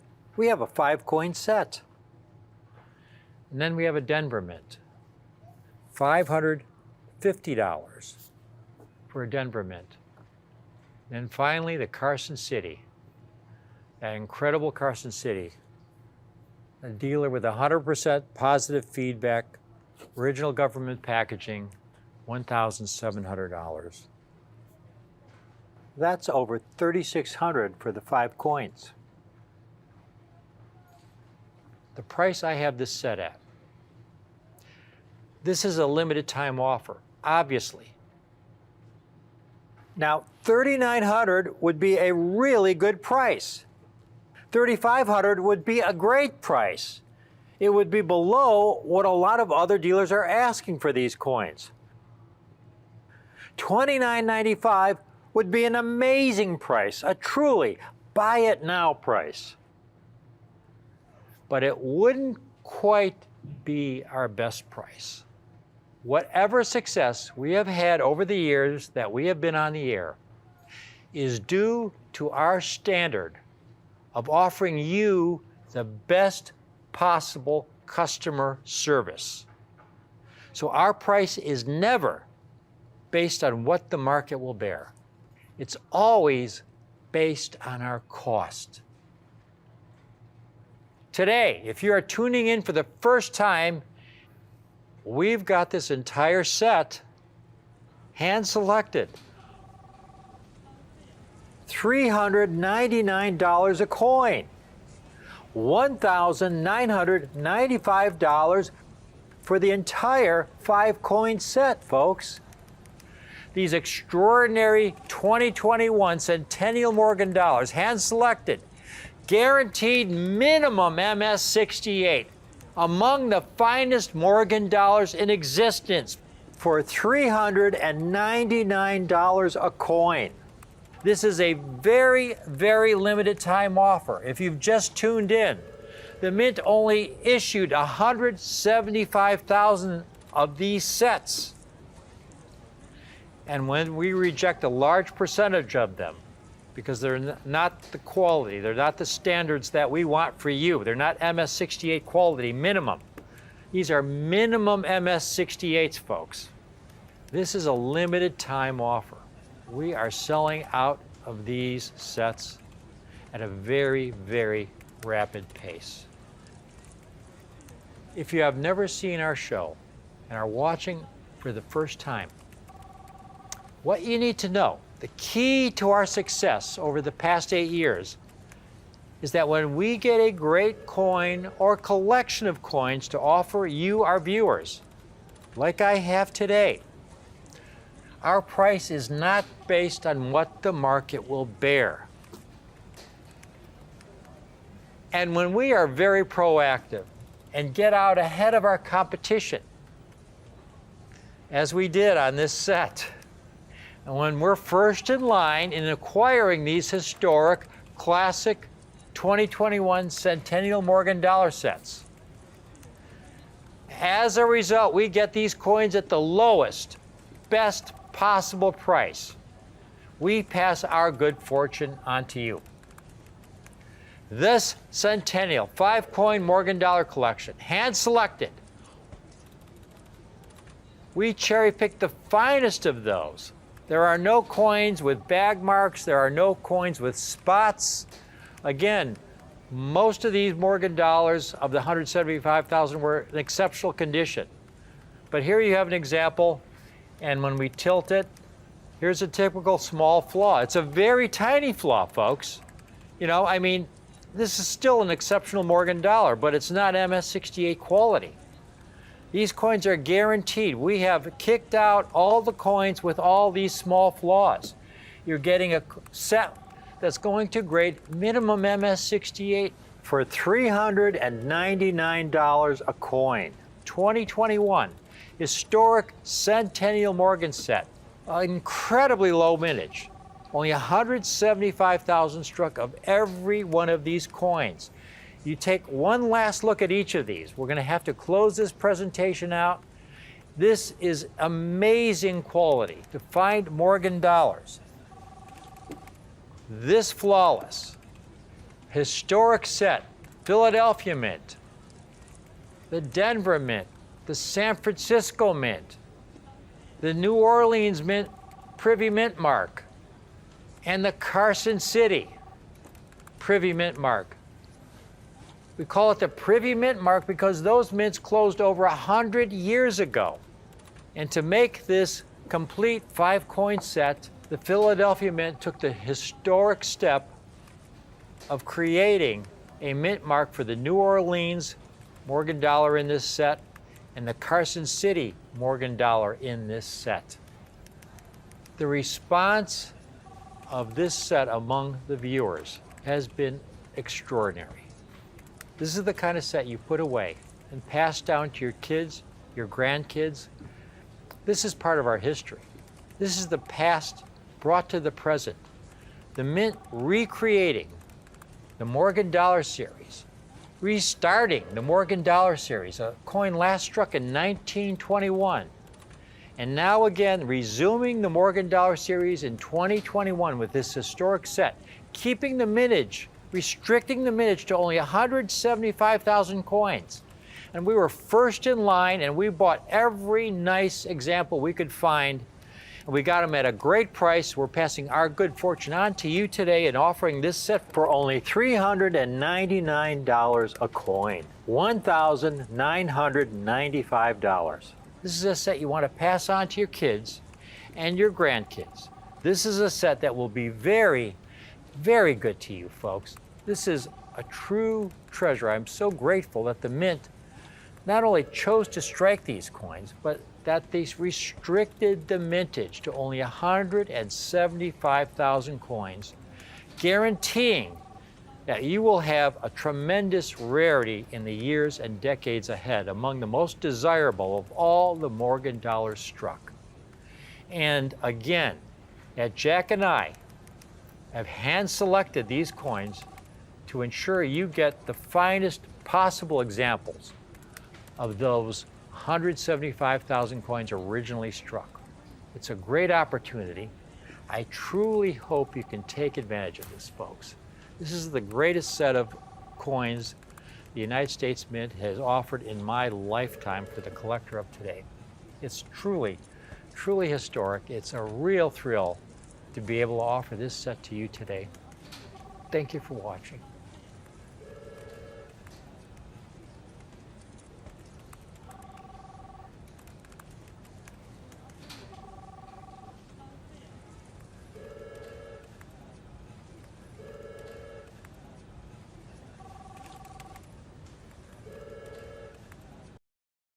Hi, I'm Rick Tamaska. I'm a coin collector, just like you. I've been collecting coins for over 50 years. Whether you're new to coin collecting or an old pro, we've got the coins you're looking for. Morgan silver dollars, Buffalo nickels, Liberty and St. Gaudens double eagles, Franklin half dollars, Cameo proof coins, Peace dollars, Lincoln Wheaties, American silver eagles, Standing Liberty quarters, and much, much more. You're watching Rick's U.S. Coin Show on Rare Collectibles TV.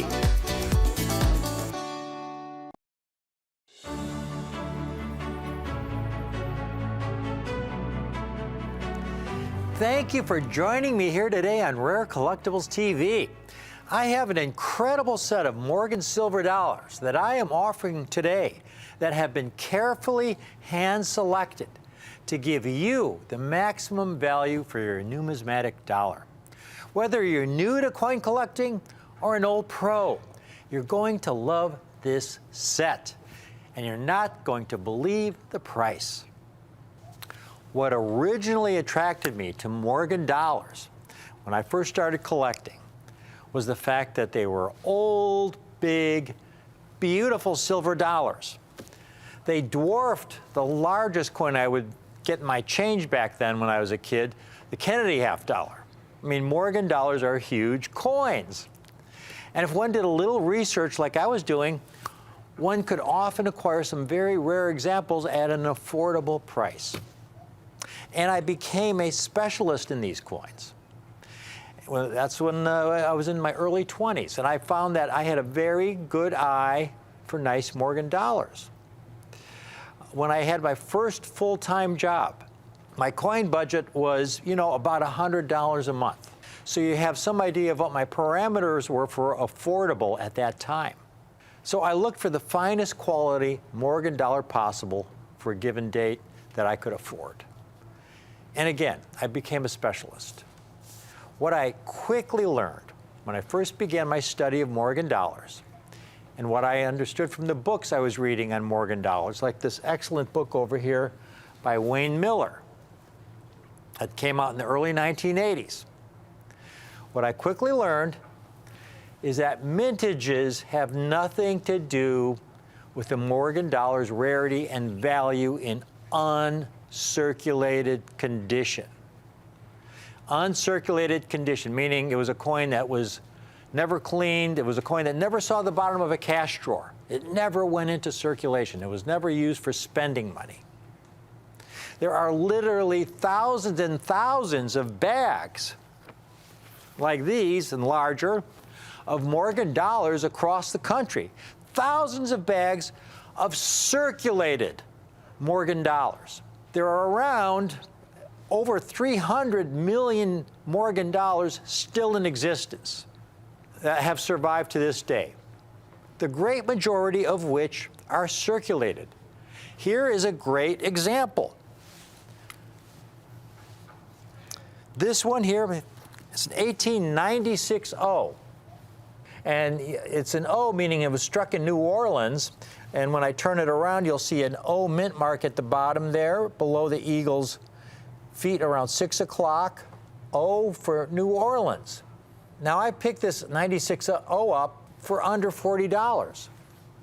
But in the lowest uncirculated grades, it's in the thousands of dollars. Here's an example of one. This is an MS-63 grade, which is a good grade, but the highest grade any Morgan dollar has received is an MS-69. For uncirculated, it has to be at least MS-60. So this is a 63 on the lower end of uncirculated. And this coin here, this 96O and MS-63, is over $22,000. Now, this is a price guide coin dealers use to determine their buy price on coins they are offered. You take a look in this price guide. Here is an 1892S Morgan dollar in circulated condition. You can get them for under $200, 1892S. And this is a rare variety. An example that's not a variety you could get for $100 or less in heavily circulated condition. But finding one in mint state, here's one that's sold in mint state. And this was several years ago. In fact, this was about 15 years ago in MS-61 mint state for $46,000. That coin today would probably be anywhere between $75,000 and $125,000 in mint state. And that is because the 96O and the 92S Morgan dollars are not particularly low mintage coins. There were about 5 million 1896O Morgan dollars struck and about 1.2 million of the 1892S. In other words, circulated examples of these dates are relatively easy to come by. It's when you get to these dates in uncirculated condition that they become very rare. It's when you get to Morgan dollars in uncirculated condition that they have real value. Now, here is a chart that helps illustrate what I am talking about. The top line, Morgan dollars melted down during the 1918 Pittman Act. About 270 million Morgan dollars were melted down. That left about 386 million survivors. Now, of that 386 million, PCGS and NGC combined have graded in uncirculated condition, about 6.9 million Morgan dollars have been graded uncirculated out of that 386 million. That represents about 2%, a little bit under 2% of the total Morgan dollar surviving population. Now, folks, that number there, that 1.8% in uncirculated condition, in other words, those coins have never seen the bottom of a cash drawer. They were never used in commerce. They were never mishandled and cleaned or polished. They were in original uncirculated condition. Even though these uncirculated Morgan dollars only represent 1.8% of the total surviving Morgan dollar population, that tiny percentage of Morgan dollars probably represents about 98% of the total value of the entire outstanding Morgan dollar population, that tiny 2%. Let me repeat that. Even though of the surviving Morgan dollars, only a couple percent have survived in uncirculated condition, those uncirculated coins represent about 90% of the value, perhaps the total value of all the Morgan dollars in existence. So if you're going to get involved in Morgan dollars and commit your hard-earned dollars to putting some of these wonderful coins away, it's most important to focus on condition rarity when acquiring these coins. When we talk about rare coins in U.S. numismatics, there are really two different kinds of rarity. Originally, many generations ago, rare coins were mostly defined in terms of their absolute rarity. How many were struck? How many may have survived regardless of condition? The most frequent example I like to cite, because it's a coin most collectors are familiar with, is the 1916 Standing Liberty Quarter. The mint only struck 52,000 examples, a fraction of which have survived today. It's an extremely difficult coin to find in any condition. Only a couple thousand have been graded. But even in very heavily circulated condition, fair examples where you could barely read the date sell for $4,000, $5,000, $6,000. Take a look at this particular example, folks. This 1916 P. It's in VG8 condition. In other words, it's heavily worn. I mean, you could barely see the date, and it's over $5,000.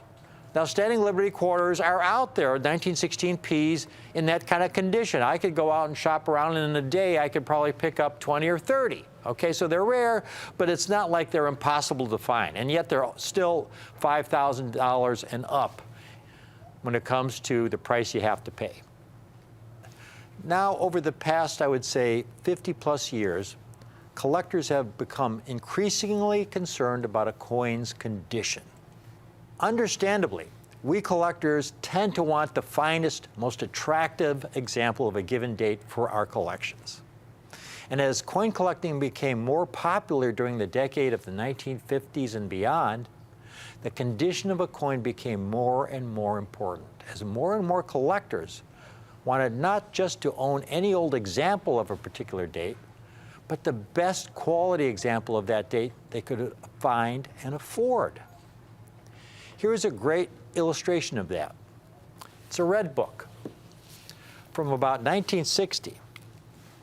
They can't print the value of every single grade of every single coin. If they did, the book would be, you know, over 1,000 pages. So it just highlights the most important grades. Now, this was 1959, and I have to be very careful with handling it because it's very old. I was able to acquire this red book from a collector. But I'm turning to the section on Morgan dollars here, and you can see they only list 2 grades, very fine and unk. In circulated condition, very fine, it's valued at $2. In uncirculated, it's valued at $10. And that's about the extent of coin grading back then. They had the various grades of circulated, and then if it wasn't circulated, then it was uncirculated. But now, a more recent red book that's expanded quite a bit. This is from 2016, so this is 7 years old.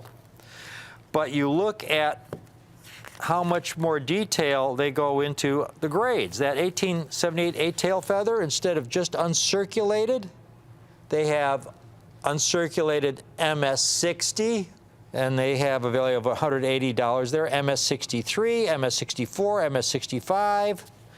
So they break it down to several grades. I mean, those grades, every point higher, the coin increases in value. And so the focus of the hobby has changed. And what collectors and dealers learned over time was that there are many, many dates, many issues in U.S. numismatics, which may be very common in circulated condition, but in uncirculated condition may be extremely rare. And this focus on condition rarity drives much of collecting today and is in fact greatly responsible for the tremendous growth and interest in the Morgan dollar series. Because most Morgan dollar dates are very common in the lower circulated grades.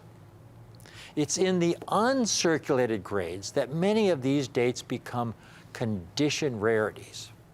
Because what I have today, folks, is a collection I call my magnificent 21 coin Morgan collection.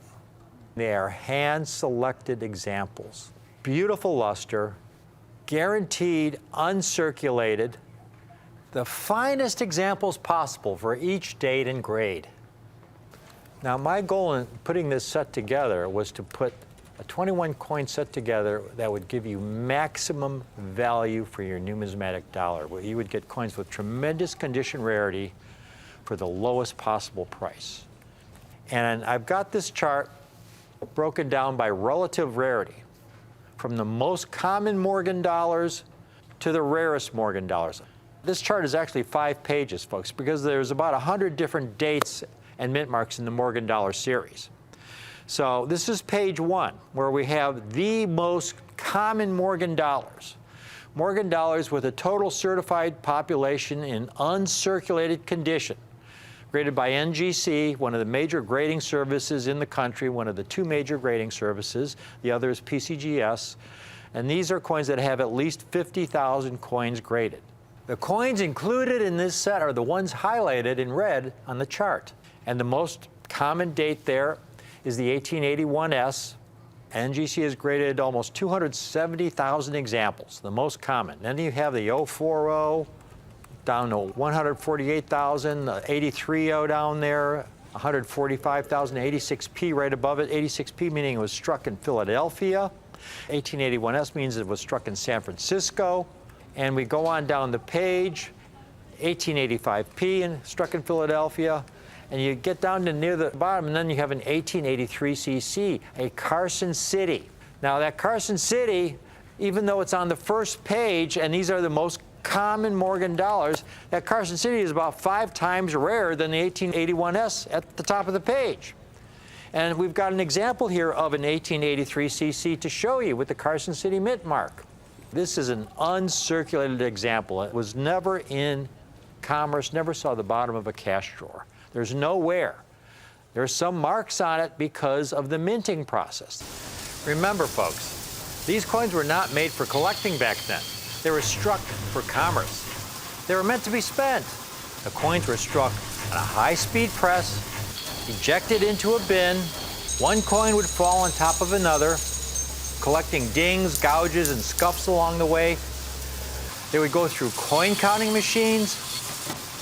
They would go through the inspection and adjustment department. And from there, they would be dumped into bags. And the bags would be thrown onto trains.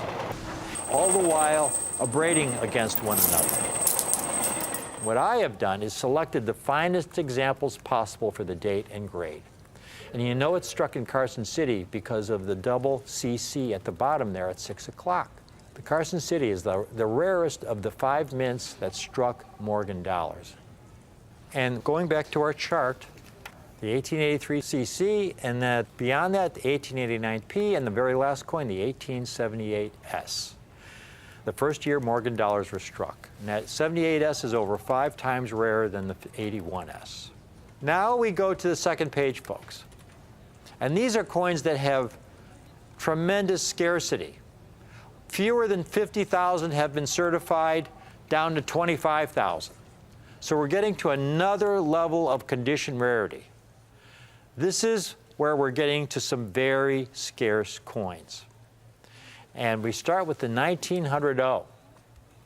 There's a mint mark on the reverse at 6 o'clock in this case, and O, again, it means the coin was struck in New Orleans. And then we also have the 1888 O in this set. Now there's relatively few coins on this page, and you can see how the rarity has increased from 50,000 down to 25,000. That 1888 O only has 27,000 certified. So you're getting coins with increasing rarity, even though we're still on the second page here, and there's only, there's less than 10 coins on that page. And now we get to page 3. These are extremely scarce dates with populations under 25,000 and above 10,000, folks. And the set I have for you today, you can see there are 7 coins highlighted in red that are in this set.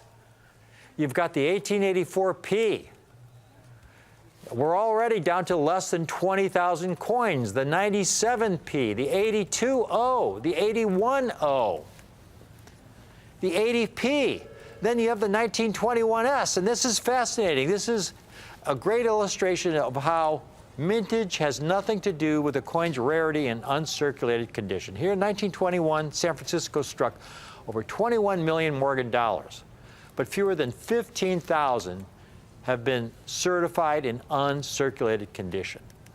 On the other hand, at the top of the page, you've got the 81 CC and the 85 CC with very low mintages, but over 23,000 have been certified in uncirculated condition.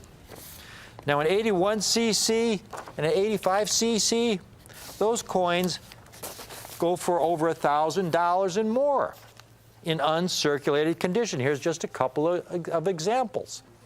There's an 81 CC for $1,075, top-rated seller. There's another one for asking over $2,400, a dealer with 100% positive feedback. And here's an 85 CC for over $1,300. So this really illustrates the relationship between mintage and condition rarity, because mintage often has very little to do with a coin's condition rarity. The last coin on this page, in red, is the 1890S, just over 10,000 certified in uncirculated condition. Over twice as rare as the 81 CC and the 85 CC in uncirculated condition. This is when we're getting to some real rarity, folks. And then we're going to the fourth page. These are the coins that are even rarer than the coins on the third page. I call them the rare dates, with populations under 10,000 but greater than 3,000. And just above the midpoint, we have the 1891S and the 1902P, with total populations under 7,000 in uncirculated condition. Those can be quite expensive. We're getting to some really tough coins here, some really valuable coins when you get these nice uncirculated examples. Now, finally, we get to the last page. These are the rarest of all coins, all Morgan dollars, with fewer than 3,000 graded uncirculated. And on this page, I have the 99S and the 1898S. In this set, you will get either the 1899S or the 1898S. These coins are so rare, we only have a limited quantity of each.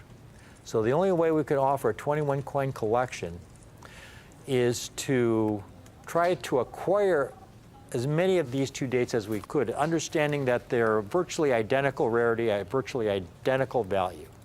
But to be able to include one of these sets on this extremely rare date page, folks, you look at other coins on this page, we go to the very bottom of the page, the rarest of all, the 1893S. That's the King Kong of Morgan dollars. And there's one in MS-63, over $300,000. But even an MS-60 example would cost you $150,000 to $200,000. Here's one in extra fine 45 condition, heavily circulated. But they wouldn't give you maximum value, maximum numismatic value for your dollar. These coins are over $10,000. Now, I have a very special set of 21 brilliant, uncirculated Morgan dollars for you that I want you to take a look at. We've got it on display here. We have them grouped into their separate categories of rarity. We have the 9 coins at the very top. That's group rarity number 1, the most common issues. Then we have those scarce dates on the left there. And then those 7 coins in the middle, the very scarce coins. At the bottom, we have those 2 dates, the 91S and the 02P. Those are the rare dates. And those last 2 coins, the 98S and the 99S. And again, when you get this set, you're going to get one or the other.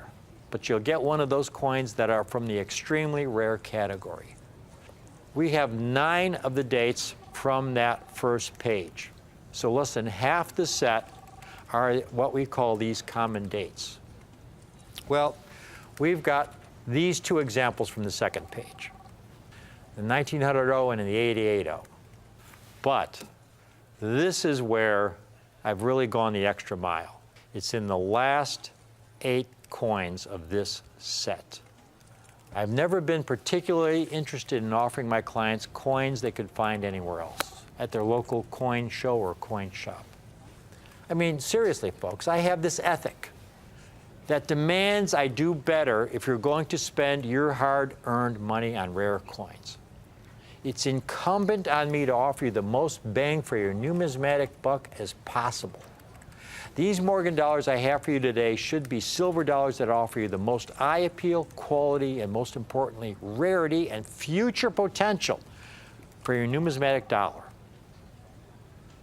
Now, I set a goal of offering a spectacular 21 coin set of brilliant uncirculated Morgan dollars that would encompass the full spectrum of rarity of these coins in brilliant uncirculated condition. From the more common dates that were on page 1 to those scarcer dates. And then let's go to these last 3 pages, Sasha. This is where we just blow it out of the water. Here we've got these very scarce dates that you'll never find. I mean, if you find a set of 20, they might offer one of the coins from this third section, these extremely scarce dates with populations under 25,000. This set has 7 coins. 7 coins, 7 of the 21 from this category. But we don't stop there, because then we get to the rare dates, and these coins you'll never find. The rare dates, and we even have 2 coins from this rare date category, the 91S and the 02P. And again, you've got coins on this page which go for several $1,000s in this category. And we've got 2 coins from this rare date category. But we didn't end there. This is where I really went the extra mile, finding a way to be able to offer this complete collection, to get 1 coin out of the extremely rare category, coins with populations under 3,000. These are the coins that you'll rarely find in Morgan dollar collections in uncirculated condition. These are the real rarities, folks. And to be able to get one of these coins is virtually worth the cost of the set all by itself.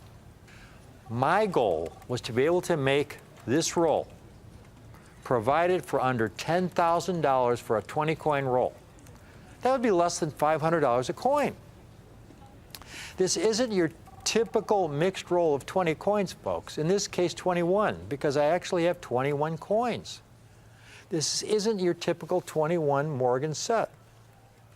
Just to give you an idea of what some of these sell for, starting with the 81S, the most common date is $450. We're going in order of the most common dates. Here's an 85P and 6.3 for over $1,000. That has some nice toning on it.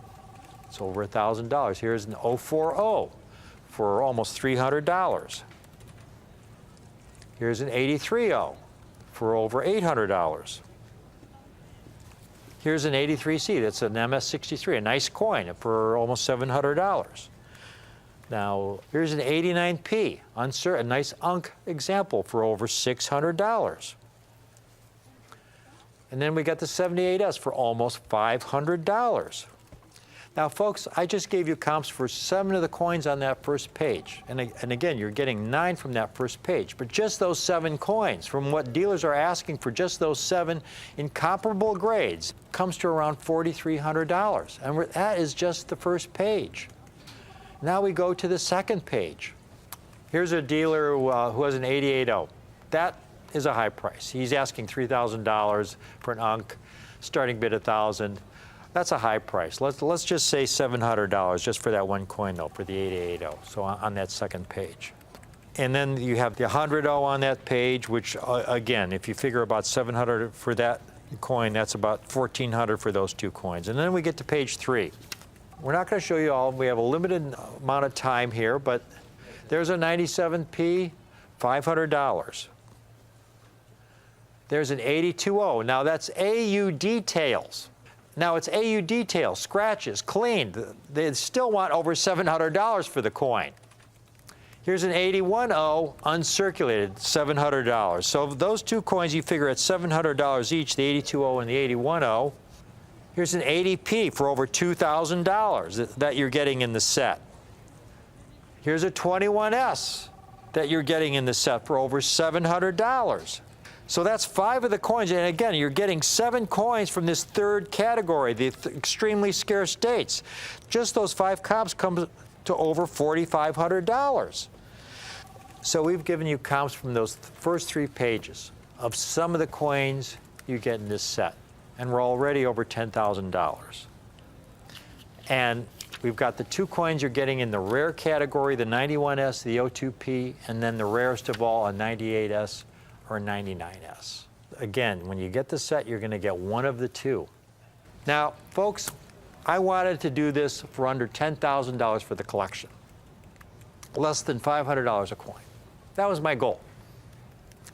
But I killed it, folks, because this complete set, the rarity you're getting, especially with the last 3 categories of coins, the extremely scarce, rare, and extremely rare. 10 coins in all, about half the set. You'd think this would be something around $10,000 or more. There's so much condition rarity in this set. The entire 21 coin group is not 9,500 or 7,900 or even 4,900. The complete set is yours for a limited time while we're able to get these rarest coins at these prices, folks. This entire set is yours for only $3,795.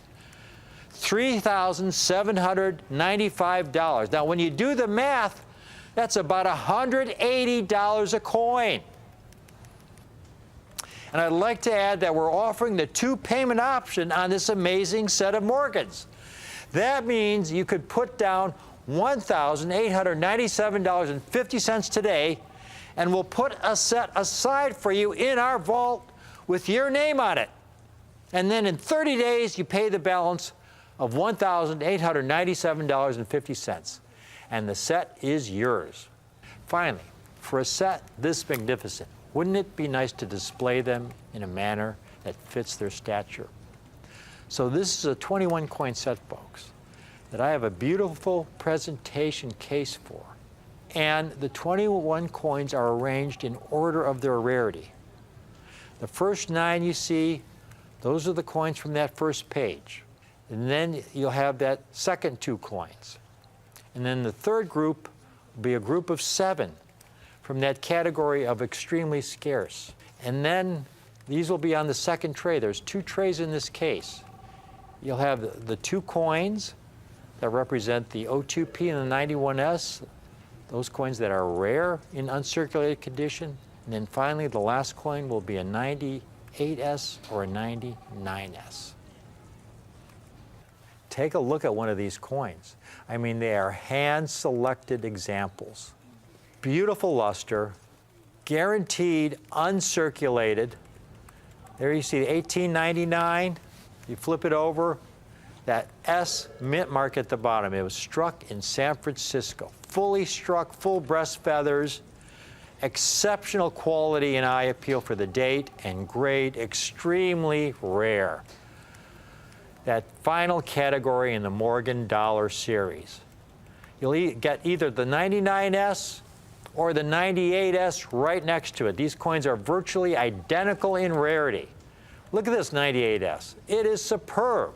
To survive in this condition, this is a miracle. This is why they are so rare. They shouldn't exist with this kind of condition after the travails they had gone through. And you're getting one of the 2 coins from this rarest category. We only have a handful of these 2 dates. It's such an important coin to include, folks, because for only a few $100s more, we're including a coin that has the potential to become more and more coveted in the years ahead. So we've got an 1898S or 1899S. And it includes the display case. Again, we've got everything from the 1881S, and you're getting an 1883 Carson City, which by itself on that first page is a $300 to $400 coin. You're getting so many rare dates in this collection. There is a finite quantity of these rare dates, folks. You've got the common dates, but then you have so many scarce and rare dates. This is an outstanding opportunity to put away a spectacular set of Morgan dollars. Even if you never buy another Morgan dollar, this is a set I would most highly recommend for only $3,795. $180.71 per coin. Think of how many coins there are out there that sell for more than $180 that are not nearly as rare as the coins I'm offering you today. And it's available on our 2 payment option. Just $1,897.50 down today, the balance in 30 days. Okay, so I'll go through all the coins again. Here's what you get in our 21 coin magnificent Morgan set. Group 1, starting with the 1881S, approximately $270,000 in all mint state. The 19040 has about 148,000 coins. The 1886P, there are 146,000 graded by NGC. The 1883O, there are just over 145,000. 1879S, with a little over 109,000 graded by NGC. The 1885P, now we're under 100,000 with only 85,000 coins. Then we get down to the 1883CC at approximately 58,000 coins graded. The 1889P at 55,000 coins graded. And the final coin in Group 1 is the 1878S with only 51,700 mint state coins graded by NGC. Okay, let's move on to Group 2. Group 2, the scarce dates, includes the 1900 at 49,000 coins in mint state, and the 1888 with only about 27,000 in mint state. And then Group 3, the extremely scarce dates, with mint state populations under 25,000, starting with the 1884P with under 20,000 mint state coins certified. And the 1897P also with less than 20,000 coins. And the 1882O, just a little over 19,000 coins certified. We also have the 1881O with about 18,000 coins certified. And the 1880P, now we're down to about 15,000 coins graded by NGC. And the 1921S with only about 14,500 coins graded. And the final coin in this group is the 1890S with only around 10,000 coins certified. These coins are so scarce, folks. And now, Group 4, the rare dates. We have the 1891S with only around 6,500 coins graded in all Mint State grades by NGC. And the 1902P, only around 6,400 coins graded in Mint State.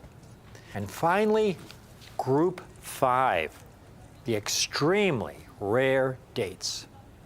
These are the coins that have less than 3,000 certified in all Mint State grades.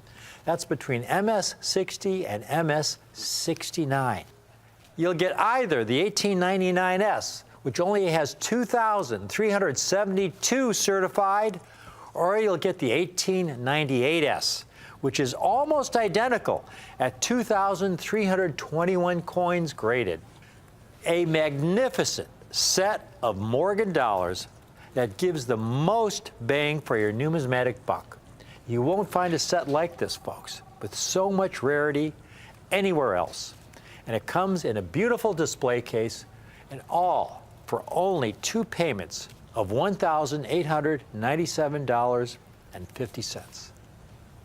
This is an incredible limited time opportunity.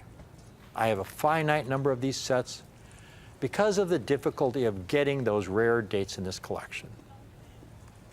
But for today, you get the entire set with the display case only here on Rare Collectibles TV. I hope you enjoyed this presentation. I hope you take advantage of one of these sets. This is the greatest group of Morgan dollars I've ever been able to offer here on my show at this price level. All for $3,795 right here on Rare Collectibles TV. Thank you for watching.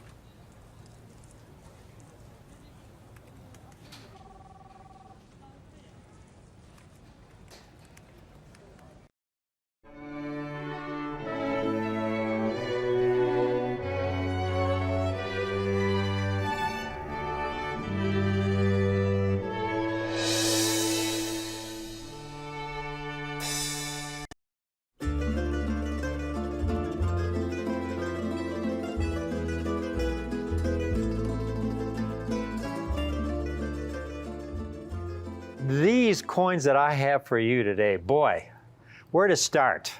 You know, well, first of all, I'm sure glad that this is 2023 and not 2024.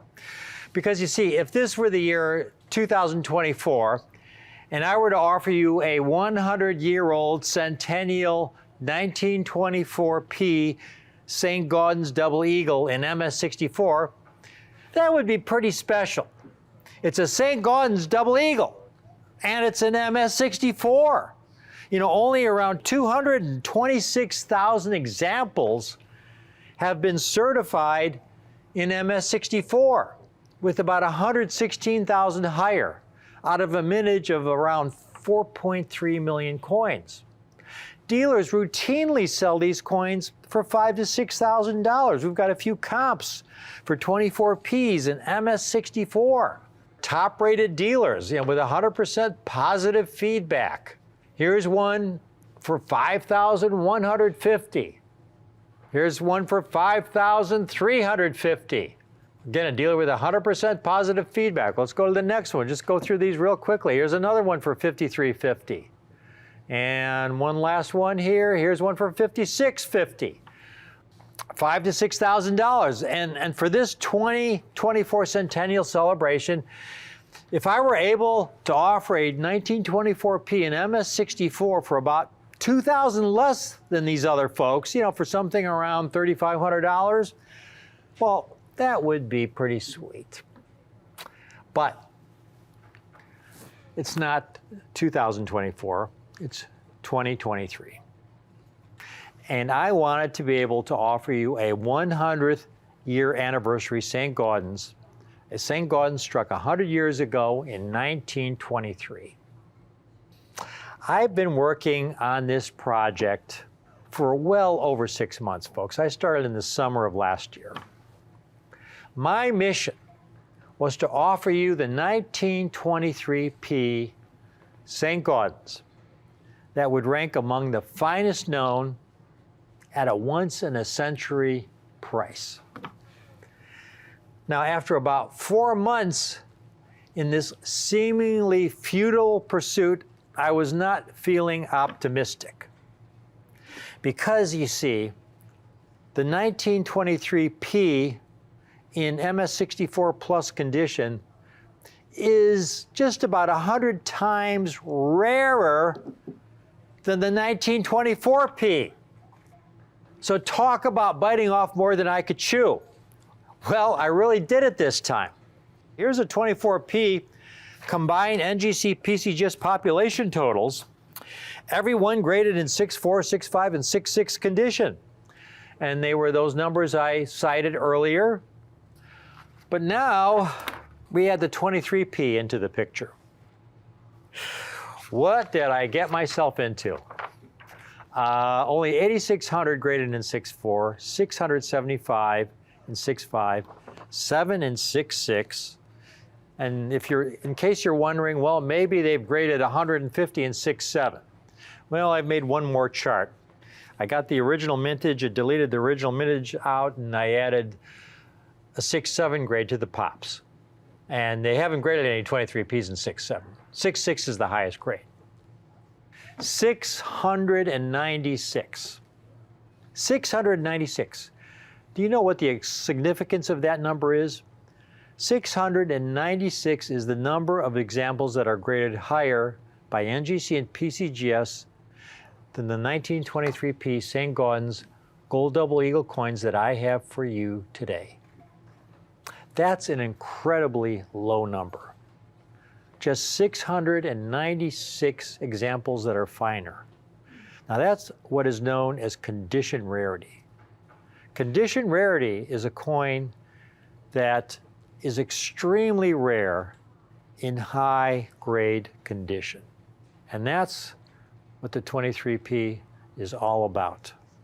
The 1924P has 116,020 examples graded higher than MS64. The 1923P, only 696 coins, over 100 times rarer. But miracles do happen, and there's always some luck involved. And, you know, it's always, my philosophy has always been, well, it's always a hard work. It's always having as many irons in the fire as possible to explore every possible opportunity. And one of those irons in the fire finally paid off. And today, I have the 1923P $20 gold St. Gaudens Double Eagle in Mint State 64 for you today. With a minuscule mintage of only 566,000 being produced, and with many being melted back into bullion in the 1930s by the United States Treasury, maybe leaving only a few 100,000 remaining. There are just very few survivors in 6.4 and higher grade. And most surviving examples are of extremely low quality. Of the 566,000 examples graded, there are only 7 coins graded in MS66, and that is the highest grade. The Smithsonian specimen is an MS64. It's been through a lot of hard work, and admittedly, with a little bit of luck, I have been able to acquire the most amazing collection of MS64 1923P specimens in the 30-plus history of Coin TV. I guarantee you, if you somehow were able to locate every single program ever to appear on TV regarding rare coins. There was never a collection of this magnitude of 1923p St. Gaudens double eagles. And the best part is the price I have them at that I never dreamt would be possible. Take a look at these coins. We couldn't even fit them all on one stand. We have almost 60 for you today. This is amazing. MS-64. Not only were they never in circulation, but they've survived bordering on being mark-free. When you first look at the coin, it looks absolutely flawless. It's only under really close scrutiny that you were able to find the tiniest little tick. This is extraordinary quality, and especially for a 1923p. A 1923p in MS-64 condition ranks among the finest known, equal in quality to the specimen in the Smithsonian. 100 times rarer than the 1924p. Now, $4,000 would be an excellent price for a 1924p. You saw the comps. Dealers are asking $5,000 to $5,700 for 24ps and 6.4. $4,500, about $1,000 less than that, that would be a good buying opportunity. But what about a 1923p? Call in now. I have these coins. This is a limited time offer. You better believe it's a limited time offer. You saw the pops on these. Never in the history of Coin TV has anybody been able to offer a group of 23Ps of this caliber, of this quantity, but these will run out very quickly, folks. They're not $6,900 or $5,900 or even $4,900. It's based on my cost. I got the most amazing deal that I could have ever dreamt of, ever have imagined. It was primarily because it was a good friend of mine, and he passed his good fortune on to me. And if we weren't good friends, I wouldn't have got them at this price. Today only, while we have them, $3,995 a coin for a 23p MS-64. Now, folks, call in now. I had over 90 specimens that were delivered just yesterday. And our pack team has already sold over 30 to their clients when this collection arrived, leaving fewer than 60. Well, I told them, that's enough, okay? That's enough. You can't sell anymore. I want the rest for tonight's show for all our loyal viewers and for all you first-time viewers. This is what Rick's U.S. Coin Show is all about. This is what Rare Collectibles TV is all about. When we get something extraordinary like this, we handle some of the finest United States rare coins. And sometimes when we get large deals offered to us and we can acquire the entire deal, we get a special price and we're first in line. And we're passing that hard work and good savings on to you today. It's available on a 2-payment option. Half down today of only $1,997.50. We'll hold one of these for you, the balance in 30 days. This is for our loyal viewers, all of those first-time customers, to have the opportunity to acquire a 1923 at what's basically a 2014 price when gold was around $1,300 an ounce. Well, gold's around $1,900, $2,000 an ounce. And these coins are essentially a full ounce of gold. The 1923 St. Gaudens in MS-64, a date that has eluded even the savviest collectors for years. The St. Gaudens Gold Double Eagle, folks, is widely recognized as the most beautiful coin in the world. It's the finest example of numismatic artistry and sculpting in the history of numismatics. So we got people calling in now. Again, if there's a queue, just be patient. We will get to you on these coins. Again, if you just tuned in, I have the extremely rare 1923p in MS-64 condition, an extraordinarily high grade for this tough date. It's going to be a maximum of 3 coins per caller. A maximum of 3 per customer, because I don't want somebody calling in and ordering, like 40 and basically almost clearing us out of our inventory, because we'll have a lot of other people calling in who will want to get in an example who will not be able to because we will be sold out. So maximum of 3 for a caller. Again, the St. Gaudens Double Eagle, widely regarded as the most beautiful coin in American history, probably in the entire world. It's the largest gold coin ever struck for commerce by the United States Mint.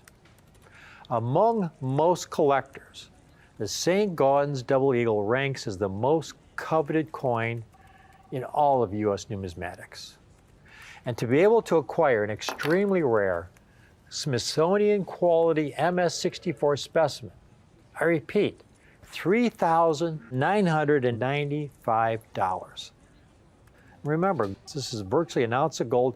Just in the gold value alone, the coin is worth over $1,900 just for the gold if you were to melt it down. But don't do that. You want to hold this coin in your family. You want to pass it down, pass it to your kids and grandkids. And this 1923p, folks, is one coin. If you were to never buy another rare coin in your life, if you're watching for the very first time, you've got perfect timing. I strongly urge you to acquire at least one of these miracle survivors. The 1923p St. Gaudens, while I have them, at the price I have them at, they're not $6,500 or $5,500. Here's a 1923, but it's MS-62, and it's $4,300. A dealer, again, with 100% positive feedback. Now here's one. It is a 6.4 plus, so it's a half point higher rate. It's a 6.4 plus. Give them that. It's a 6.4 plus, but it's still over $8,400. Okay? So please, act now. This is truly a once-in-a-lifetime opportunity to acquire this rarity at yesterday's prices. Just look at these coins. These are miracle coins. They look like they're brand new, like they were struck freshly off of a coining press yesterday. But they're 100 years old this year. It's the centennial celebration of the ultra-rare 1923p MS-64 condition. These are double eagles, the highest denomination coin struck for commerce. We have another one. We have a lot of people calling in. It's the highest denomination struck for commerce. Up until 1850, the largest denomination was the $10 gold piece with about a half an ounce of gold. So they called that coin the eagle. And then gold was discovered in 1848, and all of a sudden our country had an abundance of gold, and we were able to strike a larger gold coin, which was great for the banking system. It was twice the size of the $10 gold piece with about an ounce of gold. So they called it the double eagle. Keep in mind, gold is a very, very soft metal and also a very dense metal. You have to understand that coins this old, these largest gold coins ever struck for commerce by the U.S. Mint, folks, they're a little bit smaller in diameter than a Morgan dollar, but they're about 25% heavier. And when these coins were struck, they were ejected from the press and they'd land in a bin. Hundreds of these coins would land on top of each other. Of course, since they're gold, they're very heavy and very soft. So that would leave abrasions and marks on the coins. But that's not where it would stop, because then the coins were sorted, counted. They'd go through counting machines. They'd be tossed into bags. And then those bags were thrown onto trains, all the way to the bank. The coins would be rattling around in the bags, abrading against each other, leaving all sorts of nicks and marks. Here's a couple typical examples. These coins were never in circulation, a couple St. Gaudens that I have. They were never in circulation, but take a look at this one. This is a 1911. Look at the cut at 9 o'clock in the field.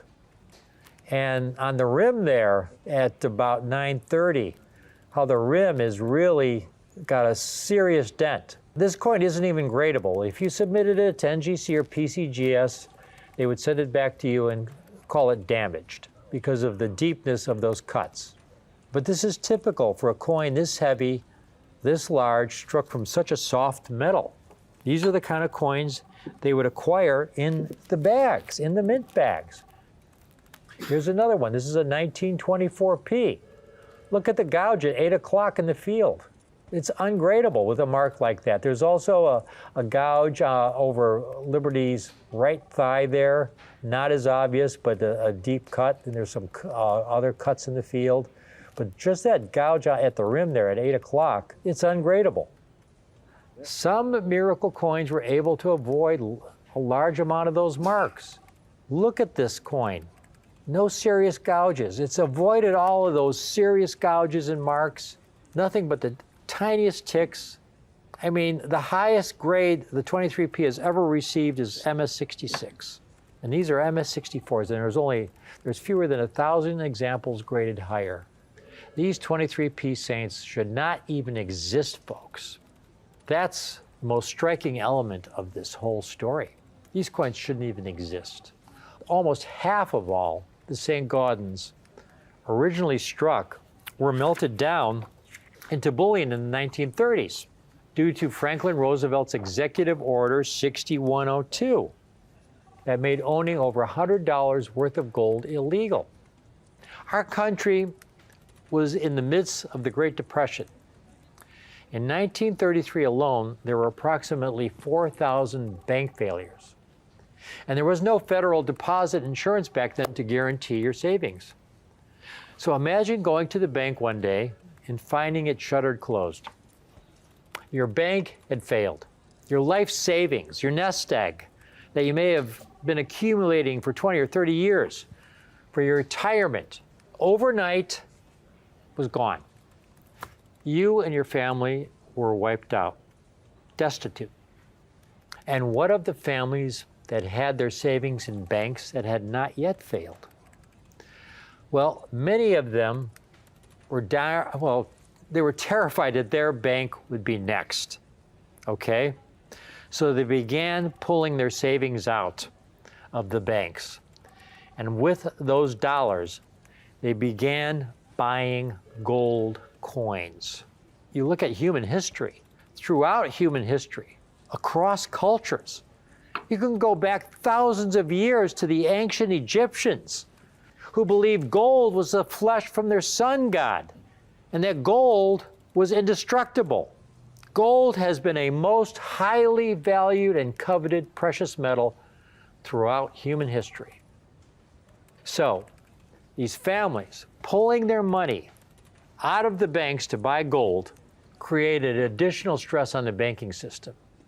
And so in April of 1933, then President Franklin Roosevelt signed Executive Order 6102, making the ownership of over $100 worth of gold illegal, punishable by 10 years in jail and or a $10,000 fine.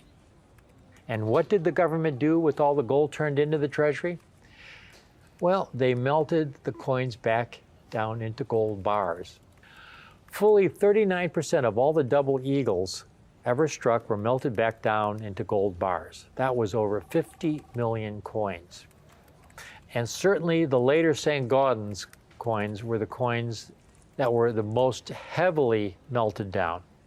So that 1923, the mintage, original mintage may have been 566,000.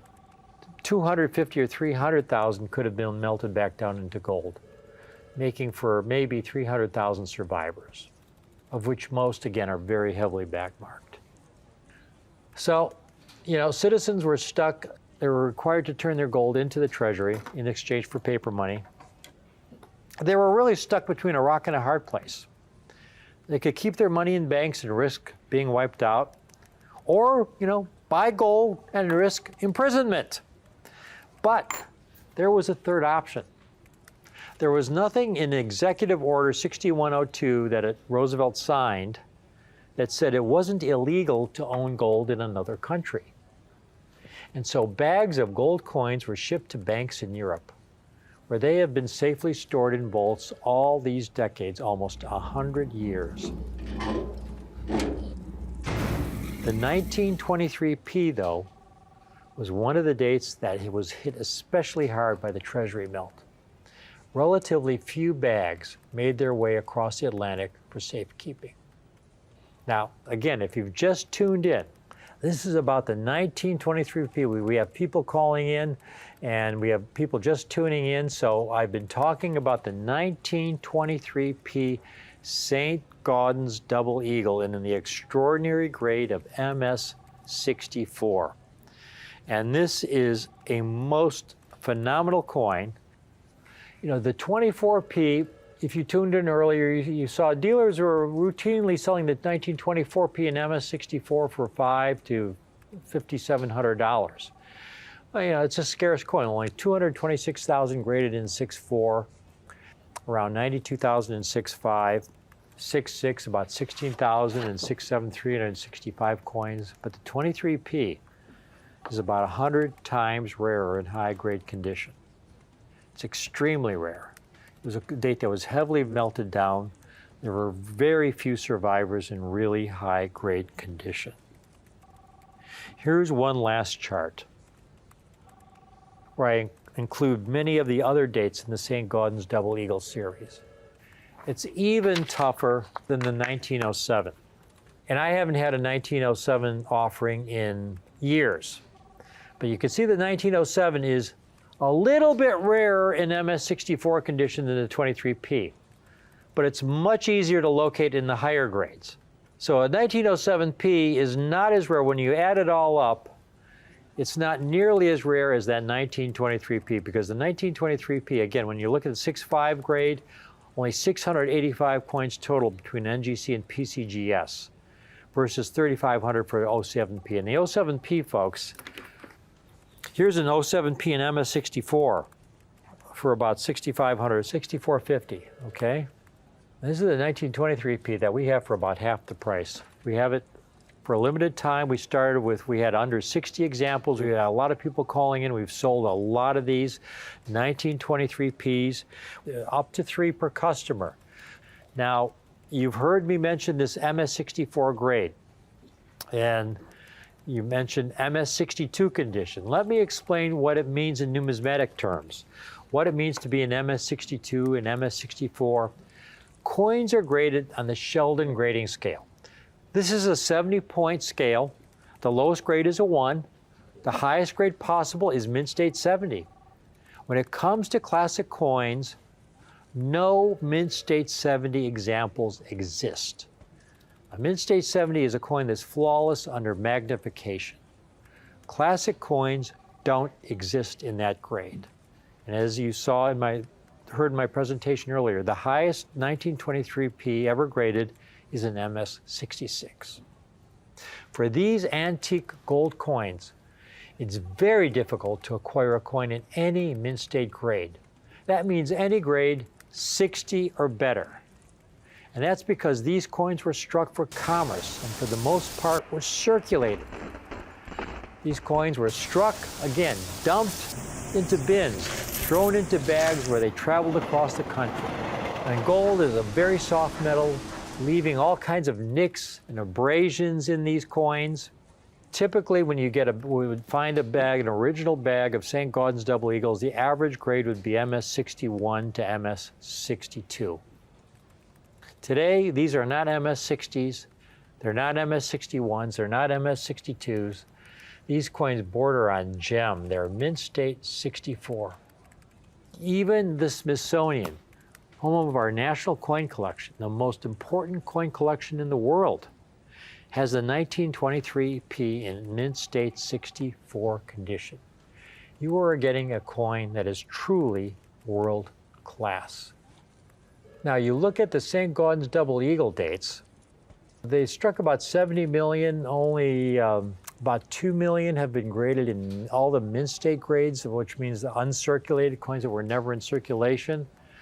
But about 2/3 of those coins are the first 3 dates you see at the top there, the 24P, the 27P, the 08P, about 2/3 of the coins. once you get past the 28p, they get much rarer. And then you get down to the 26p, where there's only 9,700 graded in 6.4 and 9,300 in 6.5. And then the San Francisco mint issues. Extremely rare, because the San Francisco mint issues, you had the San Francisco mint on the West Coast. Very few made it to the European Bay Court because you had the 3,000-mile journey from the West Coast to the East Coast to just get on a ship to be sent across the Atlantic. So very few San Francisco mint issues have survived. And this 23p is rarer even than the 14S and the 15S that you see on those charts. We got people calling in. We're only going to go about 2 more minutes on this presentation. Okay, this is the 1923p. Let me close it out here. In conclusion, folks, again, this is a presentation on a coin that is one of the most underrated St. Gaudens double eagles in the entire series. If you've never bought a United States rare coin before, one of these 23p Saints, an extraordinary Smithsonian quality MS-64, offers you unparalleled opportunity. These are coins that will be so very, very good to you.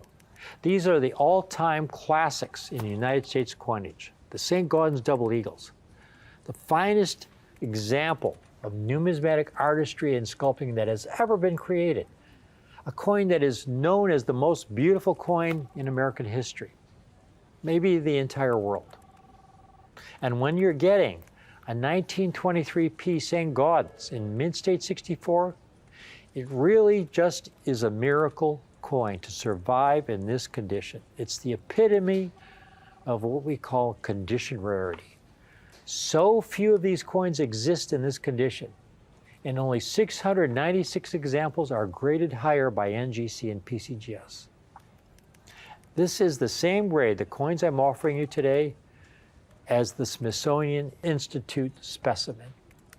These coins are exceptionally well preserved, with nearly a full ounce of gold, with so few marks, almost as if they were struck, ejected from the press, and before they fell into the bin, again, it's like you caught them on a velvet pillow, and then you preserved them since 1923 for this last 100 years.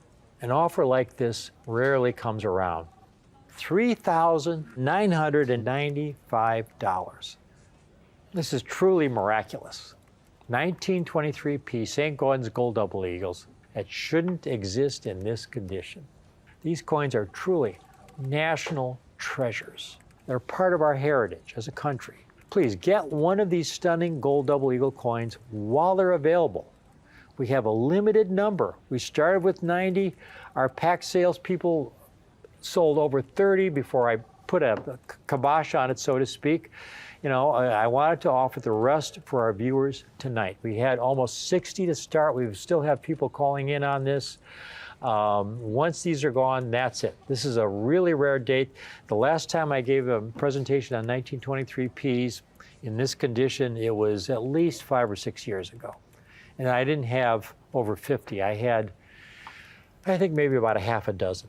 This is the type of heirloom that you want to pass on to your kids and grandkids. The most stunning coin ever produced in American history. This key date, most stunning coin produced in world history. A coin you can be proud of. A crown jewel of the American coin Renaissance era of the early 1900s. I hope you're able to take advantage of this numismatic opportunity. Thank you for watching, and please do yourself a favor, get at least one, but if you can swing two, get yourself two. This coin, I guarantee, will be very, very good to you. Thank you for watching.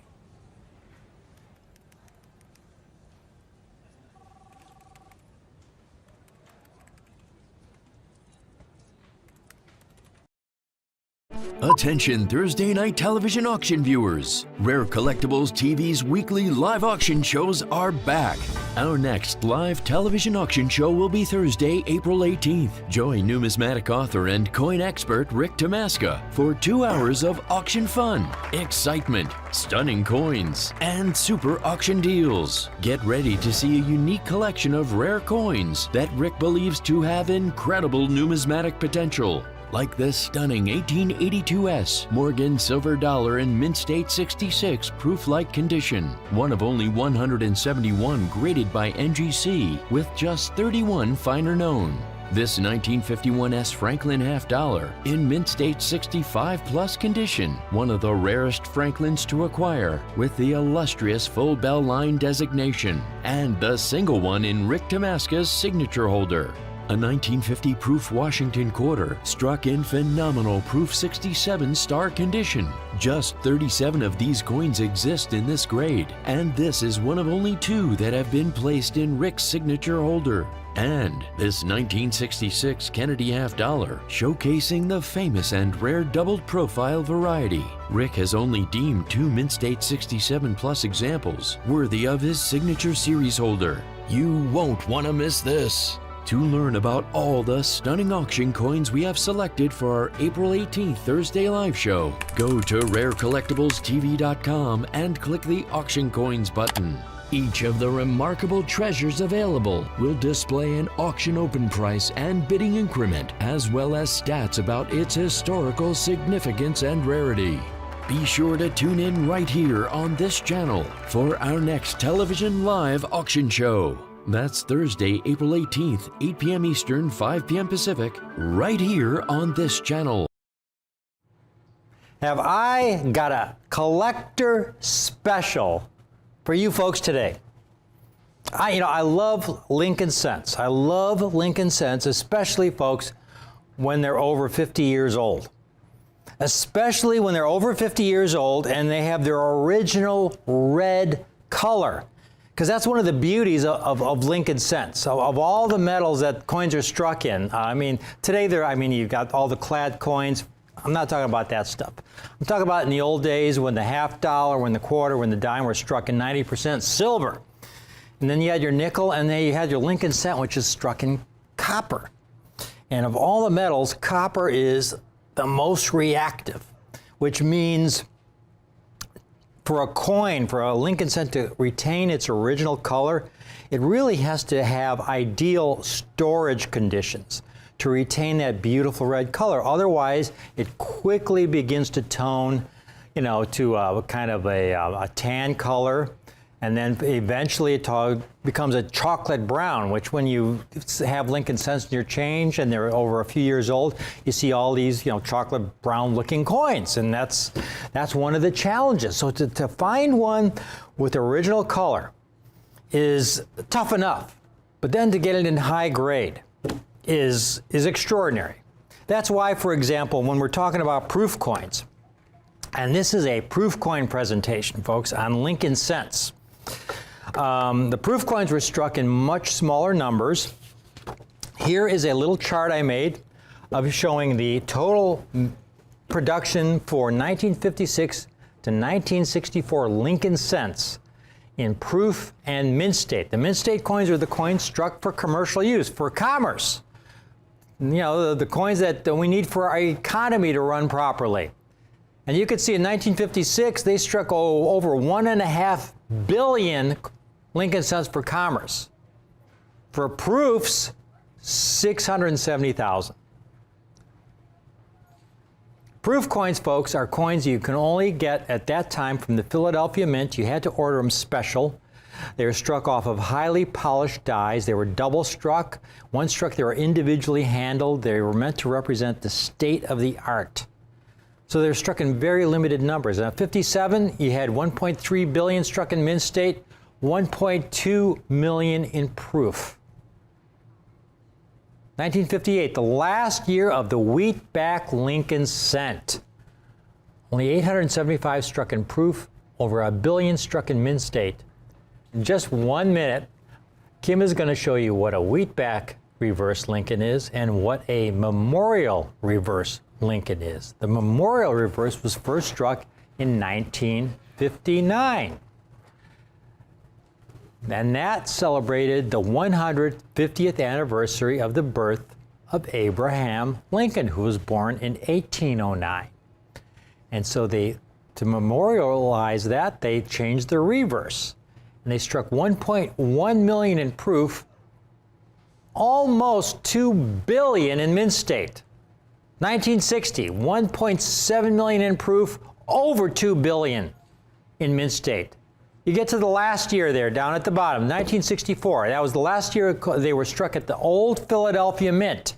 The next time proof coins were struck, it was at the San Francisco Mint. This was the last year of the Philadelphia Mint struck proof Lincoln cents. 3.9 million in proof, over 6 billion for commercial use.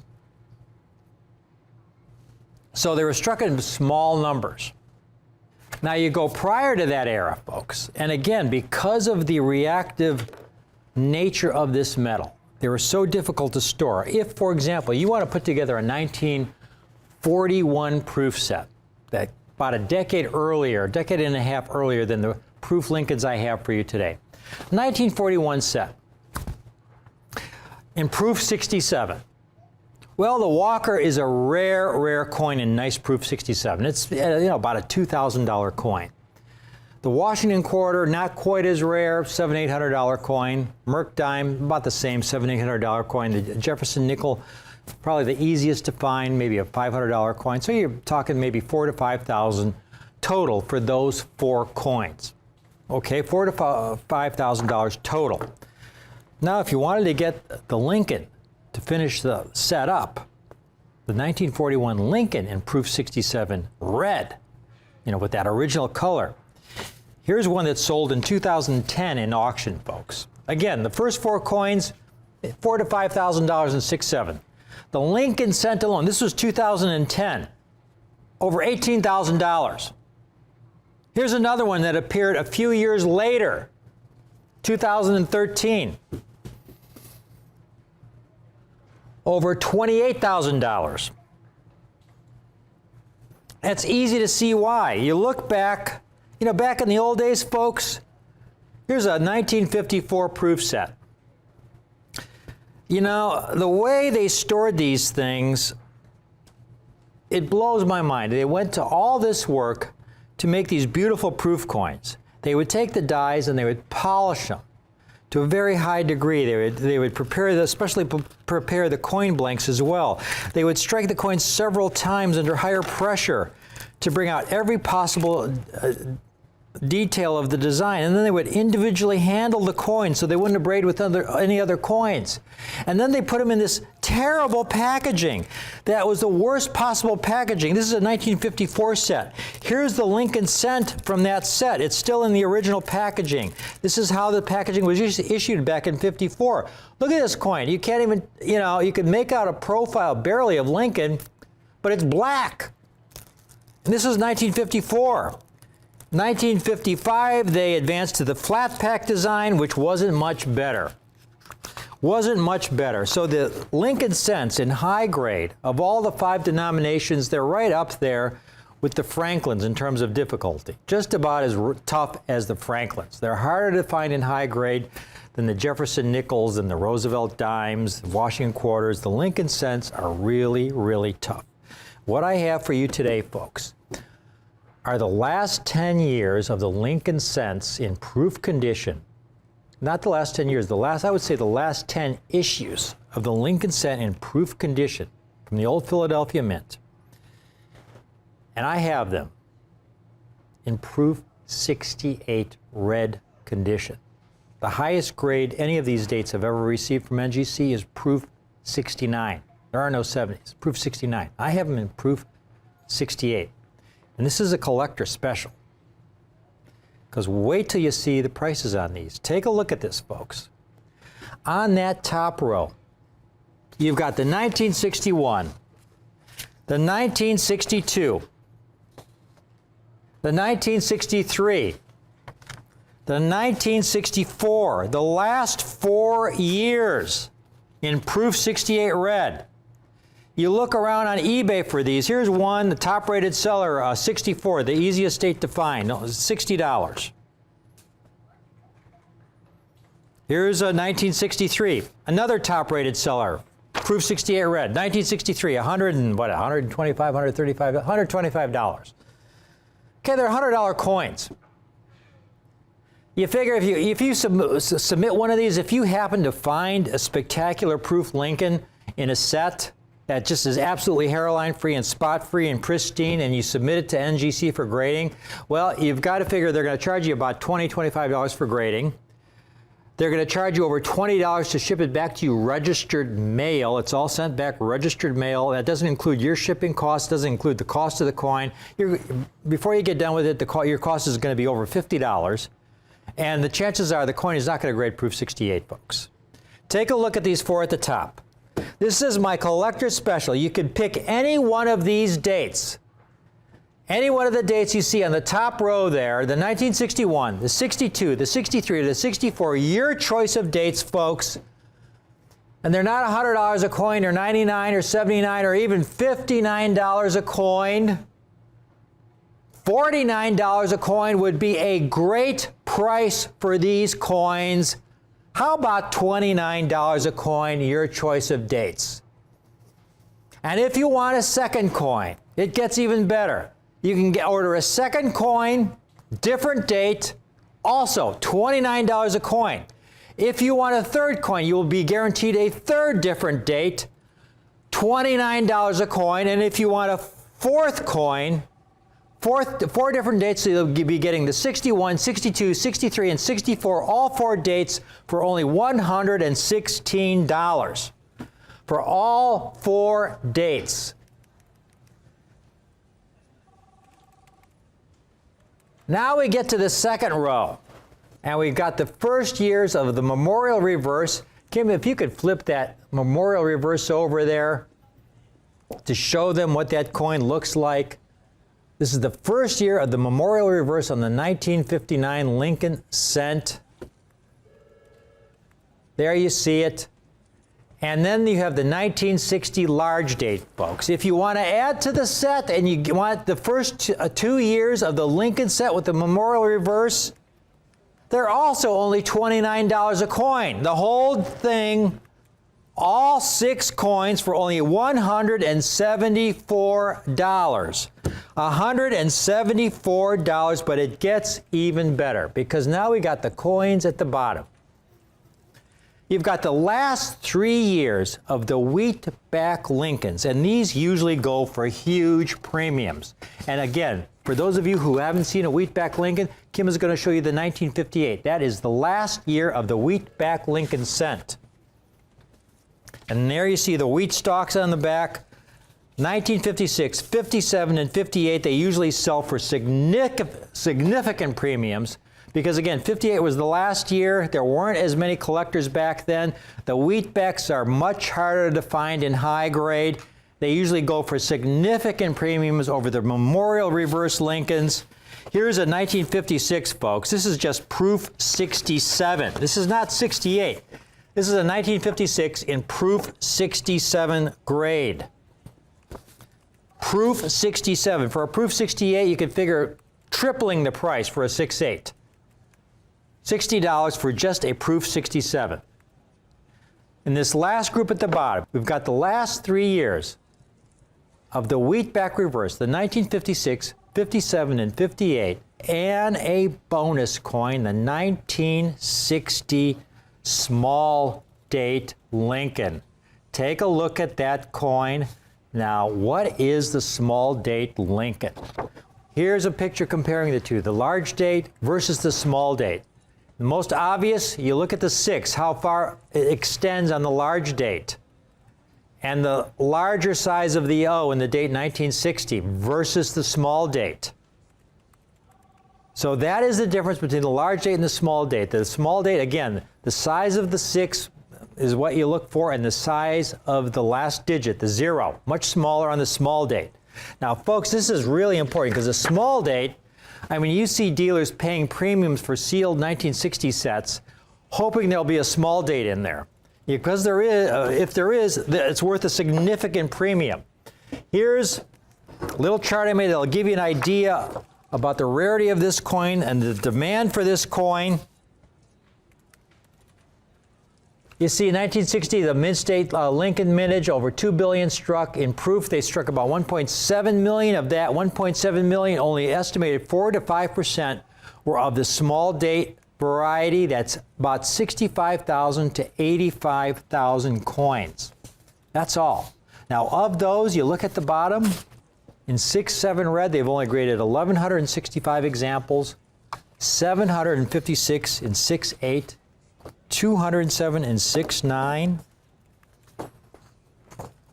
Here's a small date, folks, in 6-7 red, about $100.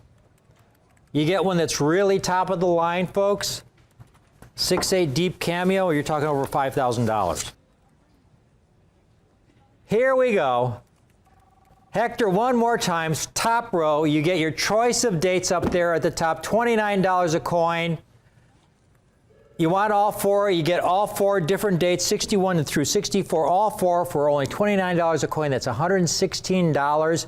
If you want the 6-coin set, that includes the 1959 first year of the memorial reverse and the 1960 large date, the 6-coin set, again, only comes to $29 a coin for proof 68s, only $174. And now this is where the collector's special gets really special. You can get those last 4 dates you see at the bottom.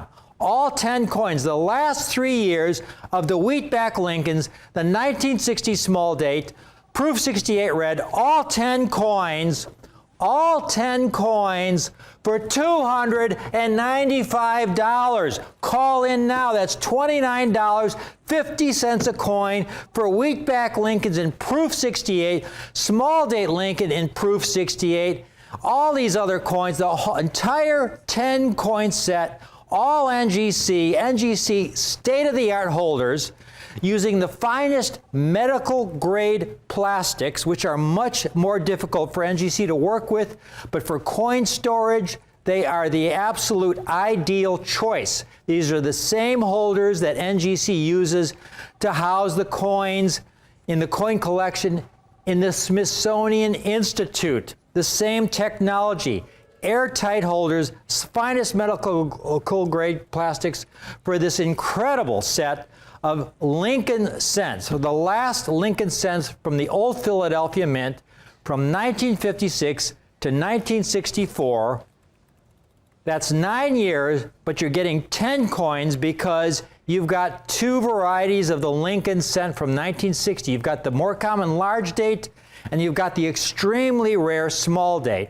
And every coin in extraordinary proof 68 red. This is one of those deals where we get so many dealers, folks, that call in to buy these. I would guess we get as many dealer orders as we get collector orders, because there is so much obvious resale potential in this set at these prices. $29.50 a coin, $295 for the entire 10-coin set. While I have these small dates in stock in this condition, while I have these Wheatbacks in stock and in this condition, they are yours for only $295. We've got a lot of folks calling on this. We're getting an extraordinary response because this is, after all, a collector special. This is the kind of stuff I just love to do because it's so great. It's so great to be able to offer these kinds of coins that offer such extraordinary eye appeal, such extraordinary quality, so much rarity, at such a great, great price. Keep calling in. I've put a lot of these sets together. I do have a limit as to how many sets I can offer, but I do have enough sets that if you call in and if you got to wait a minute or two, we'll get to you. We'll get a set to you. You have my guarantee on that. From Kim and I, thank you for watching this really special collector special.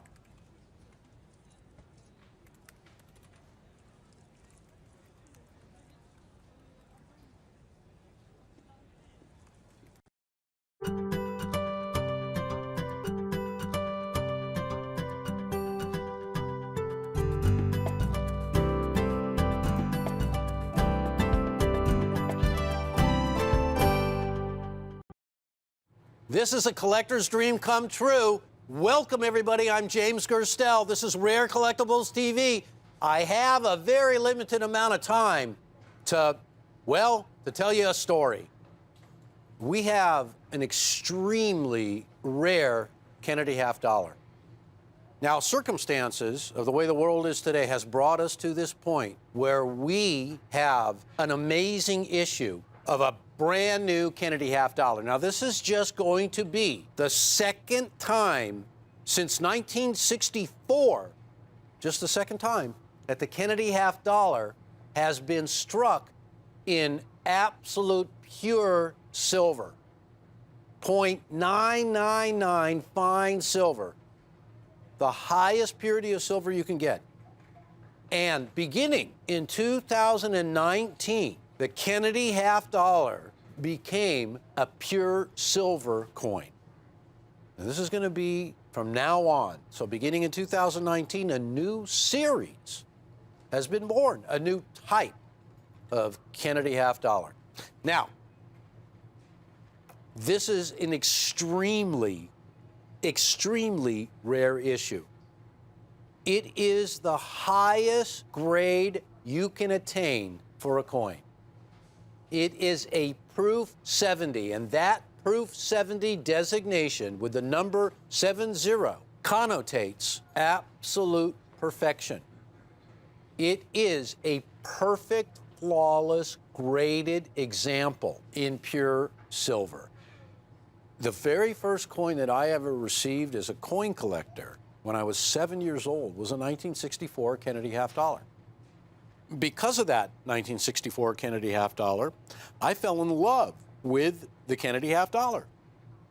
And when I saw the Kennedy half dollar from the 1964 proof set or any of the Kennedy half dollars from subsequent years, what really struck me was the amazing mirror on the coin, the amazing strike, how much different it was than the ordinary coin that was meant to circulate.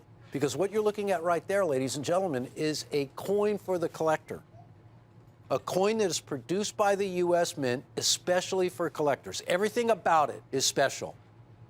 The dies that were used to strike, the coin blank known as the planchet, the amount of times that the coin was struck, a minimum of 2 times. And that was to ensure that detail on this Kennedy half dollar was displayed like on no other coin.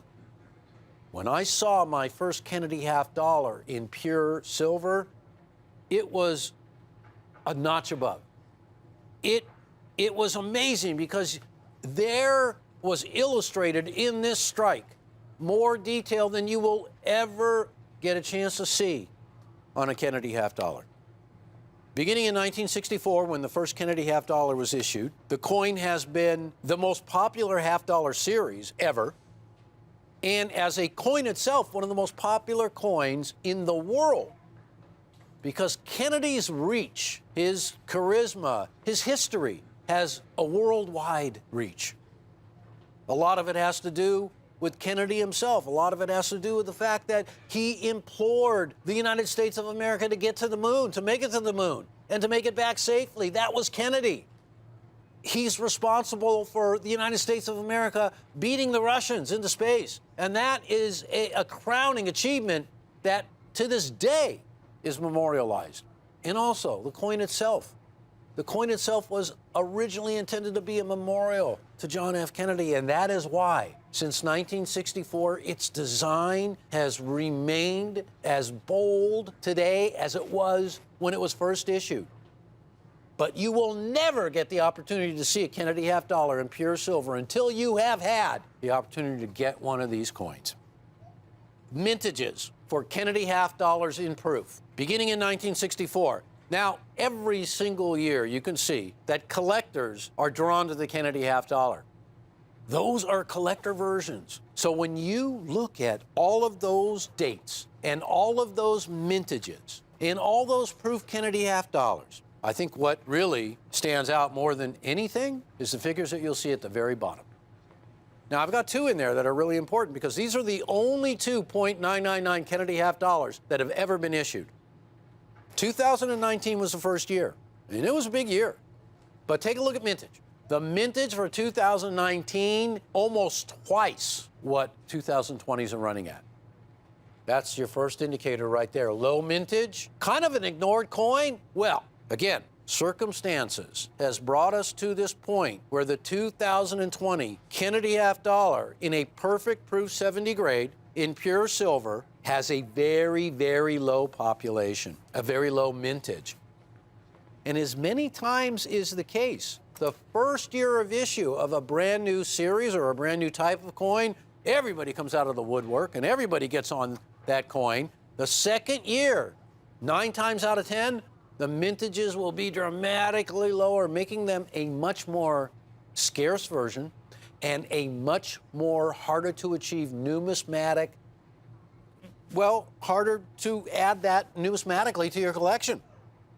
The figures for 2020 for first day of issue for this coin are right there, ladies and gentlemen. Now, why is that so important? 1,944 coins. Well, it's so important because look at the year before, 2019. Over 7,100 first day of issue coins were populated, were graded in a perfect grade by both grading services. This year, 2020, that's it. You're looking at less than 2,000 coins. Right now, the whole world is crazy for coins. Have you noticed? I want to really point out, everywhere you go today, nobody has any coins in stock. Hey, they'll take your order, they'll take your money, but you're not going to get coins for weeks, could even be longer. I've been calling around everywhere, and I've been running up against people telling me 3 weeks, 2 months, on every single try. Everybody, everywhere. Nobody has any product. Well, we have these coins live. We have them in-house. They're in stock and they're ready to go. And this is one of the rarest first day of issues you are ever going to get your hands on. Now, why does everybody love first day of issue so much? Well, look at the name, first day of issue. That means that these coins on the very first day of issue were in the grading room, being graded to be able to carry that label. Not a first strike, not an early release, but first day of issue. That's big. And only 1,944 coins have been designated by either grading service's first day of issue. This coin is the ultimate numismatic example of a pure silver Kennedy half dollar. There is no higher grade. This is the Kennedy half dollar from 1964 to 2020. Over 4 billion coins released into circulation. Now, as a proof, a fraction of that amount. And the proofs are designated for collectors only. But though it's a fraction, 153 million. The percentage of the proofs to business strikes, as if that doesn't illustrate the rarity already, 3.6%. And as a percentage, if you like percentages, it's 0.15. Not even 1/5 of 1%, less. So a really, really small amount end up as a perfect certified 70 grade by either of the grading services. The pure silver Kennedy half dollar is a newcomer to the Kennedy series, a new type. But from now on, every Kennedy half dollar struck for the collector in silver will be pure. But so far, only 2 issues, the 2019 and the 2020. Now, again, when you look at how many issues of business strikes between all the dates and mint marks, 211. In proof, 86. But in pure silver proof, 2. So now is the time to start building this new type, this pure silver Kennedy half dollar. Less than 2,000 people in the world are going to be able to own a first day of issue. I know what you're thinking. Yeah, it's great coin, love to have it. It's the most beautiful Kennedy half dollar I ever have seen. But I don't want to spend $3,000, $4,000, or even $2,000 for this coin. I see that it's phenomenal and worth every penny. Ladies and gentlemen, This is the ultimate Kennedy half dollar with one of the lowest, if not the lowest, populated amount, the population of less than 2,000. $395. $395. Now, needless to say, no longer are there going to be first day of issues. You could buy 1,000 Kennedy half dollars and submit them. You will not get one first day of issue. And that doesn't even count how many coins you would have to submit to get just one 70 grade, one perfect grade. Ladies and gentlemen, right now, collectors of coins are, I mean, it seems to me as if almost everybody in the whole world has become a coin collector. It's amazing. But when I pick up the phone and I call numismatic firms that have been in business for 40 years or longer, who have the greatest connections, who should have coins waiting to be delivered to their customers, when they don't even have one single Kennedy half dollar, then I know that this is the it coin, and now is the time. And right now, for the ultimate in a Kennedy half dollar, I don't think there's a better time, because this is the coin everybody wants. And I'm talking millions of Kennedy half dollar collectors. Millions of proof Kennedy half dollars have been distributed to collectors around the world, over 150 million of them. And only, well, 1,944 of these coins, second year of issue in pure silver, in the ultimate proof 70 ultra cameo grade exist. And that's it. And when you look at last year, the first year of issue, one of the key dates for sure, the beginning of a new series, there were over 7,000 of those coins. And again, ladies and gentlemen, not $2,000, not $1,800, not $1,500, not $995, $395. I know what you're thinking, because you're looking at that Kennedy half dollar like I am, and the first thing that comes to mind is, I have never seen, even in silver, a Kennedy half dollar with this much cameo, this much contrast, that much mirror.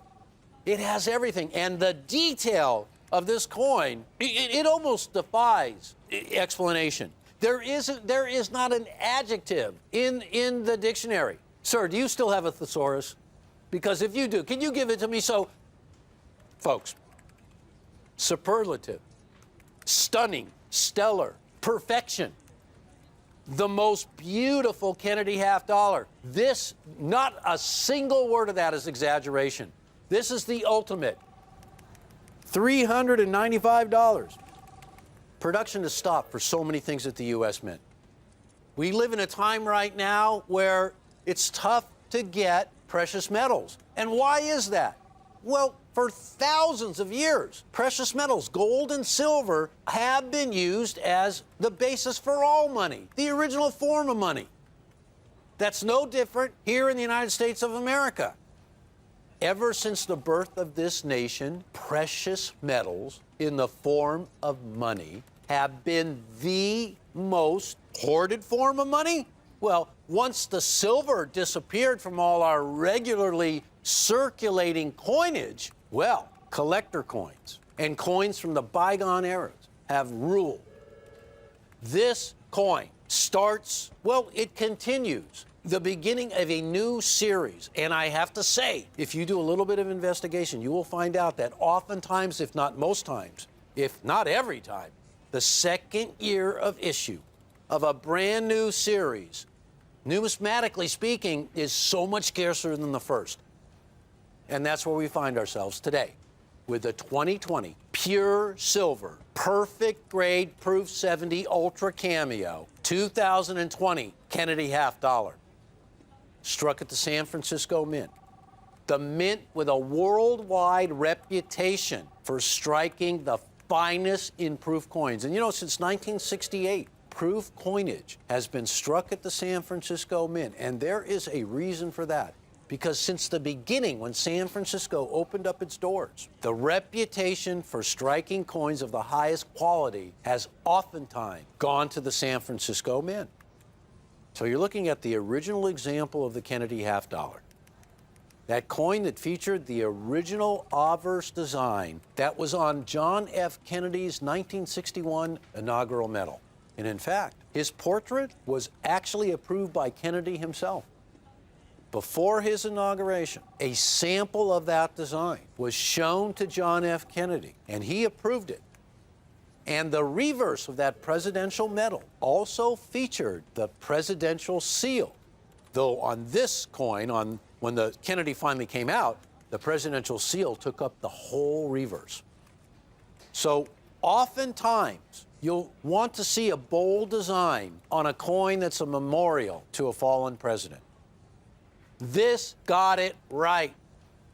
Folks, in order for this coin to attain the ultimate grade of perfect Proof 70 Ultra Cameo, it not only had to appear flawless, but under 5 times magnification, it had to be flawless. So if you could not see anything when it was blown up 5 times its regular size, it wouldn't be a perfect coin. So every one of these have had third-party expertise attesting to the perfection. $395. This is it. There will not be any more of these. First day of issues are the most sought after in a grading service holder, the label of a grading service holder, even more so than early release or first release. First day of issue. The earliest that you can get a coin from a grading service in perfect Proof 70 for less than $2,000, even less than $1,000 today, $395. The ultimate Kennedy half dollar for 2020. Thank you for watching. And you know, I always say, stay tuned because there's going to be something great coming up next. Well, I can guarantee you that's true. Thank you again.